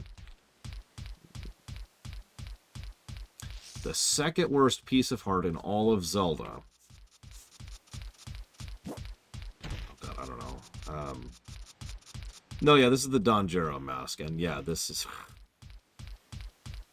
Yeah... Well, the guide's already been wrong a couple of times, with usual, or they're at least improperly worded, so I'm starting to say this stuff out loud so y'all can double-check me here. Oh, God, the pachinko machine in Minish. Yeah, Minish had some mean hearts. Excuse me, Mr. Wolfos. I'm gonna eat you. No, I'm good. But you look so... You're carrying, like, rock steak, which is weird to think about. But, oh, my God, what was that?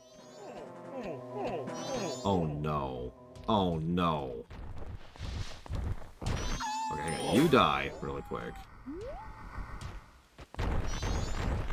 No!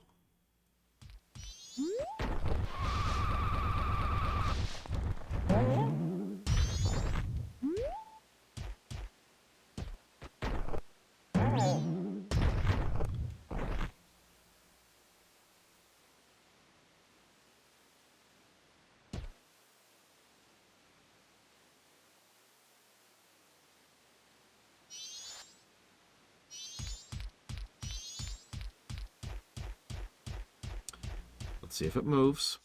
Or respawns.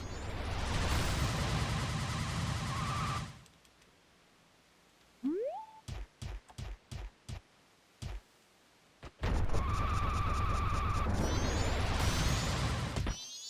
it's not here anymore.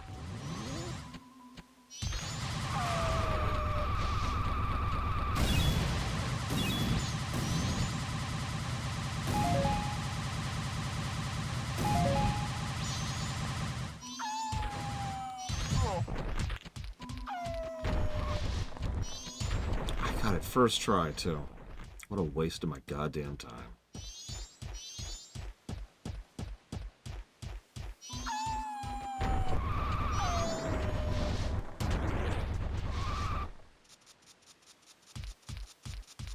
No, I think I don't have to light the torches again. We'll find out in a second.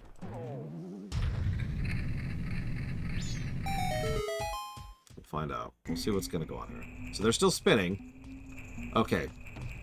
So it respawned here. That's not as bad as it could be. Someone somewhere, thank you. Someone, some programmer somewhere thought about the possibility of that.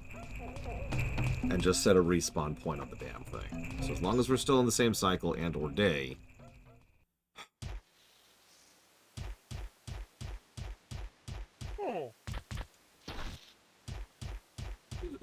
What happened is I hit... It's really hard to go forward in these games. That's probably been apparent several times. And so I hit the bridge at a very slight angle, which meant I, like, hopped up on the pole on the side of the bridge. And as soon as you do the jumping animation, you immediately drop the item. The item slid partially down the slope ramp, and not all the way down. You can't stand on the ramp, so there was no possibility of recovering it, because there was no point at which you could be standing on it in order to pick it up. So it was just stuck there. These little poles right here, those things. What probably should have happened is it should have slid all the way to the bottom, which would have been a whatever. This is an absence of an anything, Darkrai. That's not great that happened, but at least someone somewhere thought about it. If nobody thought about that, then that might be a negative. We would debate that. If I was screwed out of getting this ever because of a bug, that would be a definitive negative. Because holy crap. Because I've played games where, like, a little screw up like that will just completely screw you out of the quest because it's just there now forever. That's just your life.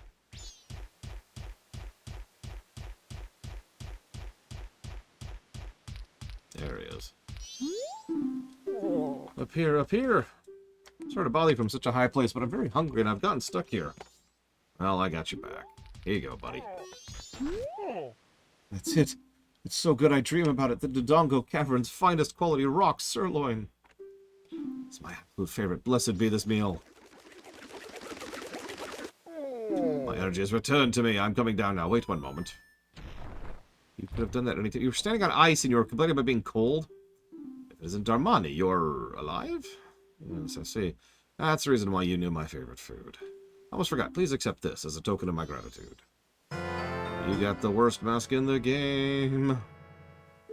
It's crafted so well that no one would even think twice if you were to conduct the frog choir.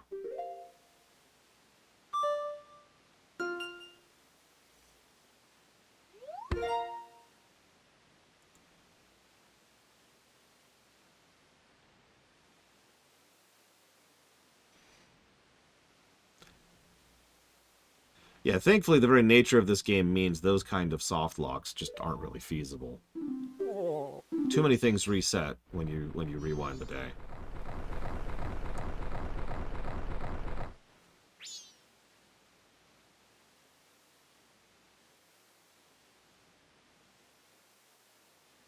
Let's see, so we can get a heart piece right now, which we're not going to do, because that's pointless.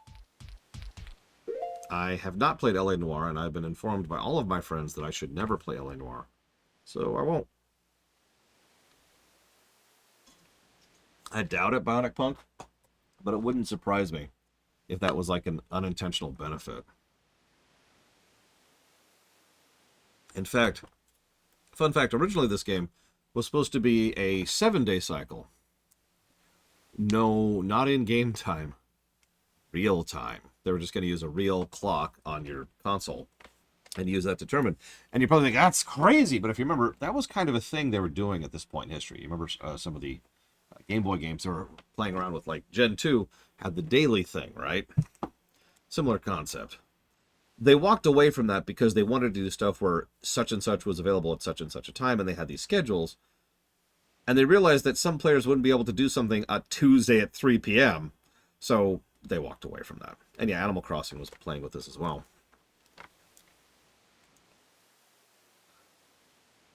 But yeah. Okay, so we're not getting the heart piece because no one cares. We got the bag upgrade. I guess that's actually it. It's on to the dungeon now. Let's do it.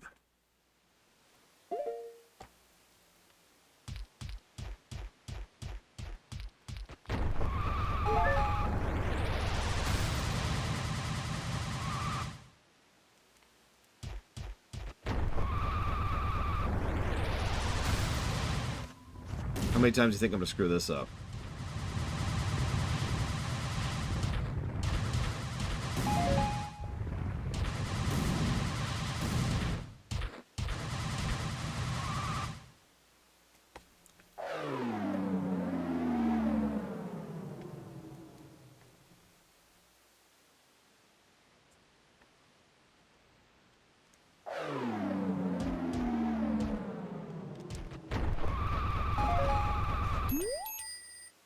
Thing in the middle of the blizzard. Can't you see it? Oh, no, as it happens.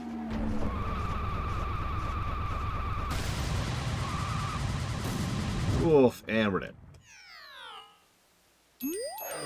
No, I'm not going to do it, Frieza. I'm okay with it. I'm okay with not doing it. It's just a... no, wrong thing. Wrong thing. Heart piece to do all three.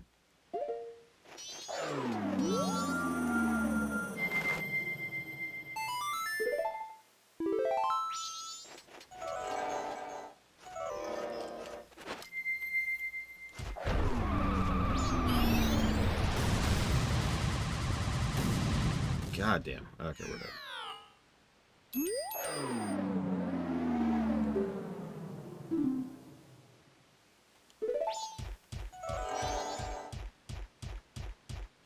Alright, Big Oron.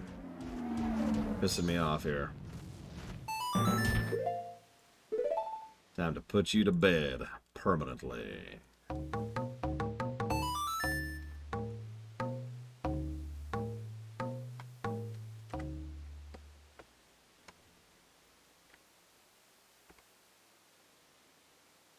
Take a nap, Begoron.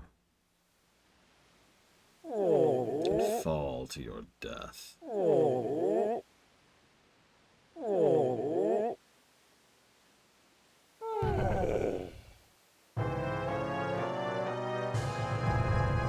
Goodbye.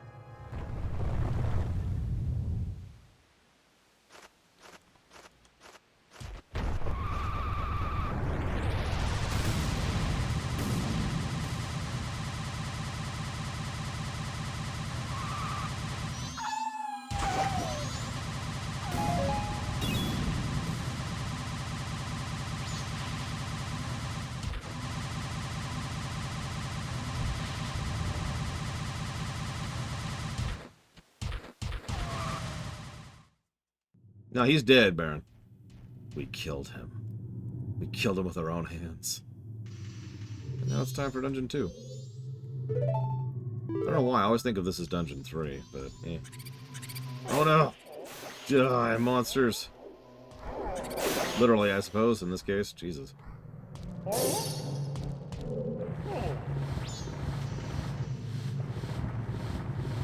I don't think I need to get the mission from the Great Fairy. I just need to find the fairies. Speaking of which, I should probably put my fabulous, fabulous hair on.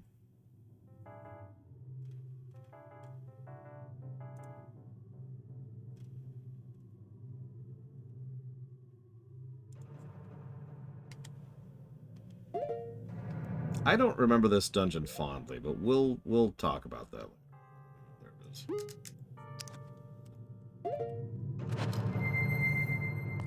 Any in this room? Looks like no. Go away.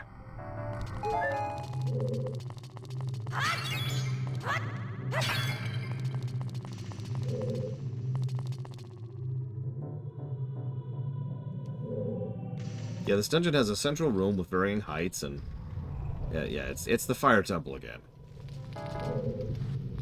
And yeah, when there's so few dungeons, it's kind of hard to gauge sometimes, I suppose. I free you. I free you. Come here.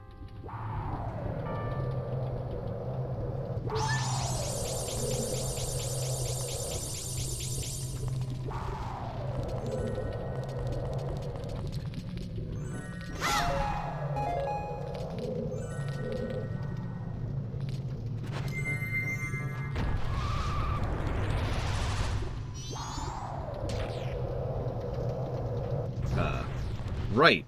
I guess I wouldn't care about lava that much, would I? Yeah, no, that's logical. I'm with it.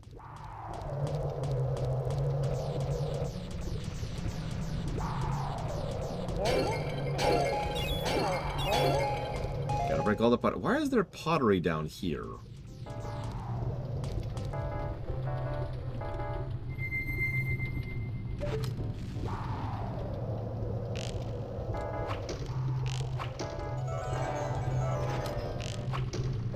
Bullcrap game.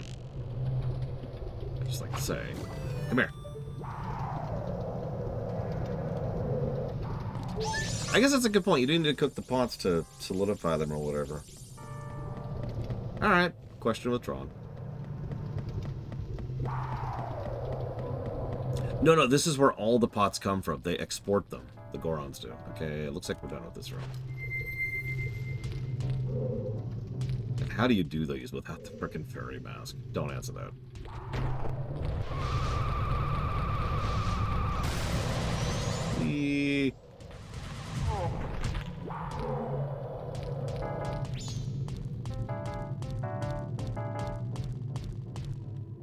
I mean, it would make sense if... Well, I shouldn't say it makes sense. It would be an interesting take on the big dwarven type that the Gorons kind of are.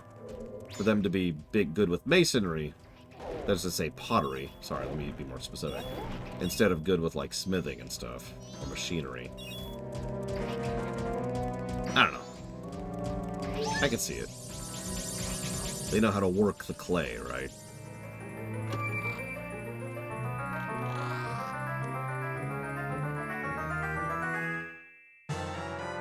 You got the map.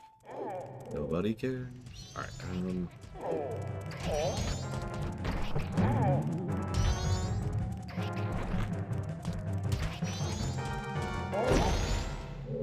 most of fiction, Baron.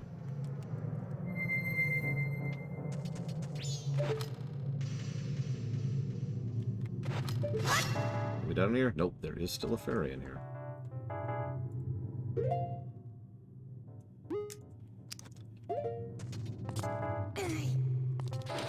Listen, if there's one thing dwarves are good at, it's finances. Wait, that's Witcher. My bad.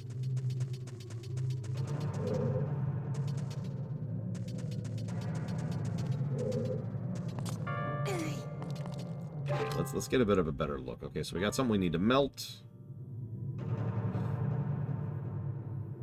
That's kind of it, actually. Yeah, I think you're right, Darkrai. Also, good morning.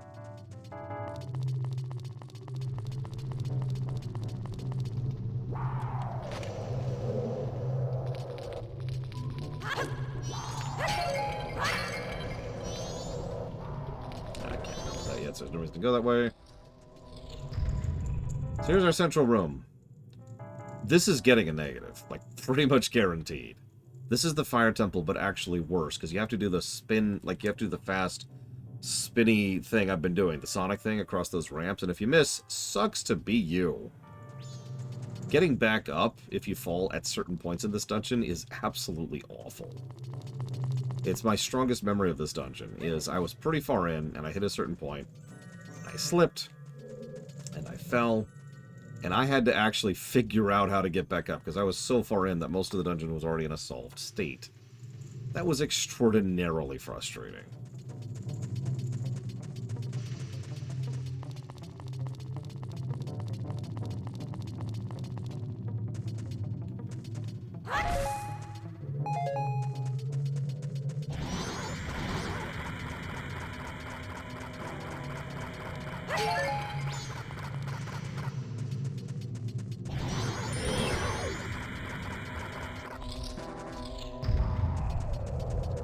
Frozen thing. There's a lot of frozen things down here. Big jars, too, which, again, Goron, so that makes sense.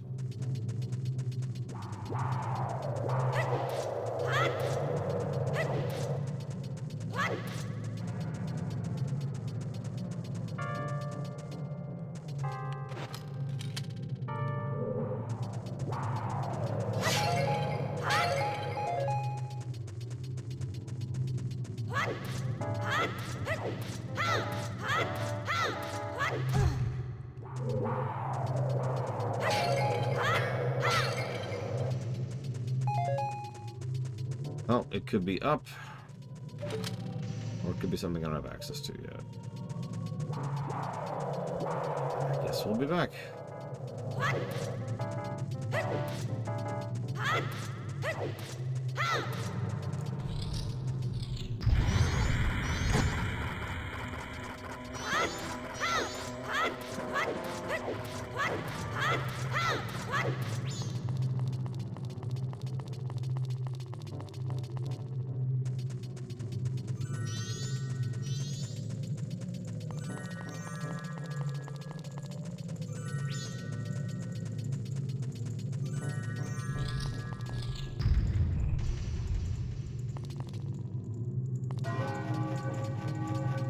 About to be day 2.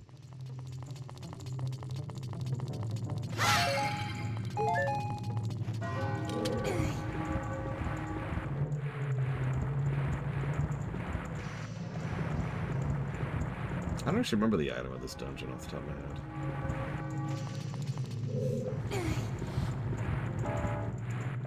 Actually, I don't remember any of the dungeon items other than the bow. The bow's pretty obvious.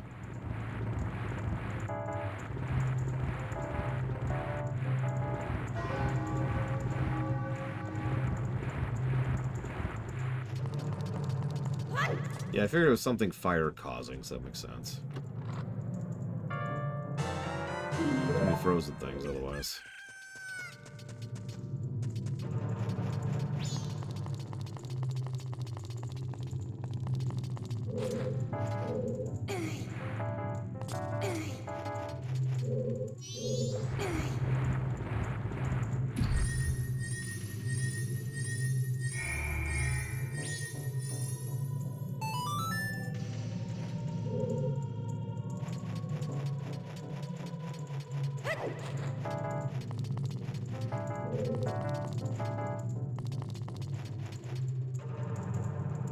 Okay.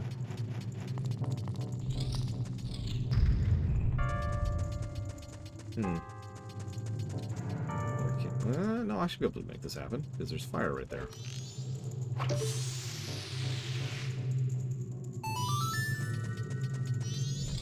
And there's a key door down here, which should lead us to up here, I hope. I could be wrong. Go away, Wolfos. Who likes you?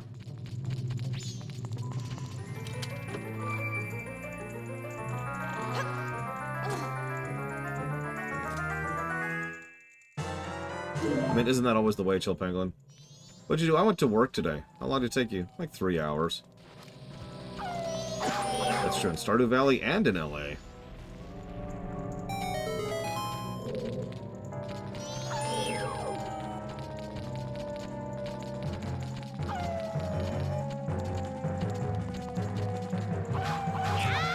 Go away. Hey, off the deeper end. We got some good foods. Okay, so I can't go up there yet because I don't have the fire arrows. I can't interact with that yet because I don't have the fire arrows.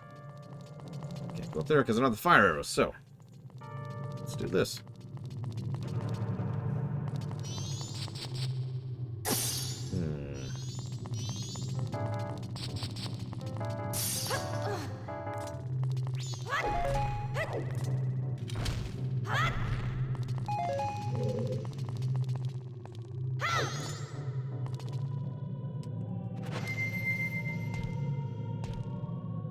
Really?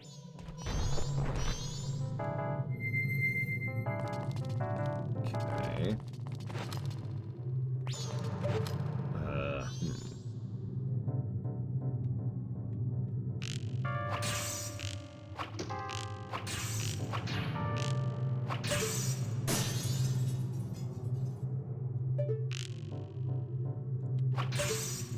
Now I'm just playing Final Fantasy VII.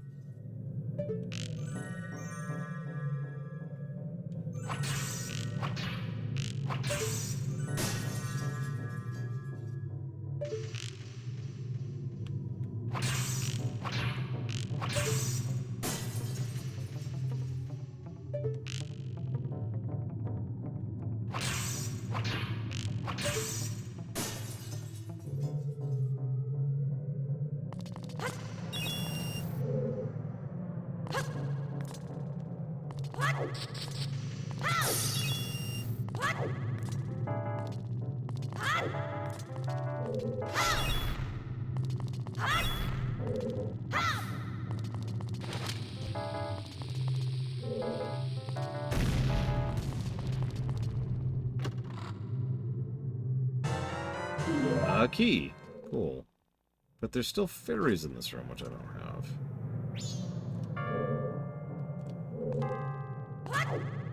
Probably through that ice door right over there, if I were to guess.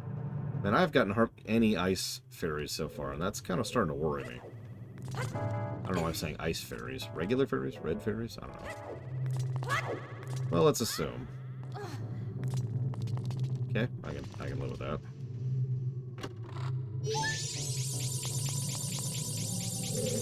You're up to 4 of nothing, because you suck. Although that is the last one in this room, so that's good to know.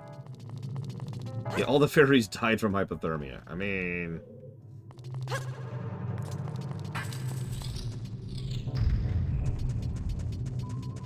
I don't know why, but I have really bad memories of this room. Probably because I had to do it several times, because I fell in the middle!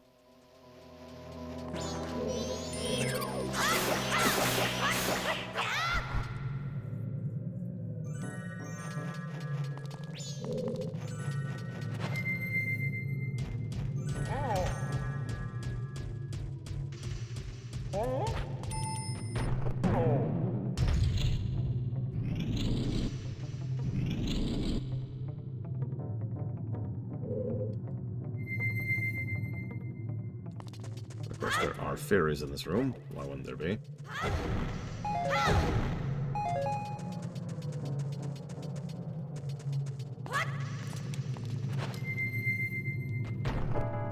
Really, my only strong memory of this dungeon is of the getting stuck variety I just mentioned. Okay.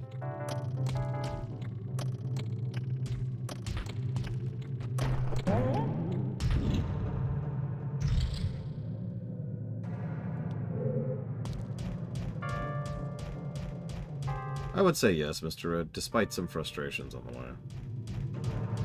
Lord knows we've had our frustrations. Mostly the chat getting frustrated with me. Like, oh my god, why aren't you firing fire arrows? God damn it, Lore. Use your brain. I'm like, what? What?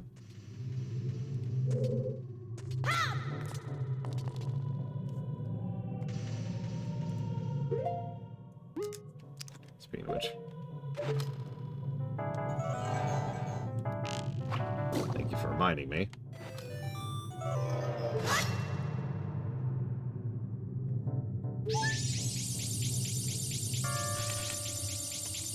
Yeah. Last one in the room.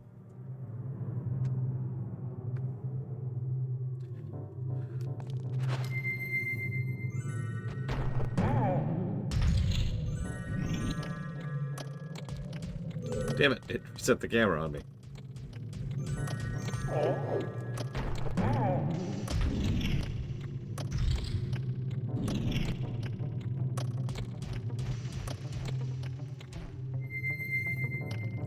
Look, I can only do that when I'm not trying, Star Wars. That's the rule.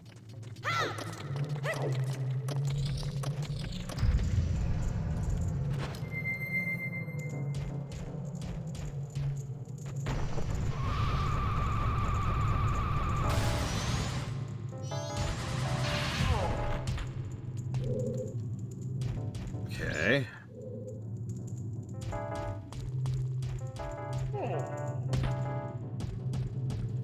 Anyways, yeah, this room is yeah. There's negative. That's just. I'm just gonna say that as absolutely succinctly as I can. It does not take much to go slipping and sliding off into the distance.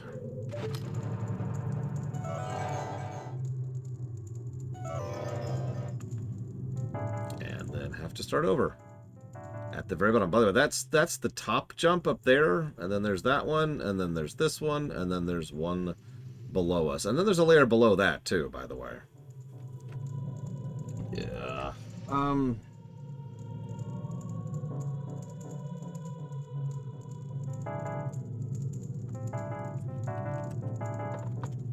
Yeah, Fire Temple, but worse. It really is. It's the exact same problem. It is the exact same problem from the Fire Temple. What is it, Snowhead?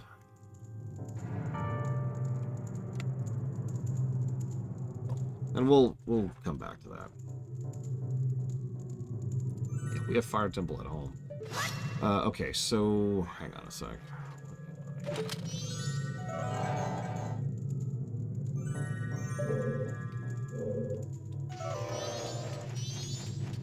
I don't think I can get that fairy yet. Please correct me if I'm wrong. I'd really rather get that fairy out of the way if I can. Oh,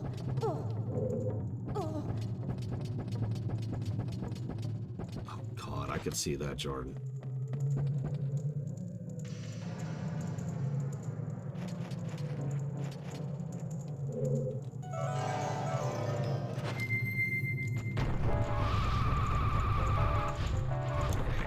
Let's just do this proper, like.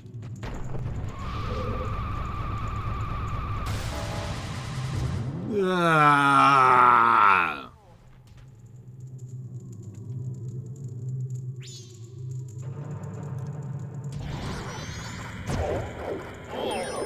So that's the central room in a nutshell, by the way. While I'm here, I might as well do this.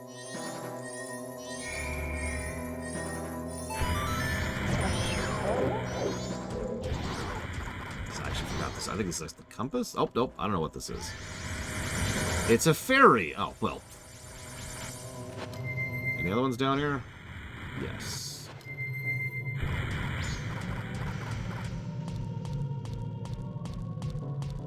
Well, the good news is we get shortcutting, right? I mean, we don't have to go just all the way up again, right? We don't have to do that room that I just mentioned having bad memories of again, right? Oh, wrong room. Sorry, hang on.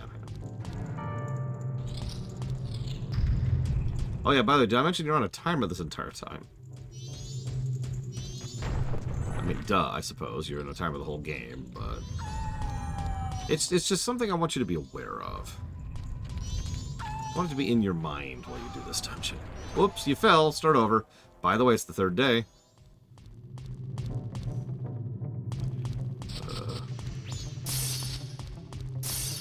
The good news is most of these rooms are already solved. But not this room. This room right here. We have to do over again for absolutely no reason.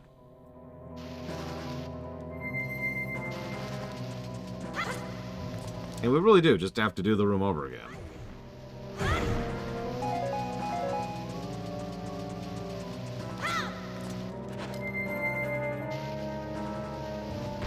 You know what, Nimbus, wow. I agree with you. This dungeon is worth breaking the silence on, you know? I can save scum. I might, just for the sake of, you know... There we go. Not having to do this. You know, having to do what I just did. Game! Stop doing what you just did. Oh my god, I did it again there, too. Okay, so... Save state. No reason. No reason.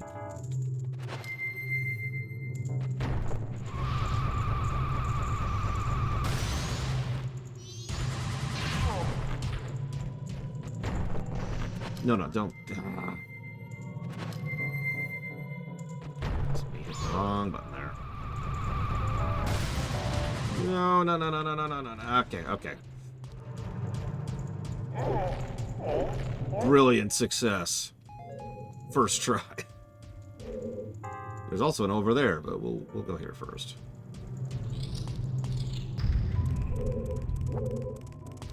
Or we won't, because we don't have a fire thing, so that's cool. Yeah, I had a safety save, that's how that works. I have a safety net, so I'm okay now. No. Okay.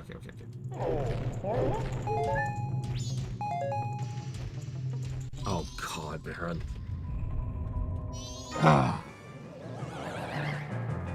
Oh yeah, these are whiz robes. In this version, they're like addicts. I don't know. It's weird.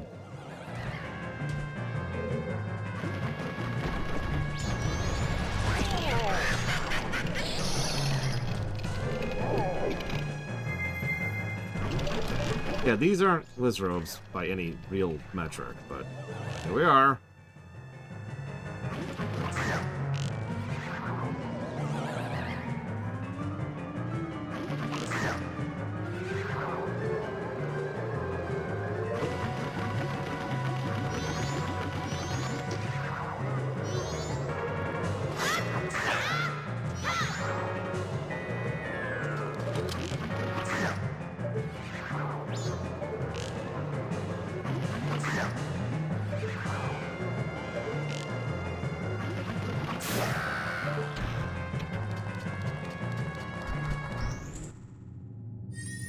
We've had whiz robes. These are spin robes. And yeah, we have to fight entirely too many of those jackasses throughout the course of the game. You remember, like, the Iron Knuckles and how those were an awesome enemy with awesome arenas? You only had to fight, like, them 3 times, but each time was a memorable fight. These guys can go straight to hell. Ah. Okay, so, fire arrows. Yay! And I do like that it's a separate thing this time around, instead of Ocarina, where you had to reselect it each time. So, yay! Quality of life.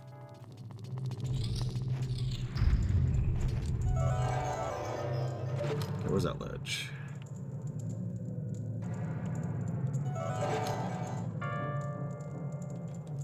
Oh, that's interesting. Okay.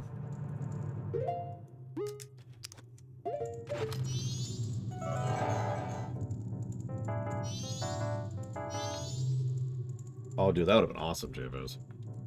Instead, they're in Twilight. I remember liking them in Twilight. We'll see if I eat those words later. So we can do a bunch of stuff now, but man, okay. Let's just try to go straight across first. Because the first thing I want to do is right over here.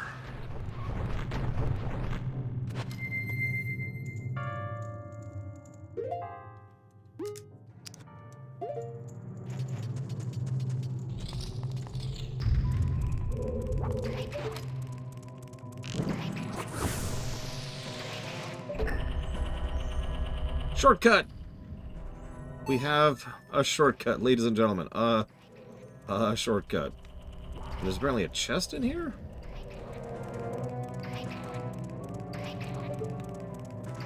Ah. Right. Whoa!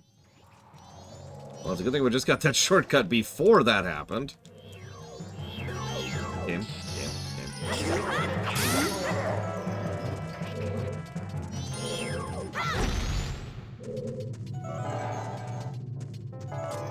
Sleep, Evo, sleep.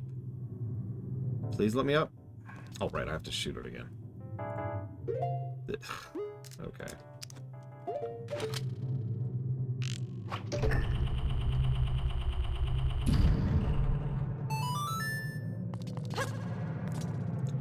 And then we'll switch back.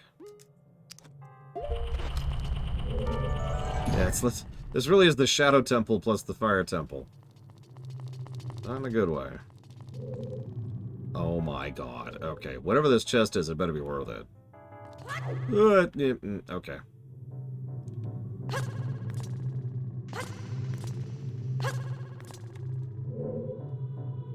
If it's a fairy, then it's worth it. So there's a very common tendency, Zobe. It's different, therefore it sucks. So this was very different from Ocarina. And a lot of people didn't like that because it was different than Ocarina.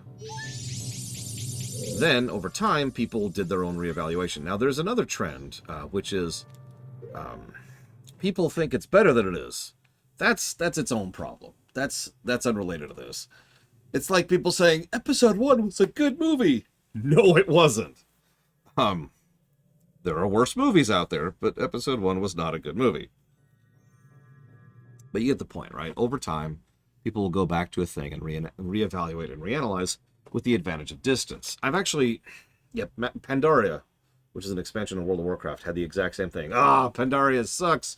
But nowadays it's considered one of the better expansions. This is very normal. I actually have several terms which refer to different aspects of this, not the least of which being Princess Bride syndrome. Because The Princess Bride is a great film, right? And we all knew that, right? But we know that now. When Princess Bride came out, it bombed. Nobody liked it. Everyone was like, oh, what is this weird crap? You get my point? When something comes out, people, I don't have a better way to put this, people generally speaking aren't looking at it and trying to enjoy it for what it is. They're trying to look at it and enjoy it for what it is relative to the time. And I know that sounds weird, but it's historically true. You remember when everyone hated Empire Strikes Back? When I was born, people were still hating on Empire Strikes Back. Just to use a specific... Yeah, Earthbound, which is a great JRPG, another one that has that exact same issue. And you get it. This is a really, really common thing. It's one of the reasons why people bashed FF8, despite it being not be a particularly bad game. It's one of the reasons why people refused to even watch Last Action Hero when it came out, right? And then time passed, and people were able to go back and look at it, and there's this... It's a natural mathematical thing. The more time goes on, as long as we don't start deleting media... Not losing archives, but as more time... Yeah, demolition method, I'll give examples. The more time moves on, the more likely it is that more people will then be able to perceive the work, whether it's a book or a movie or a show or a game. And thus, you know... awesome Pillars of Snow. And thus, it's, you know, maybe I'll go ahead and go try that game or that movie or whatever that nobody really liked at the time. And yeah, you get a little bit more divorced from the noise that comes out at the launch of a work. Now, there is some pendulum effect in here, and there is some recency bias in here, but what it boils down to is over time, people just get a chance to actually go back and make up their own minds for things, for lack of a better way to put it. So yeah, when Majora's Mask came out, people were like, "Ree!" But then over time, people would sit down and actually play the damn game and be like, "Oh, this is a good game." Now, I know that's funny coming from me, considering I refused to touch this game for about a decade. But it's true. People will look away and be like, "Ah, I refuse." And yeah, sometimes it works the other way, too. Sometimes people look at something and think, "Oh, man, this is the greatest thing ever." You remember when people thought Episode 1 was good? To use a specific example, I know I just use Episode 1 as another example for bad, but it's true. There was a period of time when people, for the exact same general reasons, were looking at a lot of things and think, "Oh man, this is so great."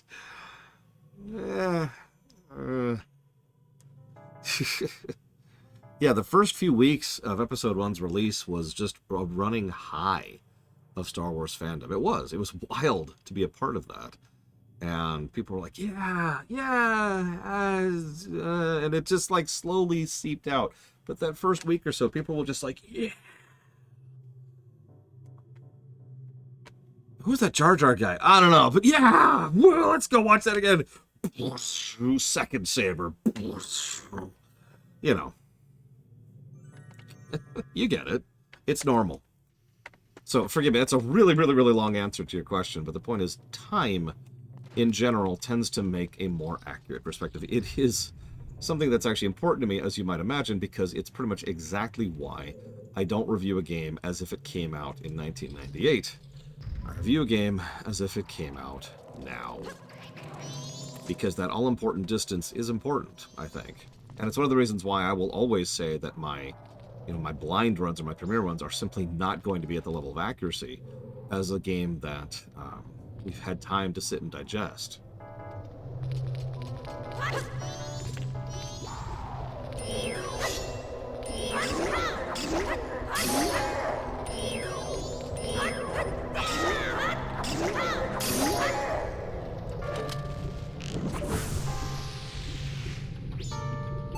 The prequels had one of the most insane... Episode 1 in particular had one of the most insane marketing campaigns I've ever seen in my entire life.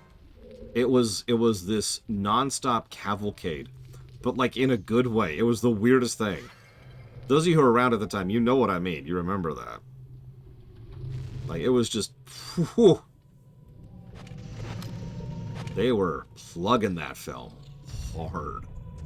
Yeah, no, it was everywhere. You could quite literally drive down the street. This is a real thing that really happened to me. You could quite literally drive down the street and just encounter Episode 1 stuff just looking to the side. Not like billboards. Like, they'd have stuff, giant-ass posters in the Taco Bell kind of a thing, right? They plugged that. They pushed it. It made sense, though. This is going to sound like a really, really strange sentence. But Episode 1, and specifically Episode 1, was a really unique part of our history. Culturally, as geeks, as gamers, as moviegoers, whatever you want to call it. Because Star Wars didn't really have that much presence before Episode 1. Not to the extent it does now. It was certainly a cultural icon. It was a media thing. But after Return of the Jedi, it kind of filtered down. You know what I mean? We had a few books, some of which were good, some of which were not. We had a few games. And that was honestly kind of it. The EU was still in its infancy in many ways when Episode 1 came out. And then Episode 1 came out, it was like Star Wars was back. It was the release of a new Star Wars film. And that was just a thing. It was like, oh my god. I'm not even sure such a thing is even possible in the modern era because of how farmed most IPs are, you know?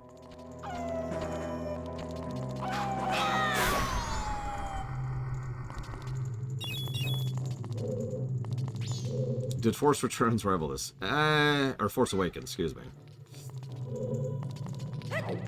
It's an interesting question. So...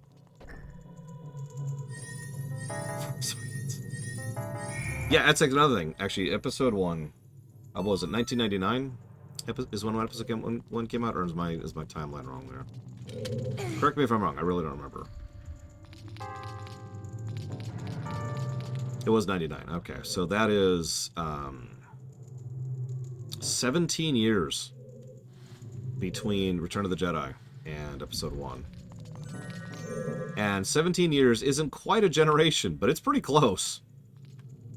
There are people who were not born yet, who were teenagers, who could suddenly enjoy a Star Wars movie in theaters. Yeah. That was a big frickin' deal. And in many ways, it actually deserved to be, like, as weird as that sounds. I wish Episode 1 was the movie we all wanted it to be.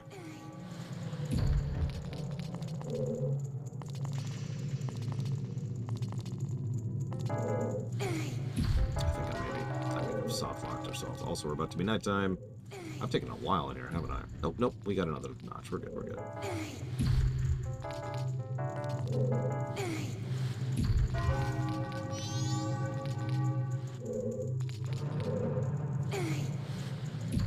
Yeah, I was still in school when Episode 1 came out. I was in a wheelchair. Well, that's not true. I was in crutches when Episode 3 came out. I had just finished being in a wheelchair when Episode 3 came out.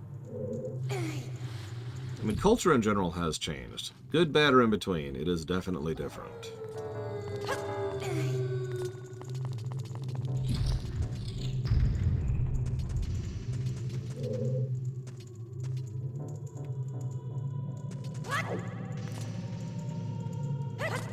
There we go. Alright, what's the reward for my troubles? A fairy. You know what? I'll take that.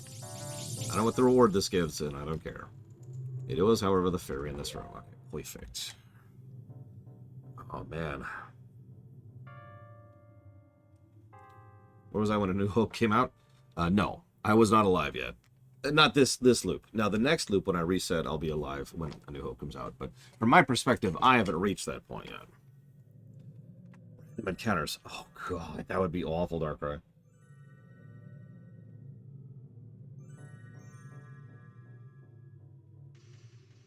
Excuse me. That's a good point. We did Bionic Punk. We had the prequel trilogy, we had the Lord of the Rings trilogy, we had the Harry Potter films. That's a weirdness to think about. And yeah, I probably should eat Star Wars. Eat dinner at some point or another. I'm not Disney. I'm not going to eat Star Wars. Yet.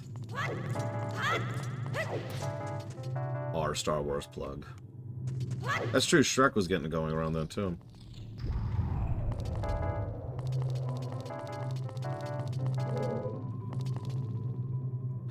Okay. No. No. No. That's true. 2005?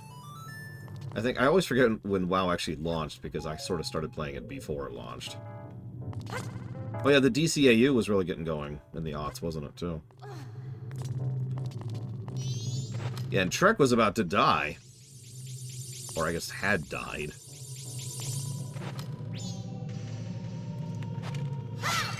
Okay, we have all the fairies here. Hang on a sec.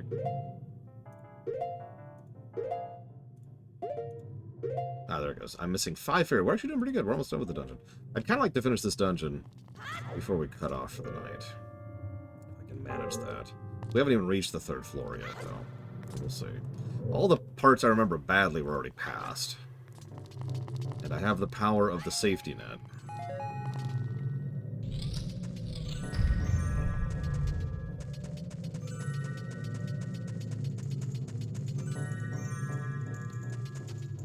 I cast no shame, no aspirations, no nothing like that on anybody who was into Harry Potter or is still into Harry Potter. I was like that too. I was homeless when Harry Potter 5, I think it was, came out. I think it was 5.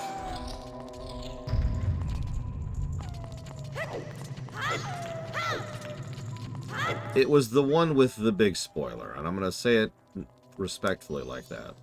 I forget if that was 5 or 6. But that's when that book came out. I've told that story before. I went to the library because it was one of the only places I could just go to be inside. That was 5. I was right. And, oh god, this freaking room. How many times do I have to resolve this room? Wait, no. It was 6, wasn't it? When did 6 come out? Give me a year.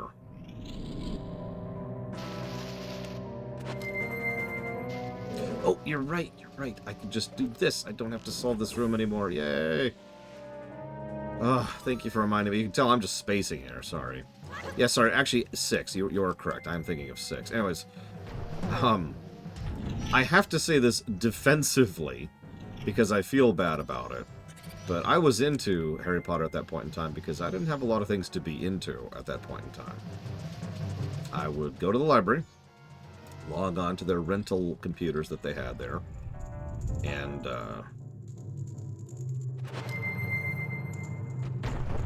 use the... Come on. There we go. You know, I'd read webcomics.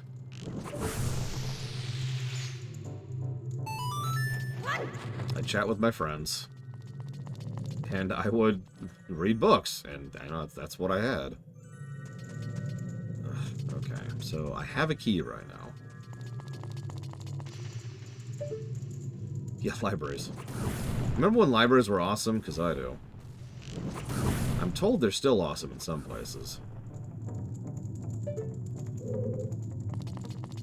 Anywhere where they're not trying to shut them down. There's this one town. There's actually several towns that have a similar story to something like this. Okay. Where they tried to cut funding for the library out of what can only be referred to as ignorance. And I mean that sincerely, like no malice, no screw with, just yeah, we're gonna shut down the library's funding because we need to, you know, it's an easy way to cut back on the budget, right? And the library almost shut down. Now they quickly upped the budget again so the library could go back to operation, but it's like, guys, you do need to fund your public operations. They're public because they're funded by things like taxes. I'm not gonna get polemic again, but taxes are not inherently a bad thing. Sorry.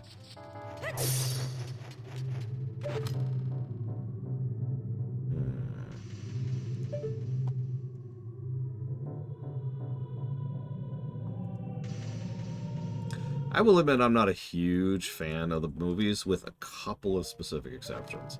I did that wrong. Some of those movies were really good.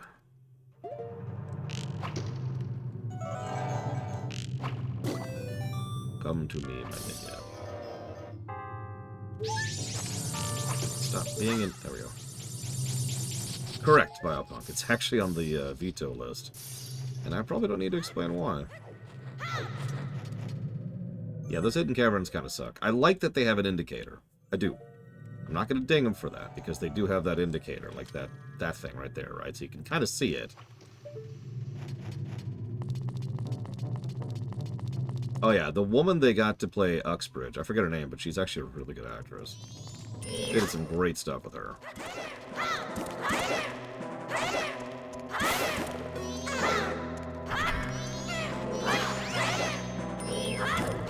Here's a fun factoid for you. I have seen every Harry Potter film in the theaters.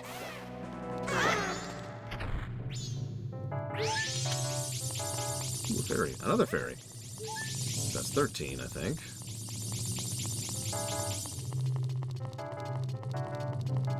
I mean,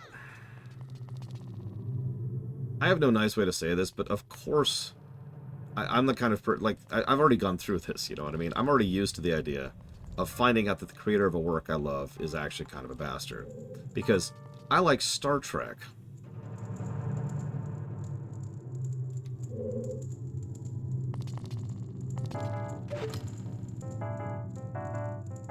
And that is pretty much the ultimate reason why I will never cast down negativity upon someone who just says, yeah, I like Harry Potter. Okay. That's pretty much the end of that.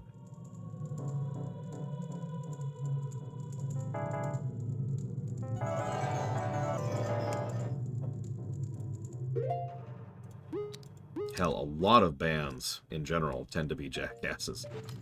Not gonna call out any specifics there. Like, historically, that's kind of a thing.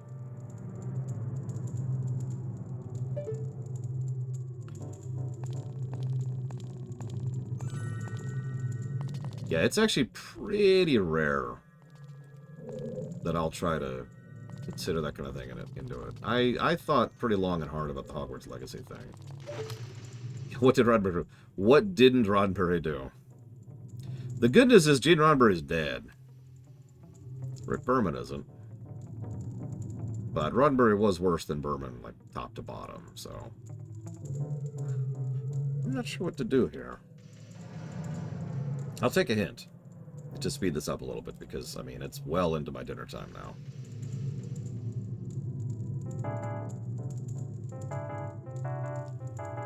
One thing,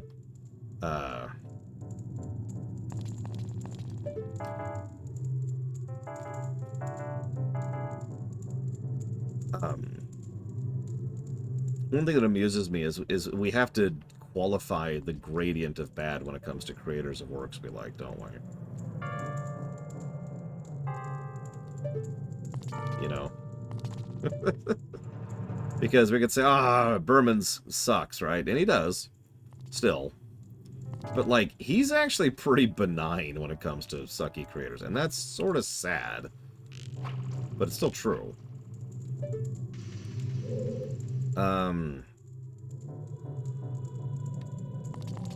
So I'm just gonna backtrack because I'm not sure where the pillar room is.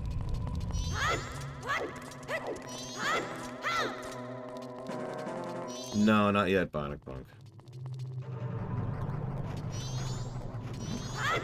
Let me use a specific example. Who wrote The Watchmen? I actually can't think of his name all of a sudden. He's an ass. Alan Moore. He's an ass, right? Like, he's a dick. But that's actually kind of it, you know? Like, on the scale of bad creators, he's pretty mild. And that's kind of what I mean.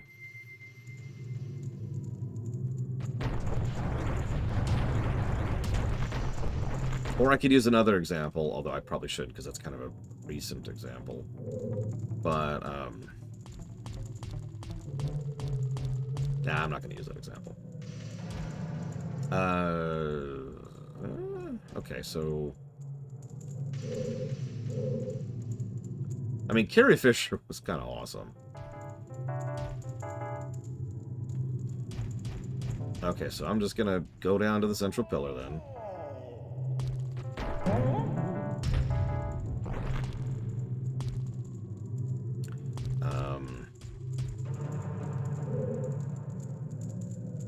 Okay, so I need to go here? No, that doesn't seem right. Here, I think. This feels right. No? Maybe not. Hang on.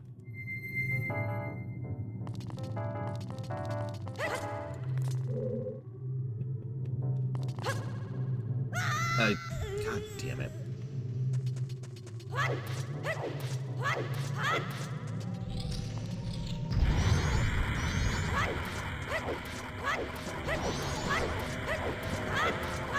George Lucas is another example. You remember when we all vilified the hell out of George Lucas? I will include myself in that list. Lucas is actually a pretty stand-up guy. By almost every account. I've studied that man's life and career multiple times in my life. He got a bit of an ego for a while there, and he's certainly very flawed, and he's a terrible writer, something he himself would admit to. But, no, he was actually pretty cool.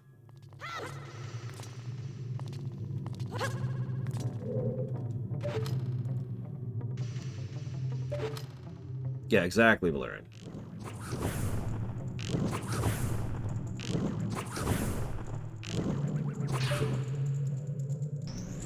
He also admitted that he screwed up. That's another one. That's a thing that is so goddamn rare. It's kind of strange. You know, one of the biggest reasons I will always give credit to Brandon Braga, even though he has done several typical Hollywoody executive-y things? Brennan Braga admitted that he screwed up. Admitted that he was out of line and said, yeah, no. On me. Unprompted, by the way, and that's important. Someone didn't walk up to Braga and say, you suck, and then Braga said he apologized. Braga just apologized. He did that multiple times, actually.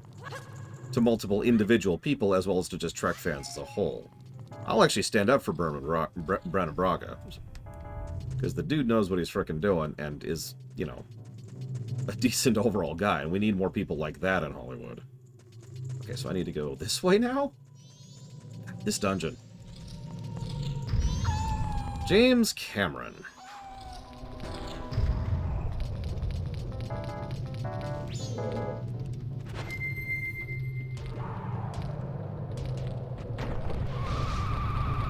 One second. Yeah! Every time.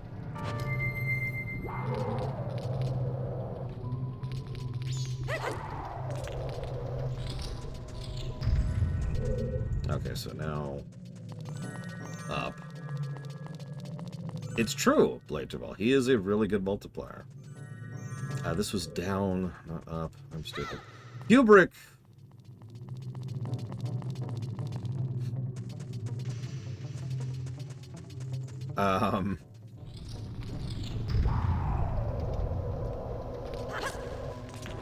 So I've never fully studied Kubrick. Let me start by saying that.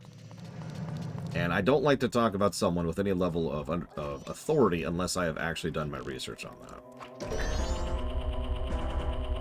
All I know about Kubrick is the way he treated his actors, which was not good, to be very, very, very clear about that.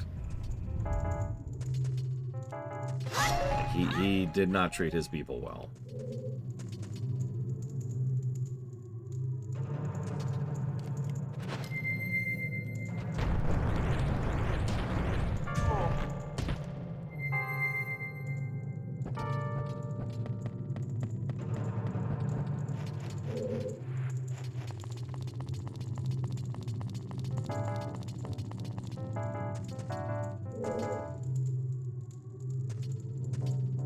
Oh, sorry, I thought someone said to not knock the pillar down yet. Okay, okay. We'll go ahead and do it.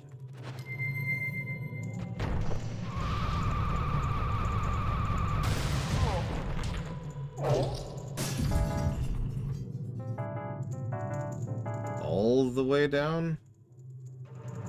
I'm gonna assume, because that's what I would do if I was playing this normally. I'm just gonna assume.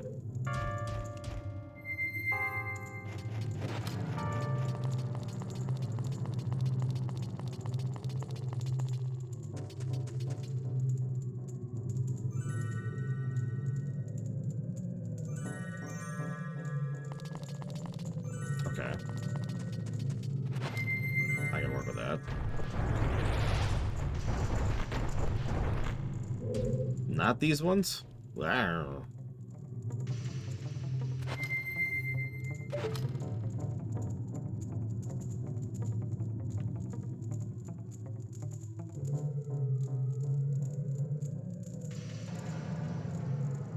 I'll say if we knock them all down, we can get into there. Like, I can tell just by the angling.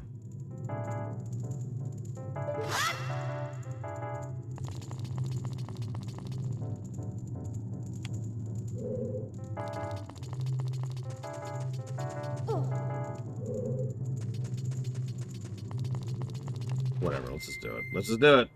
Do it live.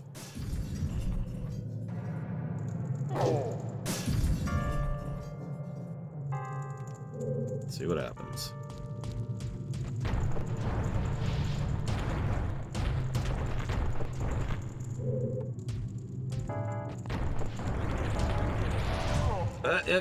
Whoa there.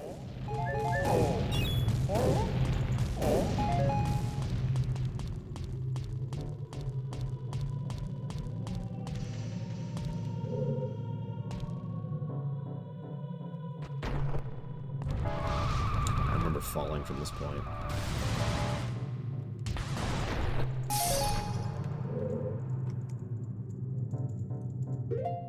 I don't have the big key yet, by the way.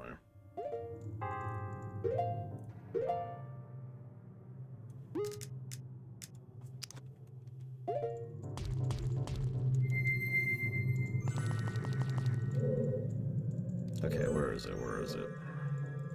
Where am I aiming?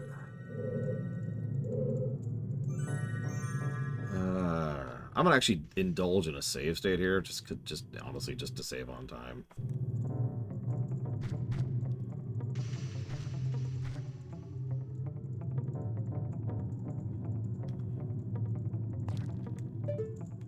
Okay. Where is it? Of course, I can't get a good angle, and any angle. Where's the damn thing? Game.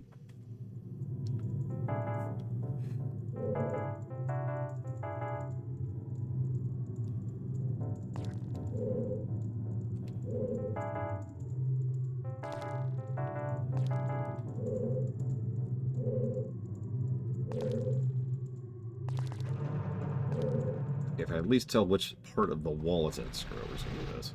You see this way?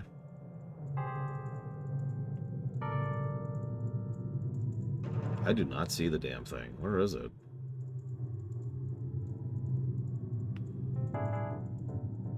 Northwest. Okay, well, we'll just take you at your word here.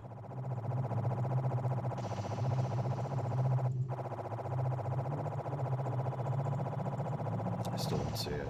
I'm just blind. I do not see it. There it was. Okay, so...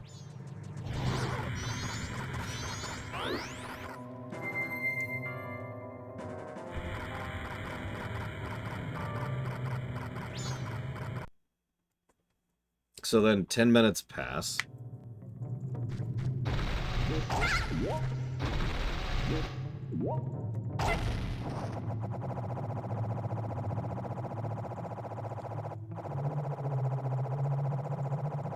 Yeah, I can see it now. God, that is barely visible, but I can in fact see that.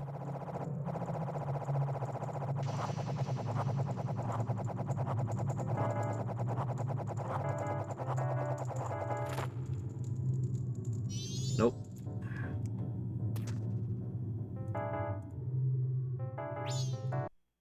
I don't think I've ever done this in this particular manner. It's another 10 minutes.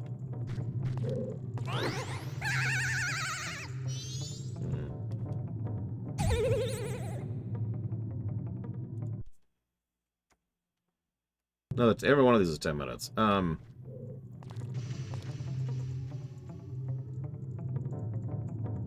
don't have to imagine that. I have 100% of this game on my 3DS. There's no save states there.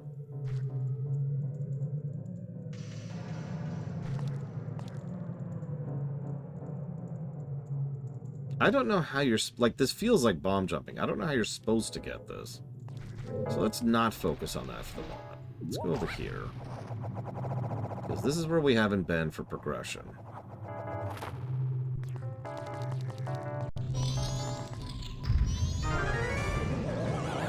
Okay, it's everyone's favorite boss fight. Don't worry, it's the exact same encounter. Again. Completely unchanged. I shouldn't say completely unchanged. Almost completely unchanged.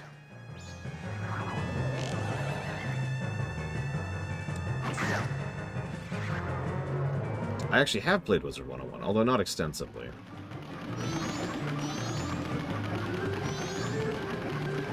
I never got into it, basically.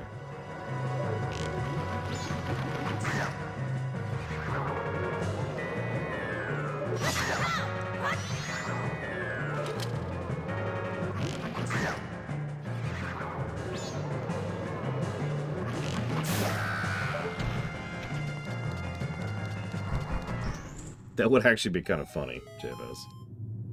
And the third time he's just like... you know, ah, it's you! Not again! Please, not again! Fourth battle doesn't happen at all. It's just him, and he just says, nah! He just walks away. And then, like, you get the chest from doing nothing. So there's the big key. So now we get to the boss. How the hell do I get the fairy? And I'm also missing a fairy.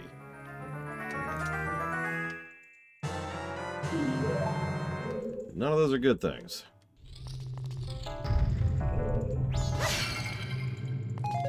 So, hold on. How do I get this stupid fairy? The problem is, I don't know what fairy I'm missing. So, let's get a bit of an angle on this stupid thing. Let's get a safe state, actually. Let's lock in the fact that we're ready to go on the boss. That's the boss room, like, right there. Or there. One of the two. Yes. Someone specifically pointed... Darkrai specifically pointed out. We've been in here all day. I thought we'd actually be able to get the second minigame in just for fun, but no. We are out of time. Okay, game. I need you to be slightly less crap, please. Thank you.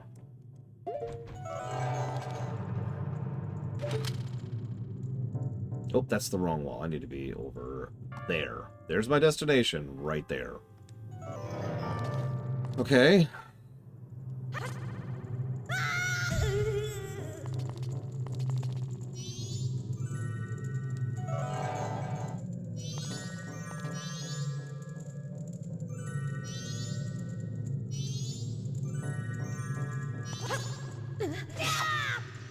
Not quite. But then, like magic, it's... okay, so let's try that again. This doesn't count as cheating, by the way. Before you ask.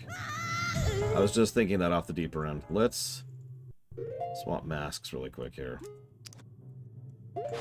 Let's make sure we grab... where'd it go?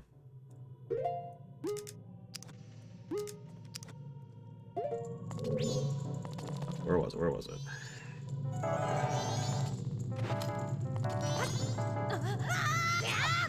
Ooh, that was still a little close with the bunny hood, but we made it. But we are still missing one. And that is interesting.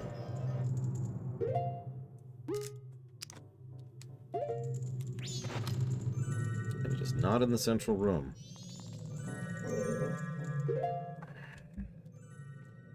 What are we missing?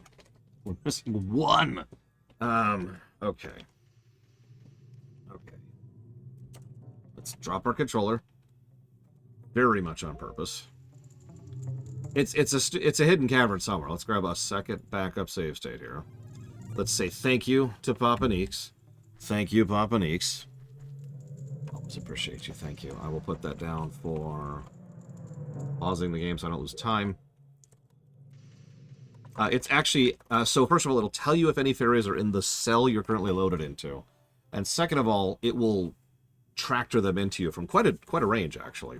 It's very useful for getting the sensors. It's actually one of the more useful masks in the game, in my opinion. Right up there with the bunny hood. If you're going to get the fairies, which they are quite lucrative. Contradiction. Patch within. Overlord 1. Speaking of which...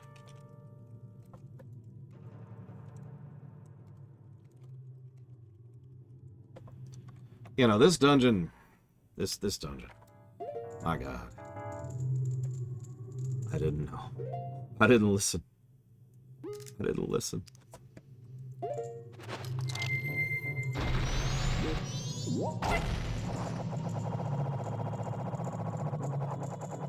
So we're just going to pick a random direction, because I have no idea. I'm going to pay attention to the hair. Nope. This also is a much longer dungeon than it really probably should be. And that's going to be the end of the second day. That's okay. Let's drop down. No, not that far down. Okay.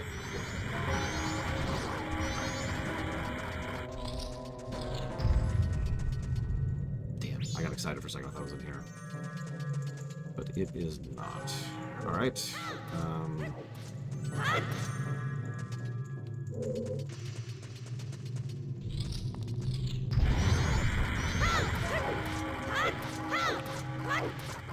Is that a shortcut? Let us trust in Bionic Commando's amazing powers of shortcuttiness.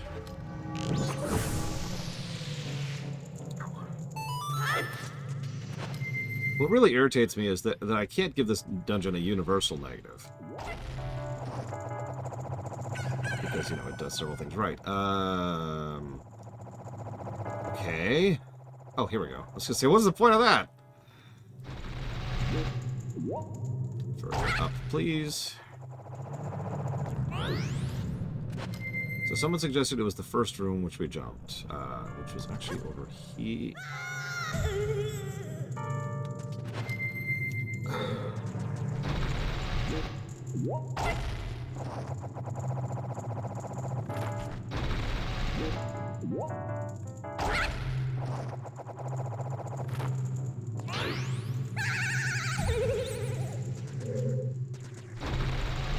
So there's the thing called jumping. I never heard of it before because they didn't invent a jump button until Link's Awakening, which came out quite a bit before this. But, you know...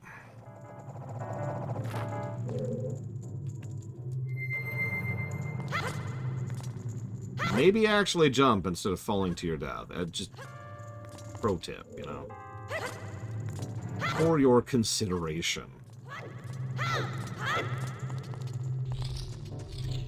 Okay, so this is the central room, which actually doesn't help me at all.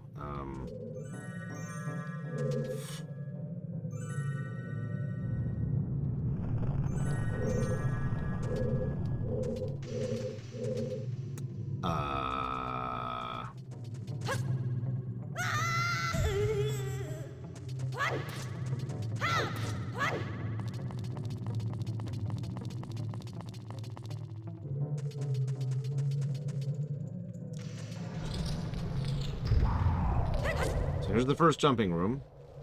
No fairies in here.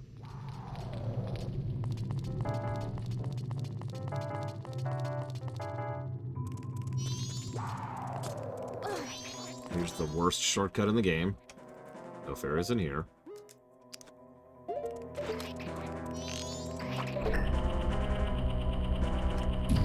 You know, someone on the VOD is just like, it's that one fairy. I can't believe he missed it. He's so stupid.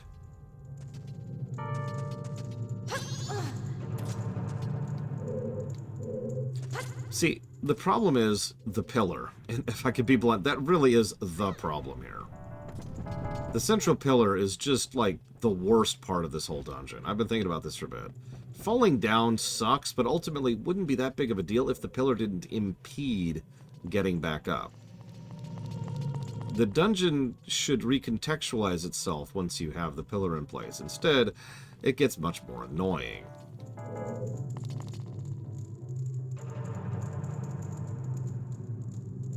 No, I killed the Lizalfos. I got that one. I remember that one.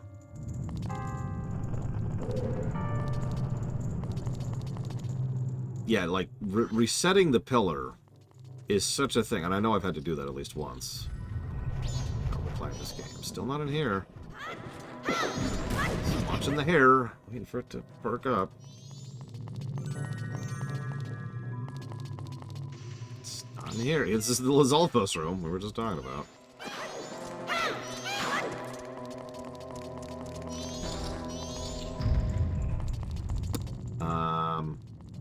Southeast basement?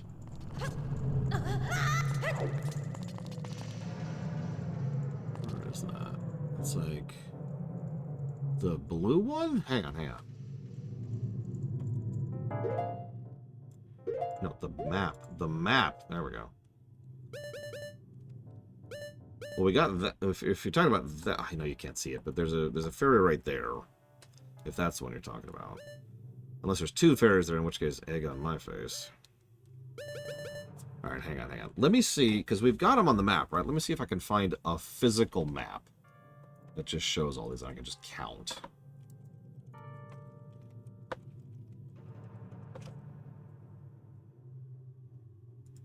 Sure, IGN. Why not? That should be great.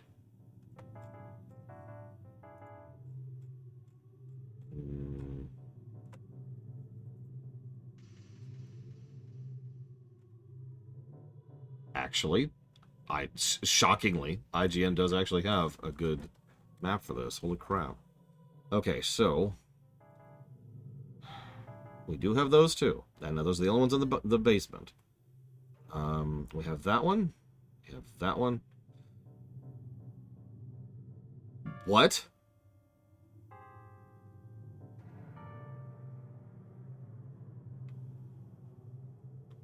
Okay. Okay, you know what? Actually, I can work with that. I can work with that. Let me figure out how to get back up. Okay, done, I suppose. No, that's actually not as terrible as that could be.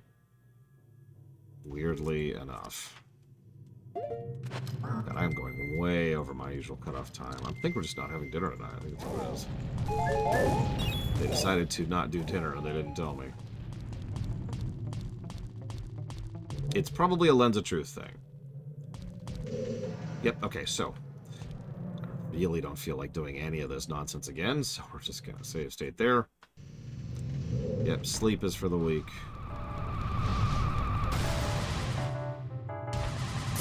No.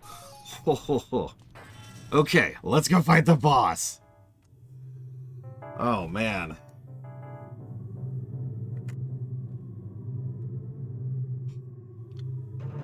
Okay. Let's talk this out. How bad is this dungeon? How specifically bad is this dungeon? How good is this dungeon? What does this dungeon do right? Let's start with the positives. I do actually like the density of this dungeon. I do. A lot of the individual room puzzles work quite well for me. And I like a lot of the solutions and movements. Like, there's a lot of creativity on display when it comes to individual rooms. From that perspective alone, I absolutely have to give it 2 positives because it does a lot very right on that perspective. So, Snowhead, rooms, I'll type up more later. Negatives. So we already gave away the central room thing because of the dropping. I am also going to give 2 additional negatives. One is for the pillar, and the other is also technically for the pillar and the central room thing, because it's a routing problem. The whole dungeon, a really good dungeon, especially in a Zelda game, should feel like this. As you're going through it, you're solving things, you're moving forwards, you're getting this thing, and where you're moving, it doesn't have to literally be a different spot. It just be, you always have to be progressing, right? You always have to be progressing. In this dungeon, it actually feels kind of the opposite. Like, even when you are progressing, it feels awkward because you kind of keep going back through the same areas, but in a more irritating way than usual. The usual approach to a Zelda dungeon, the good approach to a Zelda dungeon, is, in my opinion, is, here's this section you have to go through. Ugh. Okay, I got through the section. What do I get at the end of it? The item of awesome! And then you go back to the section you just went through, except you're going through it in a completely different way. Maybe because your move kit's different, maybe because you have a better weapon that completely trivializes the enemies there. There needs to be that reward moment. That, haha. Now, I know what you're going to say. The fire arrows do that in this dungeon. And you're right. That's part of the positives. But after the fire arrows is the pillar. And the moment you get the pillar and start knocking that sucker down is when you start having a much harder time backtracking through and a more irritating time backtracking through, especially since it is so much easier the second or technically the third time you're going through up the central room to fall. And if you fall when the pillar's already in place, it is much more irritating to get back up because a lot of your paths have been locked out by the pillar. So we actually lose shortcuts thanks to the central pillar. Plus, plus, minus, minus, minus. Let's fight a boss fight. Okay, that didn't work out. Let's do something other than... Hello, Link.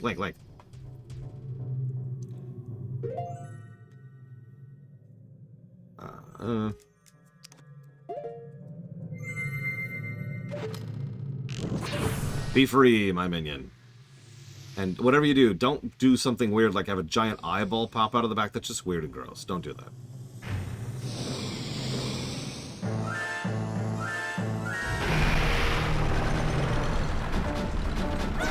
I don't think he was listening to me.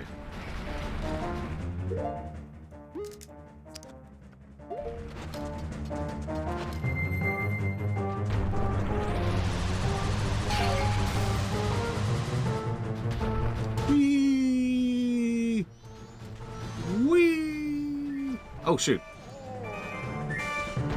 Oh, that sucked. But it's okay, because we...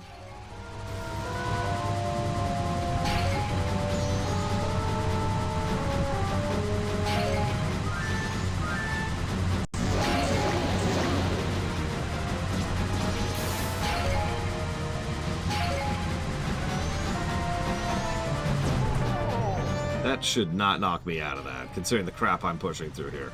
In my spiky form of death. Come on, game.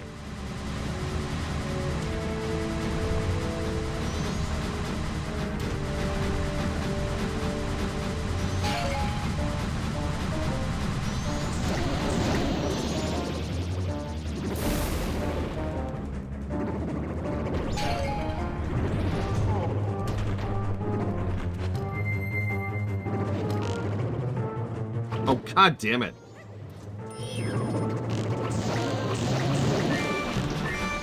That's the part of the boss I dislike the most right there, is you just lose so much vuln time trying to get to his frickin' eyeball.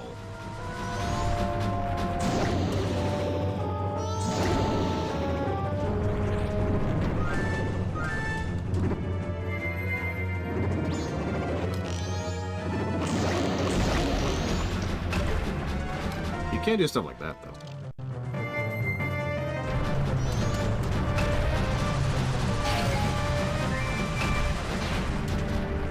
What? See what happened for a second there.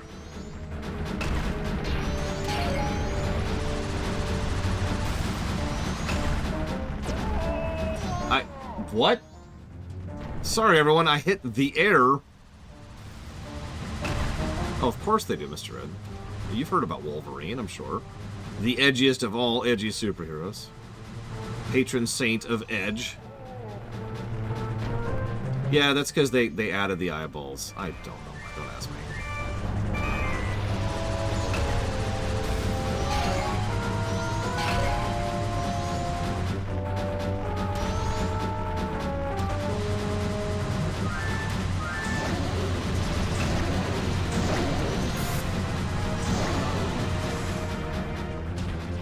Well, let me tell you, Mr. Red, he's got the edge.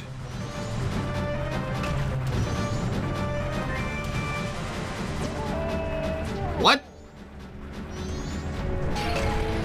I'm not sure what happened there either. We got some jank going on here, don't we?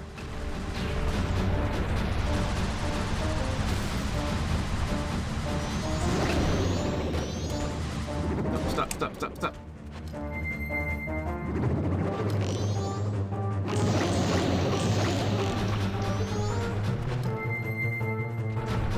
Damn right, it's jank block all the time.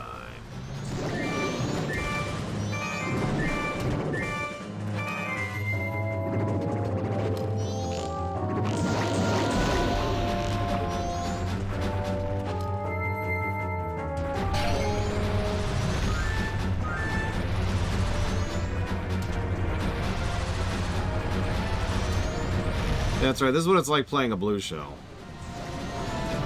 For good and for bad. Although, that sounds like an interesting game idea now that I'm saying that out loud. Turn!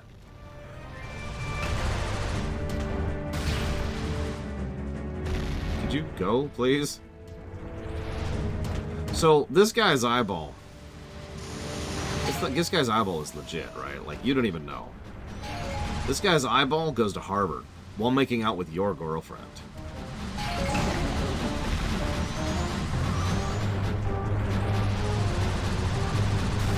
And that's why we're killing it.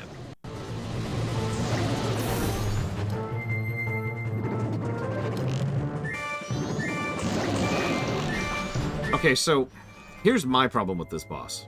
It has too much health. Like, this fight should have probably already been over with. Pretty much the moment we hit the bomb phase. Or at least, like, immediately after we hit it, after hitting the bomb phase, you know? It is, I do like the concept quite a lot. It plays very well with the gimmick.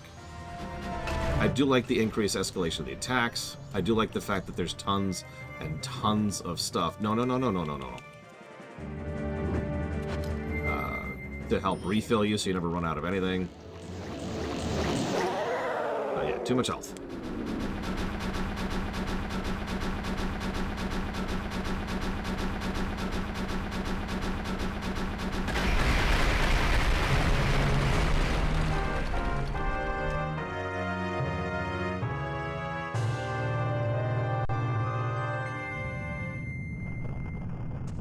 I don't know, Frieza.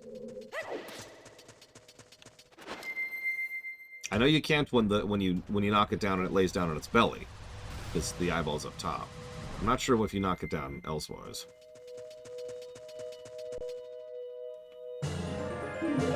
Maybe it's egg on my face. I don't know.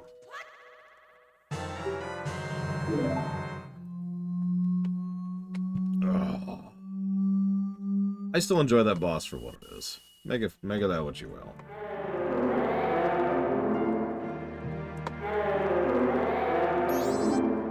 What exactly are all of you?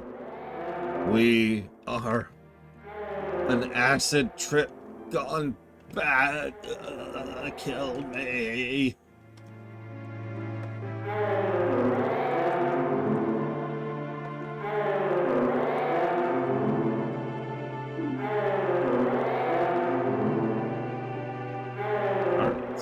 Oh my god, it's the Nintendo executives. That's why you're in the temples, but why are the protective gods?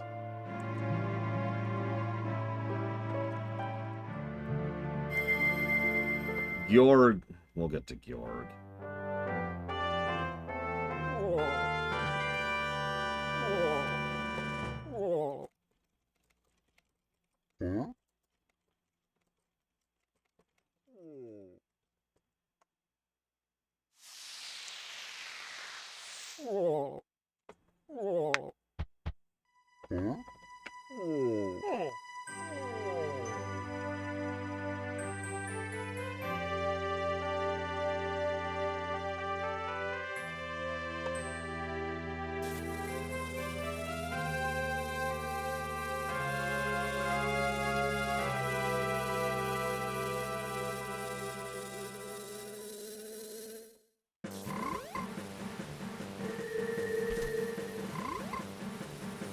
Oh, hey, it's a frog.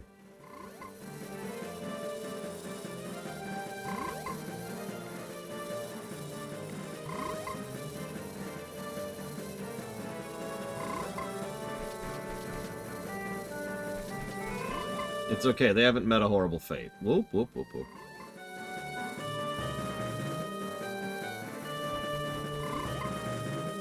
Okay, so I actually need to do a couple things really, really quick. So let's go get the last fairy quickly, since it is on the final day here.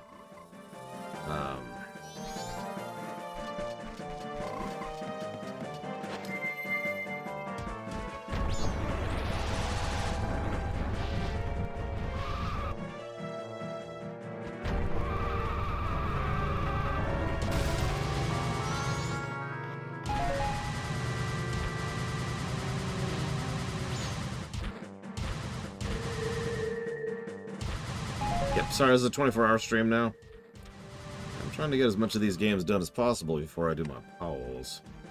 Oh, hey, he's alive. Damn. Good. Good. I am glad that you are among the living, Bagoron.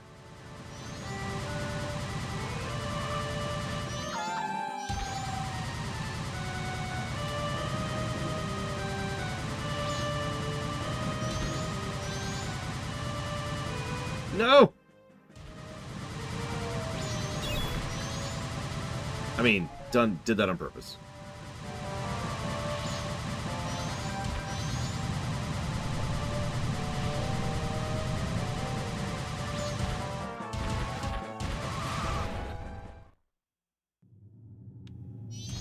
I'll eat in a second.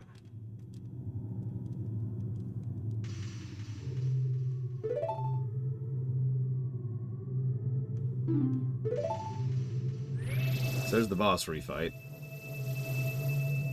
Food is for the weak. It's like I actually had a really solid lunch. It was this big old, like, I don't know what to call it. It was rice, corn, sesame seeds,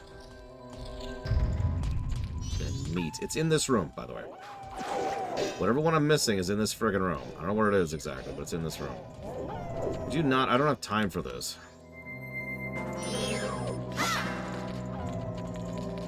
Seriously, go away. Should have eaten that dog.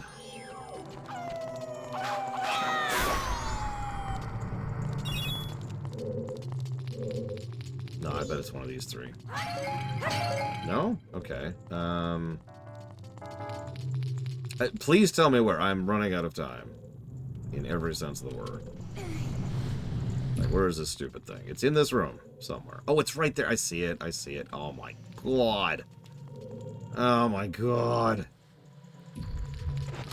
Yep. Just, whatever.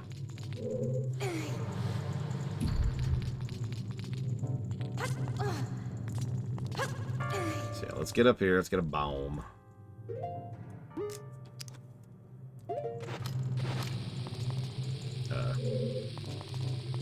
Yep, nope, that was as all very intended. Here, can I see where I'm throwing this thing, please?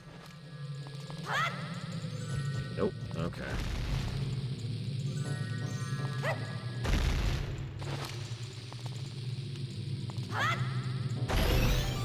Come here.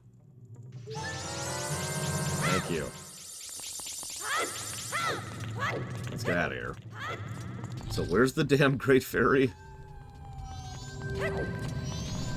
Yes, it's the damn Great Fairy now. Hang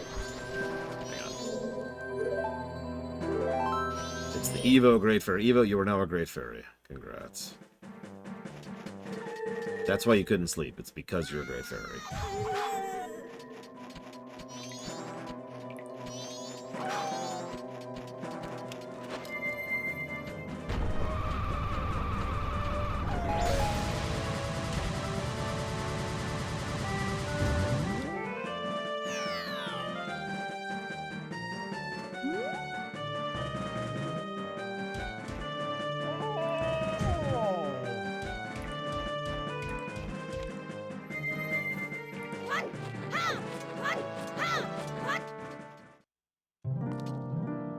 So I don't know what a reward is for this, but we suffered for this.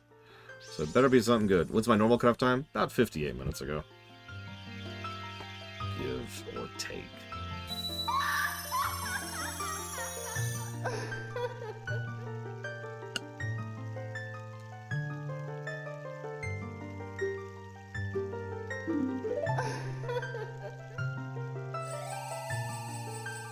Okay, what do we got? What do we got? What do we got?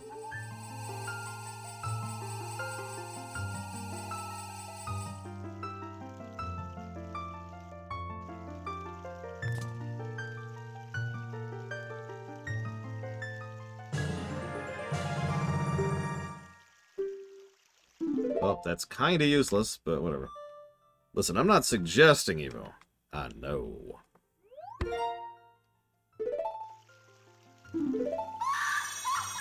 It's the laugh. It's the laugh.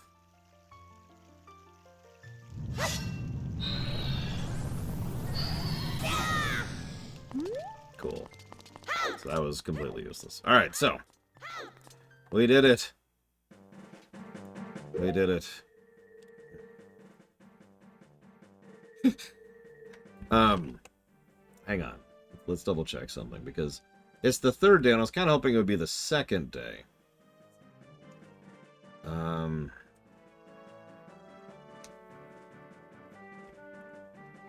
Yep, we got that.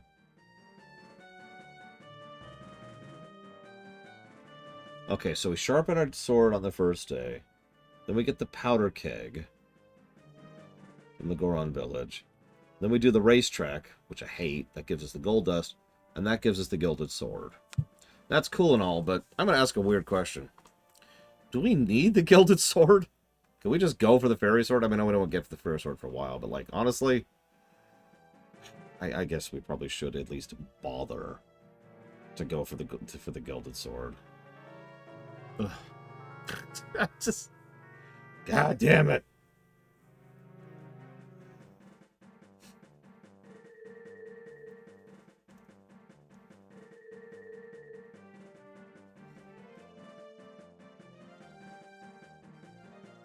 Yeah, the powder.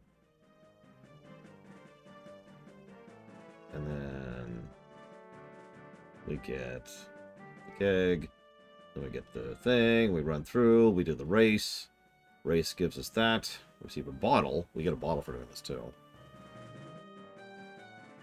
Oh yeah, no, it's a big jump off the deeper end. And we go get the gilded sword. And then we have to restart again. Because that's like a day is getting the sword. But we're going to do that tomorrow. Because I'm an hour over my cutoff point. I'm going to go see if food exists. See y'all.